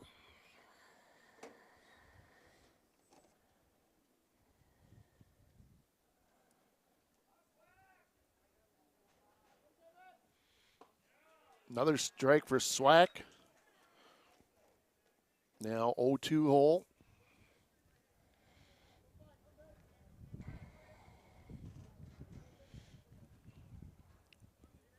Man on first for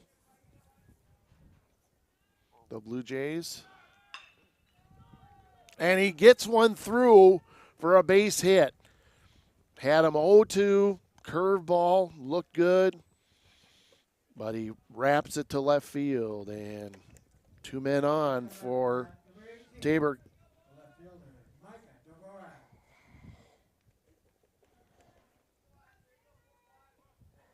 And Dvorak will come in.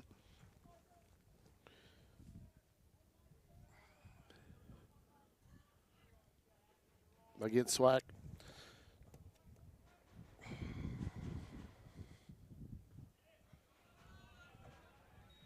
First ball Swack is thrown here.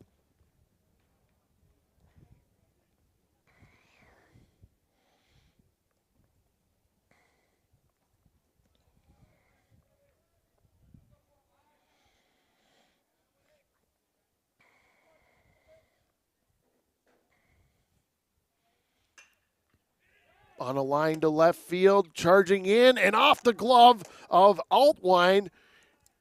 Man circling, and he'll get in the ball coming in behind the plate. And it's an RBI single. Excuse me, double, we'll see. I don't know if we're going to give him an RBI or double here. And it's 12. Yes, okay. So the throw, the error, taking second base on the throw? Yes.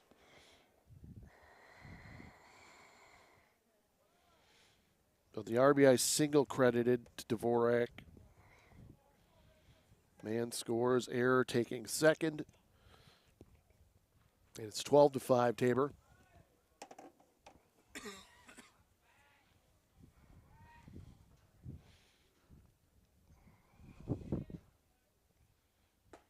Good pitch. And they'll try the pickoff play at third. But Portner wasn't quite in position. I think if he's in position, maybe it's a better tag. But as it is, just high.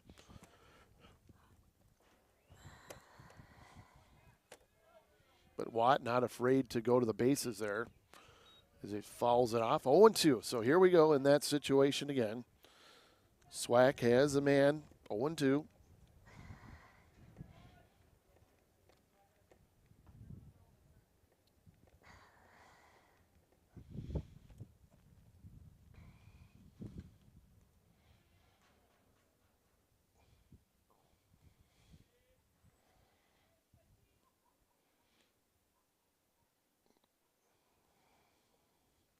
As Cole Schieffer standing in.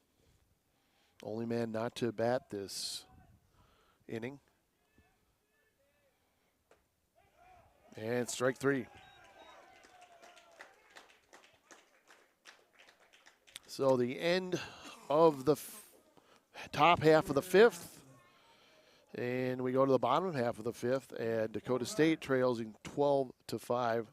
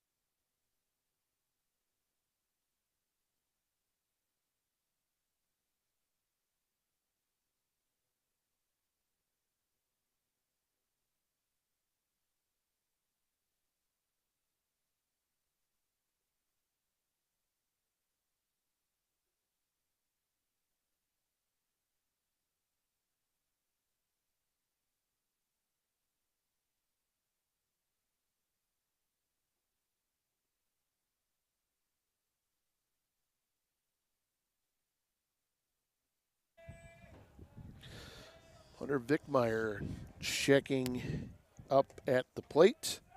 Started the game as a right fielder. Pitched to the first game. Starting pitcher. Facing Holman.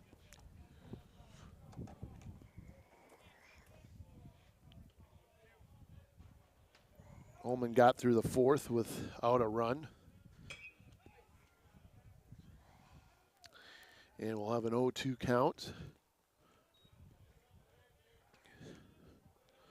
So Vickmeyer had leadoff home run back in game one, which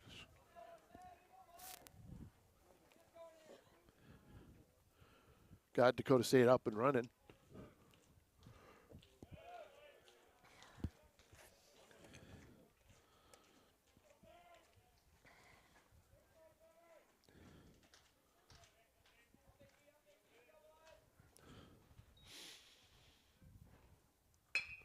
That's a shot up the middle, a base hit for Hunter Vickmeyer.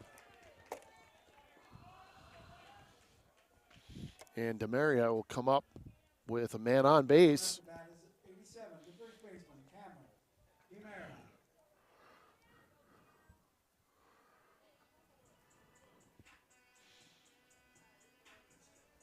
We're here in the Trojans' fifth.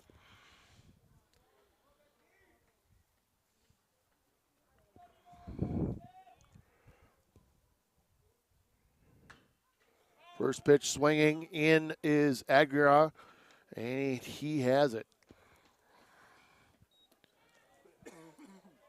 So Now coming up, number 15, the catcher, Cassidy Watt.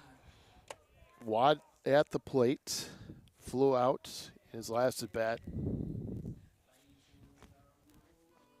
to center field.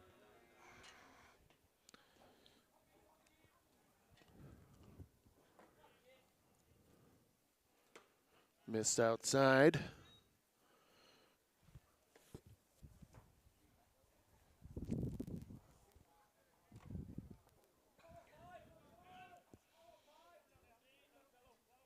Leadoff batter, Vickmeyer is at first.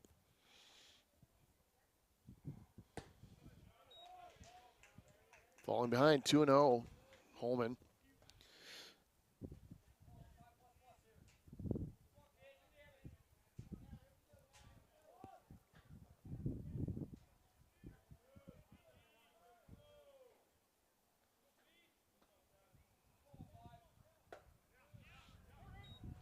Two and one.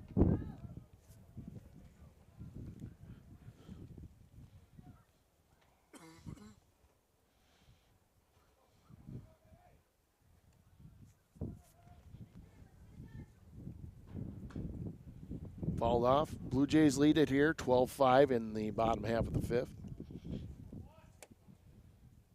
Trojans took the lead early in this second game. Led 4-2 in the second inning, and unfortunately have given up two multiple run innings, 6 and 4. Swing and a miss by Watt. And there's 2 away in the Trojan fifth. Now coming up to bat is the designated hitter, And Holler, Cameron Holler. one more shot for DSU.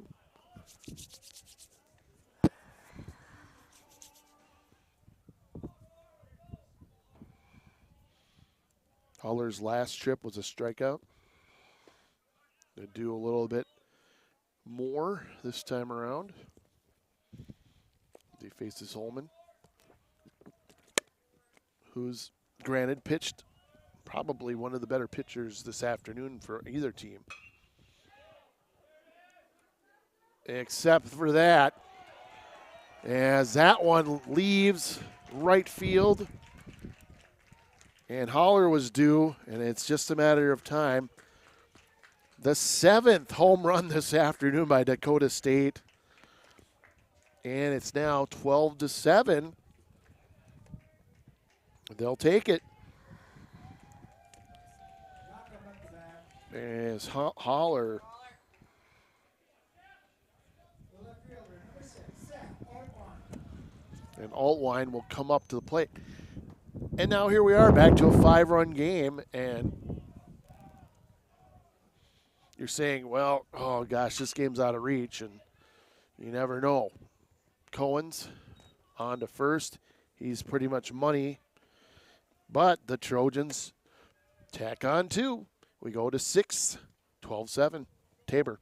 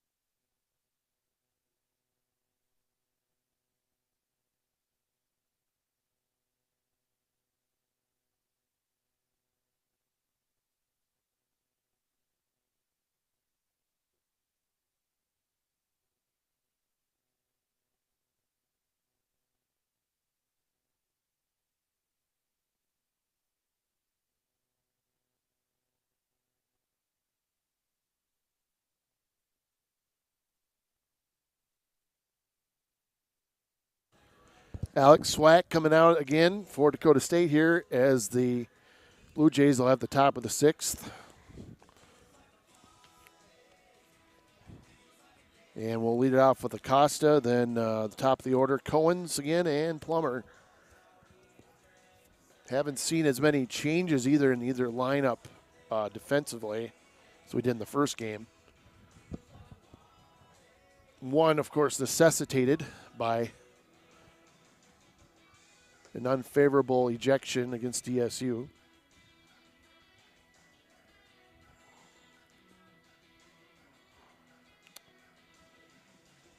The rest have been all coach's choice.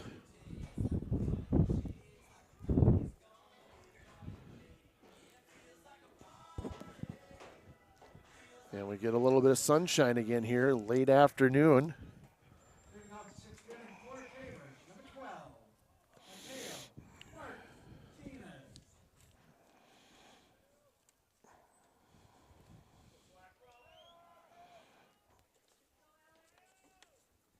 And then we got Martinez here, pitch hitting.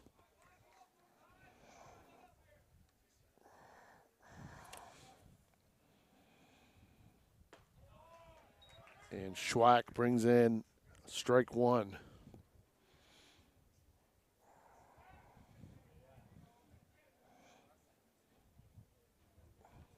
Top of the 6th. Schwack finding the zone, 0-2.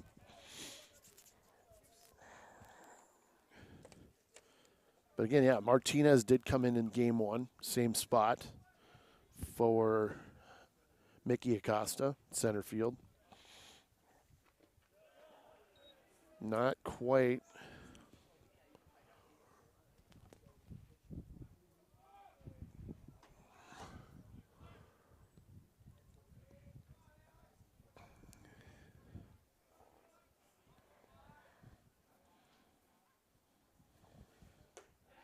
And there it is, the gas. El Gasolino. Swing and a miss. Not coming up to bat is the shortstop, Leadoff hitter, Cohen's. Isaiah Cohen. Cohen's now switches to the right side against the left-hander. We've seen a lot, too, and early on we saw lefty against lefty, and lefty's beating that left-handed pitcher. So Schwack feeling it here. Curveball in for a strike.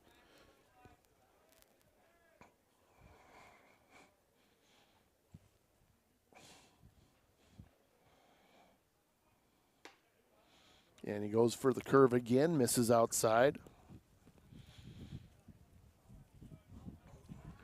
Dakota State looking to put up a goose egg against Tabor here in this inning.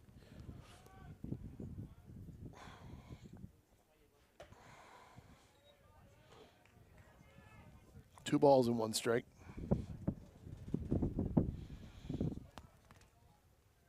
Okay.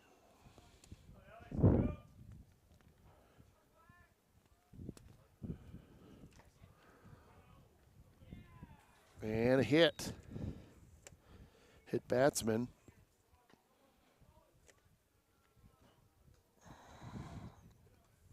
And so an at-bat that started promising just didn't finish that way. Plummer now, who remains at third, as far as we see it catching, you should say.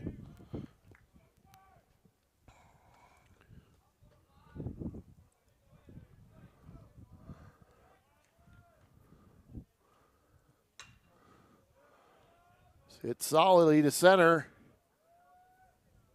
Gone. Plummer has a home run.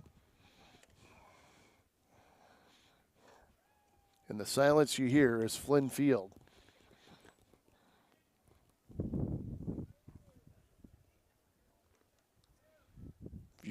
Few cheers from the Tabor folks.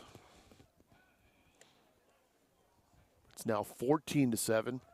Doubled it back. Now coming up the bat, number 24, the third baseman, Marcelo Aguirre. And Guerra's coming up.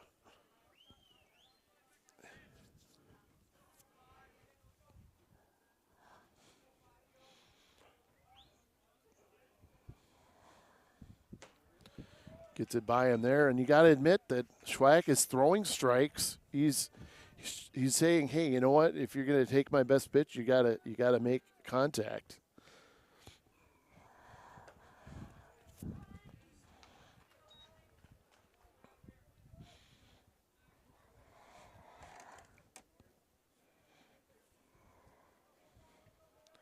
Two strikes now, quickly ahead against Aguirre. Guerra hits it to left. Will it be hanging up for Rainey? He does. And two away here in the Tabor sixth. Now coming up the bat is designated hitter, number 13, Juan Rosa Gonzalez. And J.R. Gonzalez, the DH.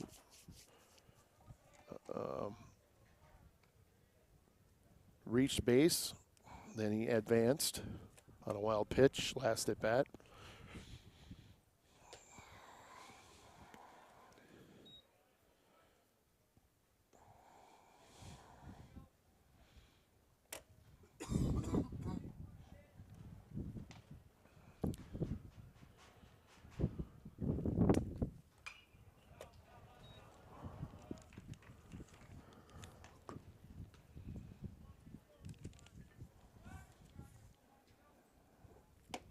So Blue Jays with 3 home runs in this contest, second game. Had 2 in the first. Total of 5. Sliced to center. And Rainey has a beat on it, and the inning is over. But they distance themselves by 2 more. 14-7. We go to the bottom of the 6th.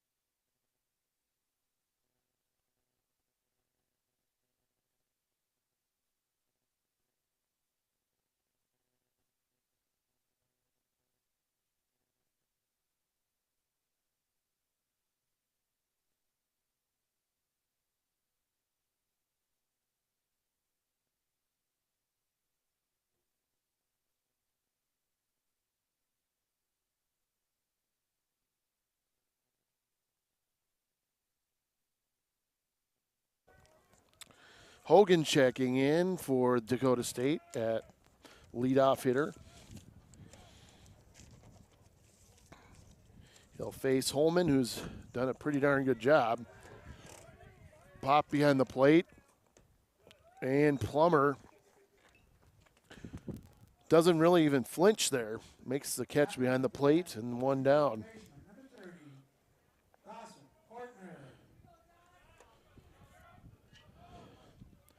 But again, the simple fact is Holman is getting ahead of batters and forcing them, the onus to be on them instead of the pitcher, and getting things like that, pop-ups, pop-outs, batters not getting into a comfortable situation. 1-0.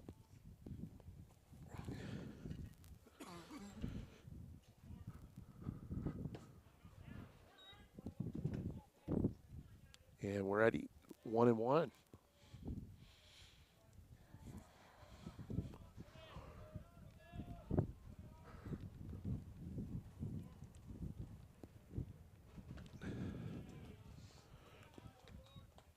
Two balls and one strike to Dakota State's third baseman, Porter.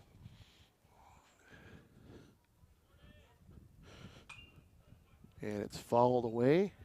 2-2.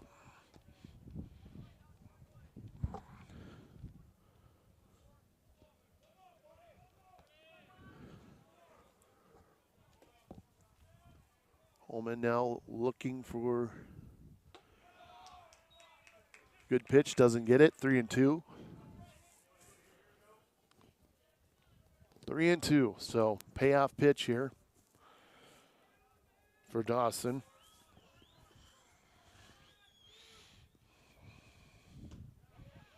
And he got him. Yeah, it's Rainey will step in, the leadoff hitter. Rainey has a single, hit by pitch, and scored a run in the second game.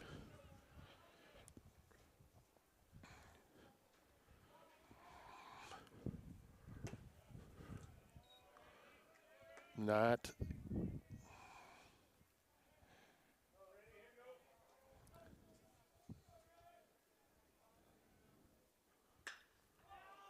That one has some distance. It might go.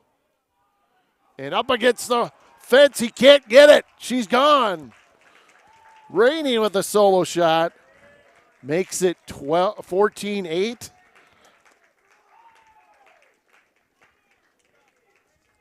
We were saying there's still a chance, and you got it. You got to keep believing.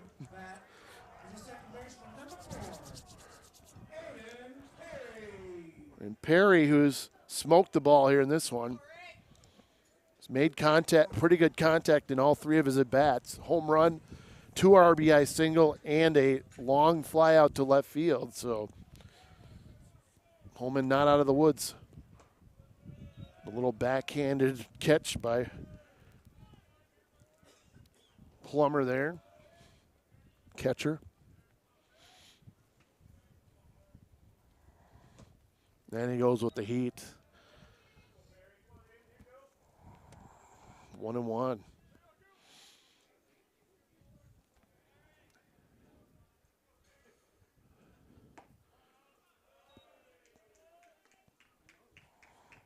Peyton Tinker started the game for Tabor, pitched only 1 2/3 innings, and Holman has really come in and pitched 4 solid innings and giving up 5 hits. Not going to give him a strike there. 3-1. And clouds filtering in again, getting thicker.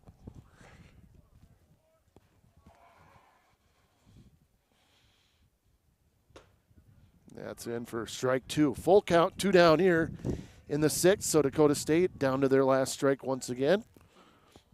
And Perry, who's got ability to hit it to any side of the field here, will have to choke up. Doesn't need to. He'll take the base. If you're going to give it to me, Mr. Holman, I'll take it.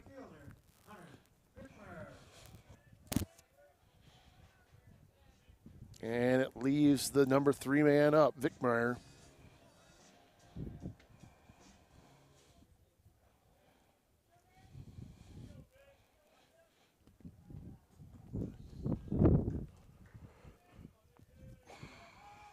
Oh, that throw almost, but not quite.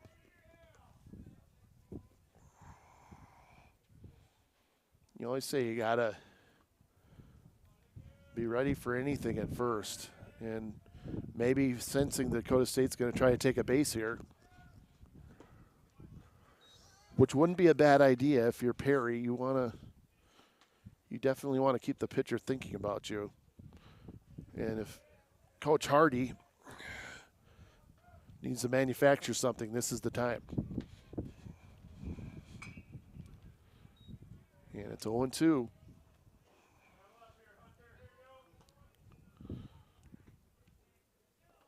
The right fielder for Dakota State.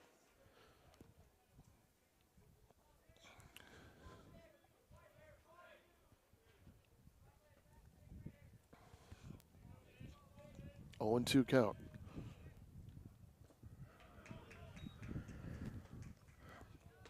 Holman decides to keep it out of the zone.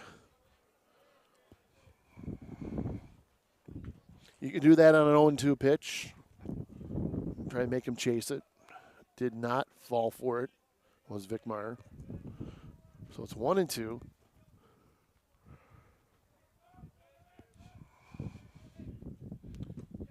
And he does chase. Inning over. We go to the 7th.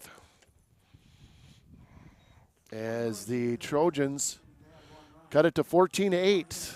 And back after this.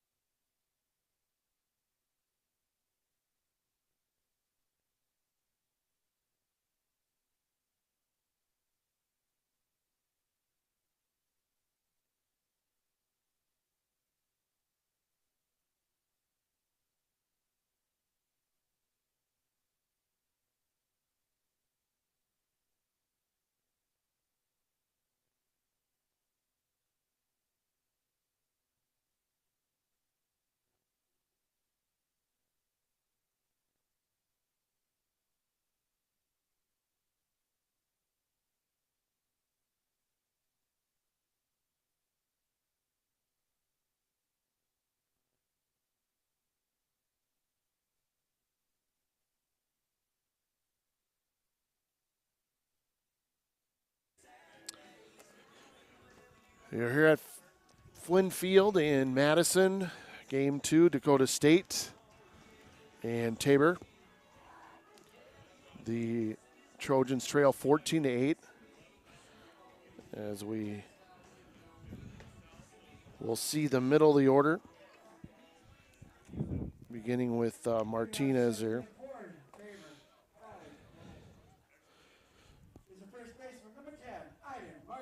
He'll face Slack.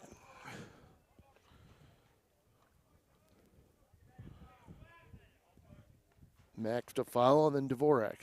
So he's able to induce 2 fly ball outs to end the 6th inning. See what he can do here.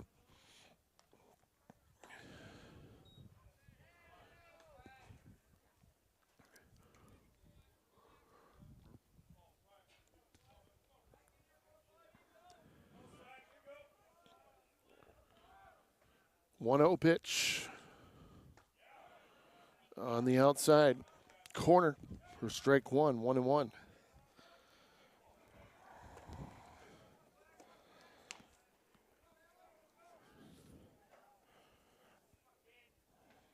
Martinez reached on an error earlier. Ground ball, Scooped up by Perry, on to first. Good start. 4-3 on the putout. Back up to bat is the second baseman, number 11. And Mack Mack. has a home run earlier. His highlight.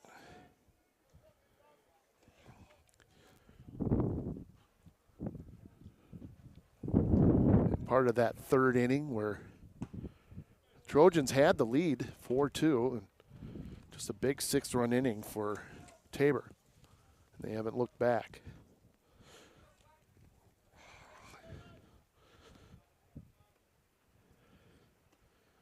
Another one on the inside. 2-0 the count.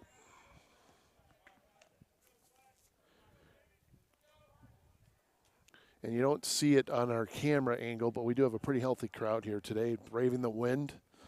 Some dogs here. Always good to have your companions with you. As the count on SWAC's count 3-0.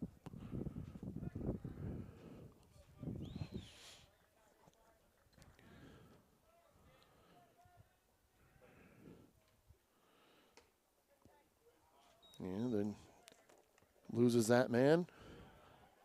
Base on balls, and it'll be Dvorak.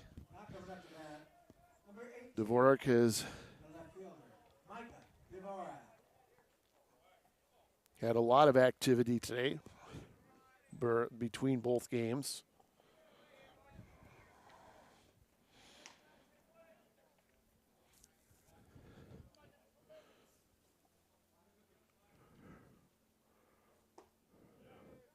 So here you go, a left-hander against the left-hander Schwack.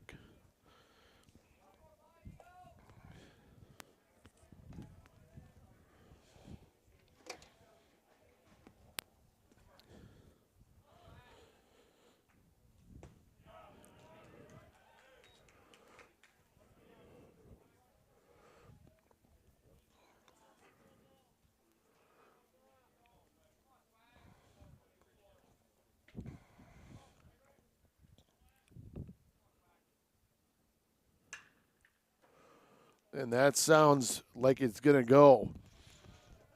And it does. You could just hear from the moment it cracked. Gone. 2-run shot for Dvorak, and he has his, it's hard to say, his first home run of the afternoon. It's almost getting to the point to say who hasn't for Tabor or Dakota State for that matter. Number 33, the right fielder. 2 runs batted in there. It makes it 16-8.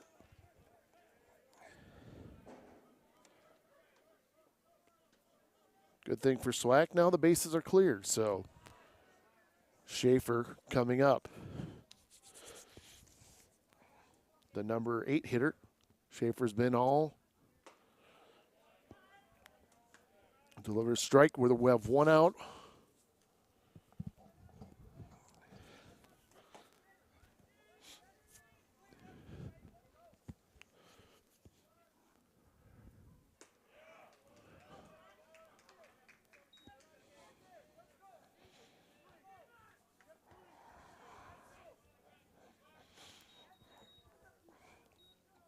Two strikes to count now. 1 down. SWAC trying to get that third. Went inside and missed. We're here in the 7th. Dakota State trailing by 8 runs. We've seen a 7-run inning, we've seen a 6-run inning, but we have not seen an 8-run inning yet. Maybe? We got to speculate, huh? That was foul tipped right to the glove of Watt, 2 down. As he retires Schaefer. And Martinez. No, Acosta now re-enters the game.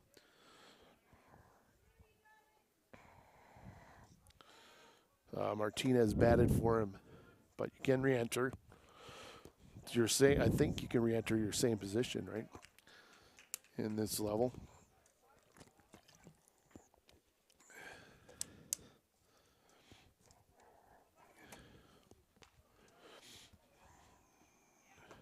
And a curveball in from Schwack.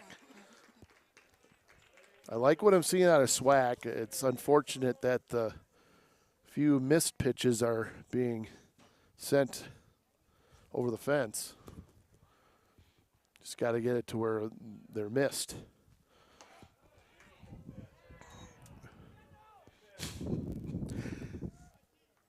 Obviously, the umpires in the stands had their own call. Doesn't go up there on the scoreboard, though. Swing and a miss, strike three. So 2 strikeouts consecutively for Swack, and his night is over. We think. Never know, though. But we go to the bottom of the 7th. Dakota State, you're saying there's a chance. We'll be back, 16-8.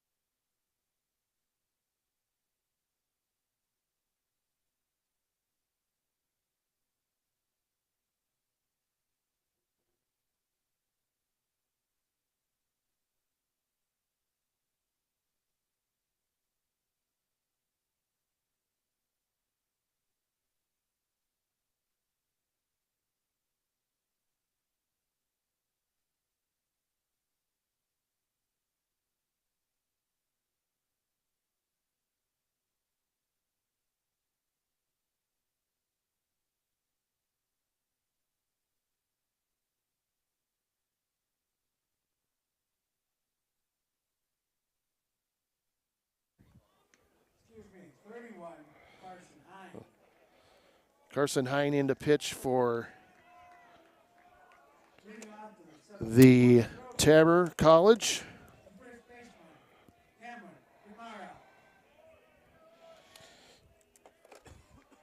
DeMario. DeMario up at the plate.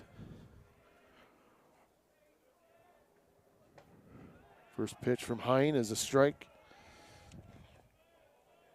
Dakota State looking to chunk into the 16-8 game. It was just a big 6-run third inning that distanced. And there goes the ball. Hey, and there was even somebody rating in the right spot. Some kid was like almost destined to be there to get that ball. 16-8. Pitch. Missed. We're in the bottom of the 7th inning.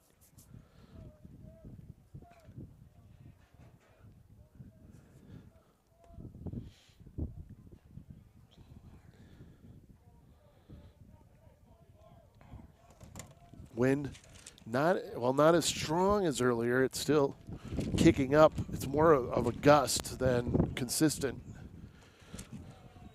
And now we're back to a 2-2 count. I think we've rarely seen any 1, 2, 3 pitch strikeouts in this game. It's been very few and far between the whole afternoon. So we've seen some deep pitch counts. That'll be enough for a base hit. DeMaria stays the course.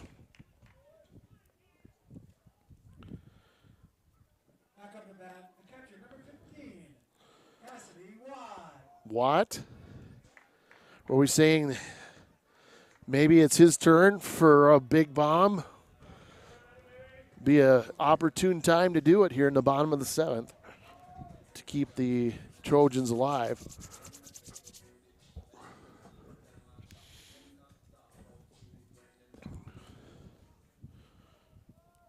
And now we're going to have a pinch runner at first.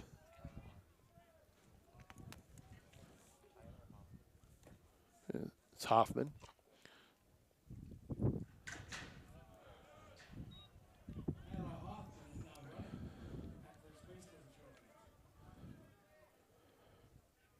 I would imagine technically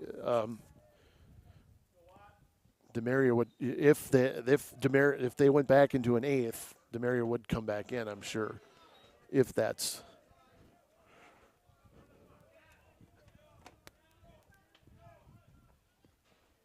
Two and out the count.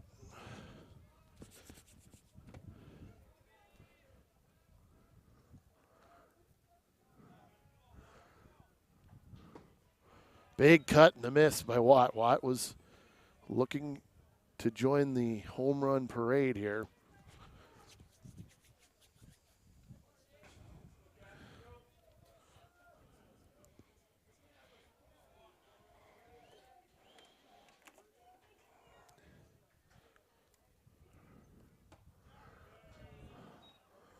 Well, Blue Jays wanted that strike. They didn't get it. 3-1.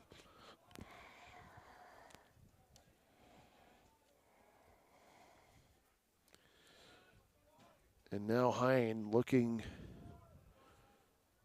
in for the pitch. And we have 2 men on all of a sudden here for Dakota State. First 2 men up, first 2 men on. And now do you play speed ball here? So number 2 will run.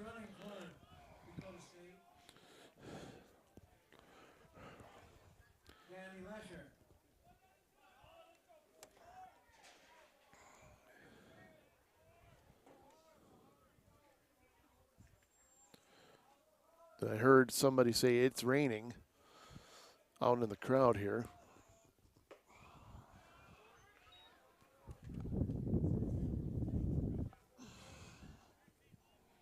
So some sprinkles have started.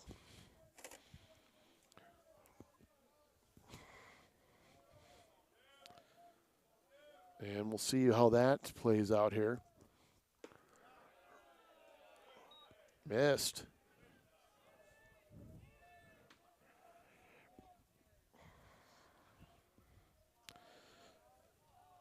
Two men on here for Dakota State here in the 7th.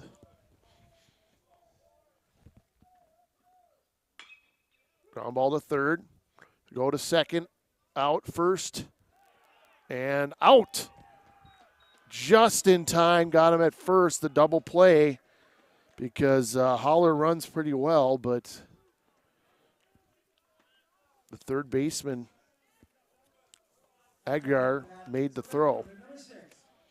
So that changes things very much, makes it a 2-out situation as Altwine is at the plate and one more shot for Dakota State here.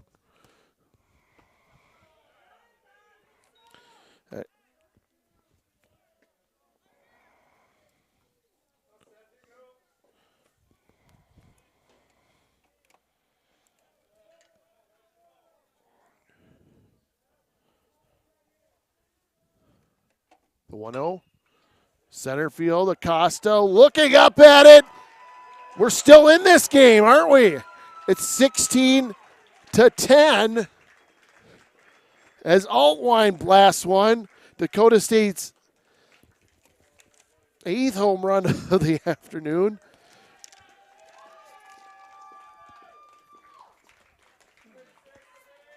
Clears the bases. Hogan stepping up. And just think, you don't have that double play, and we would be looking at a different ball game here, but still a 6-run deficit.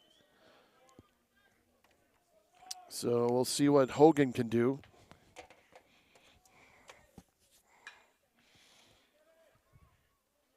Trailing to right field. Is it playable? It is, and that's the ball game, and that's game 2. Schieffer with the catch, and Dakota State falls here in game number 2, 16-10 to Tabor College. And the first game, Tabor winning 11-8. So for Dakota State University Athletics, my name is Jason March. Thank you for listening, and we'll catch you next time on a future webcast. Good night.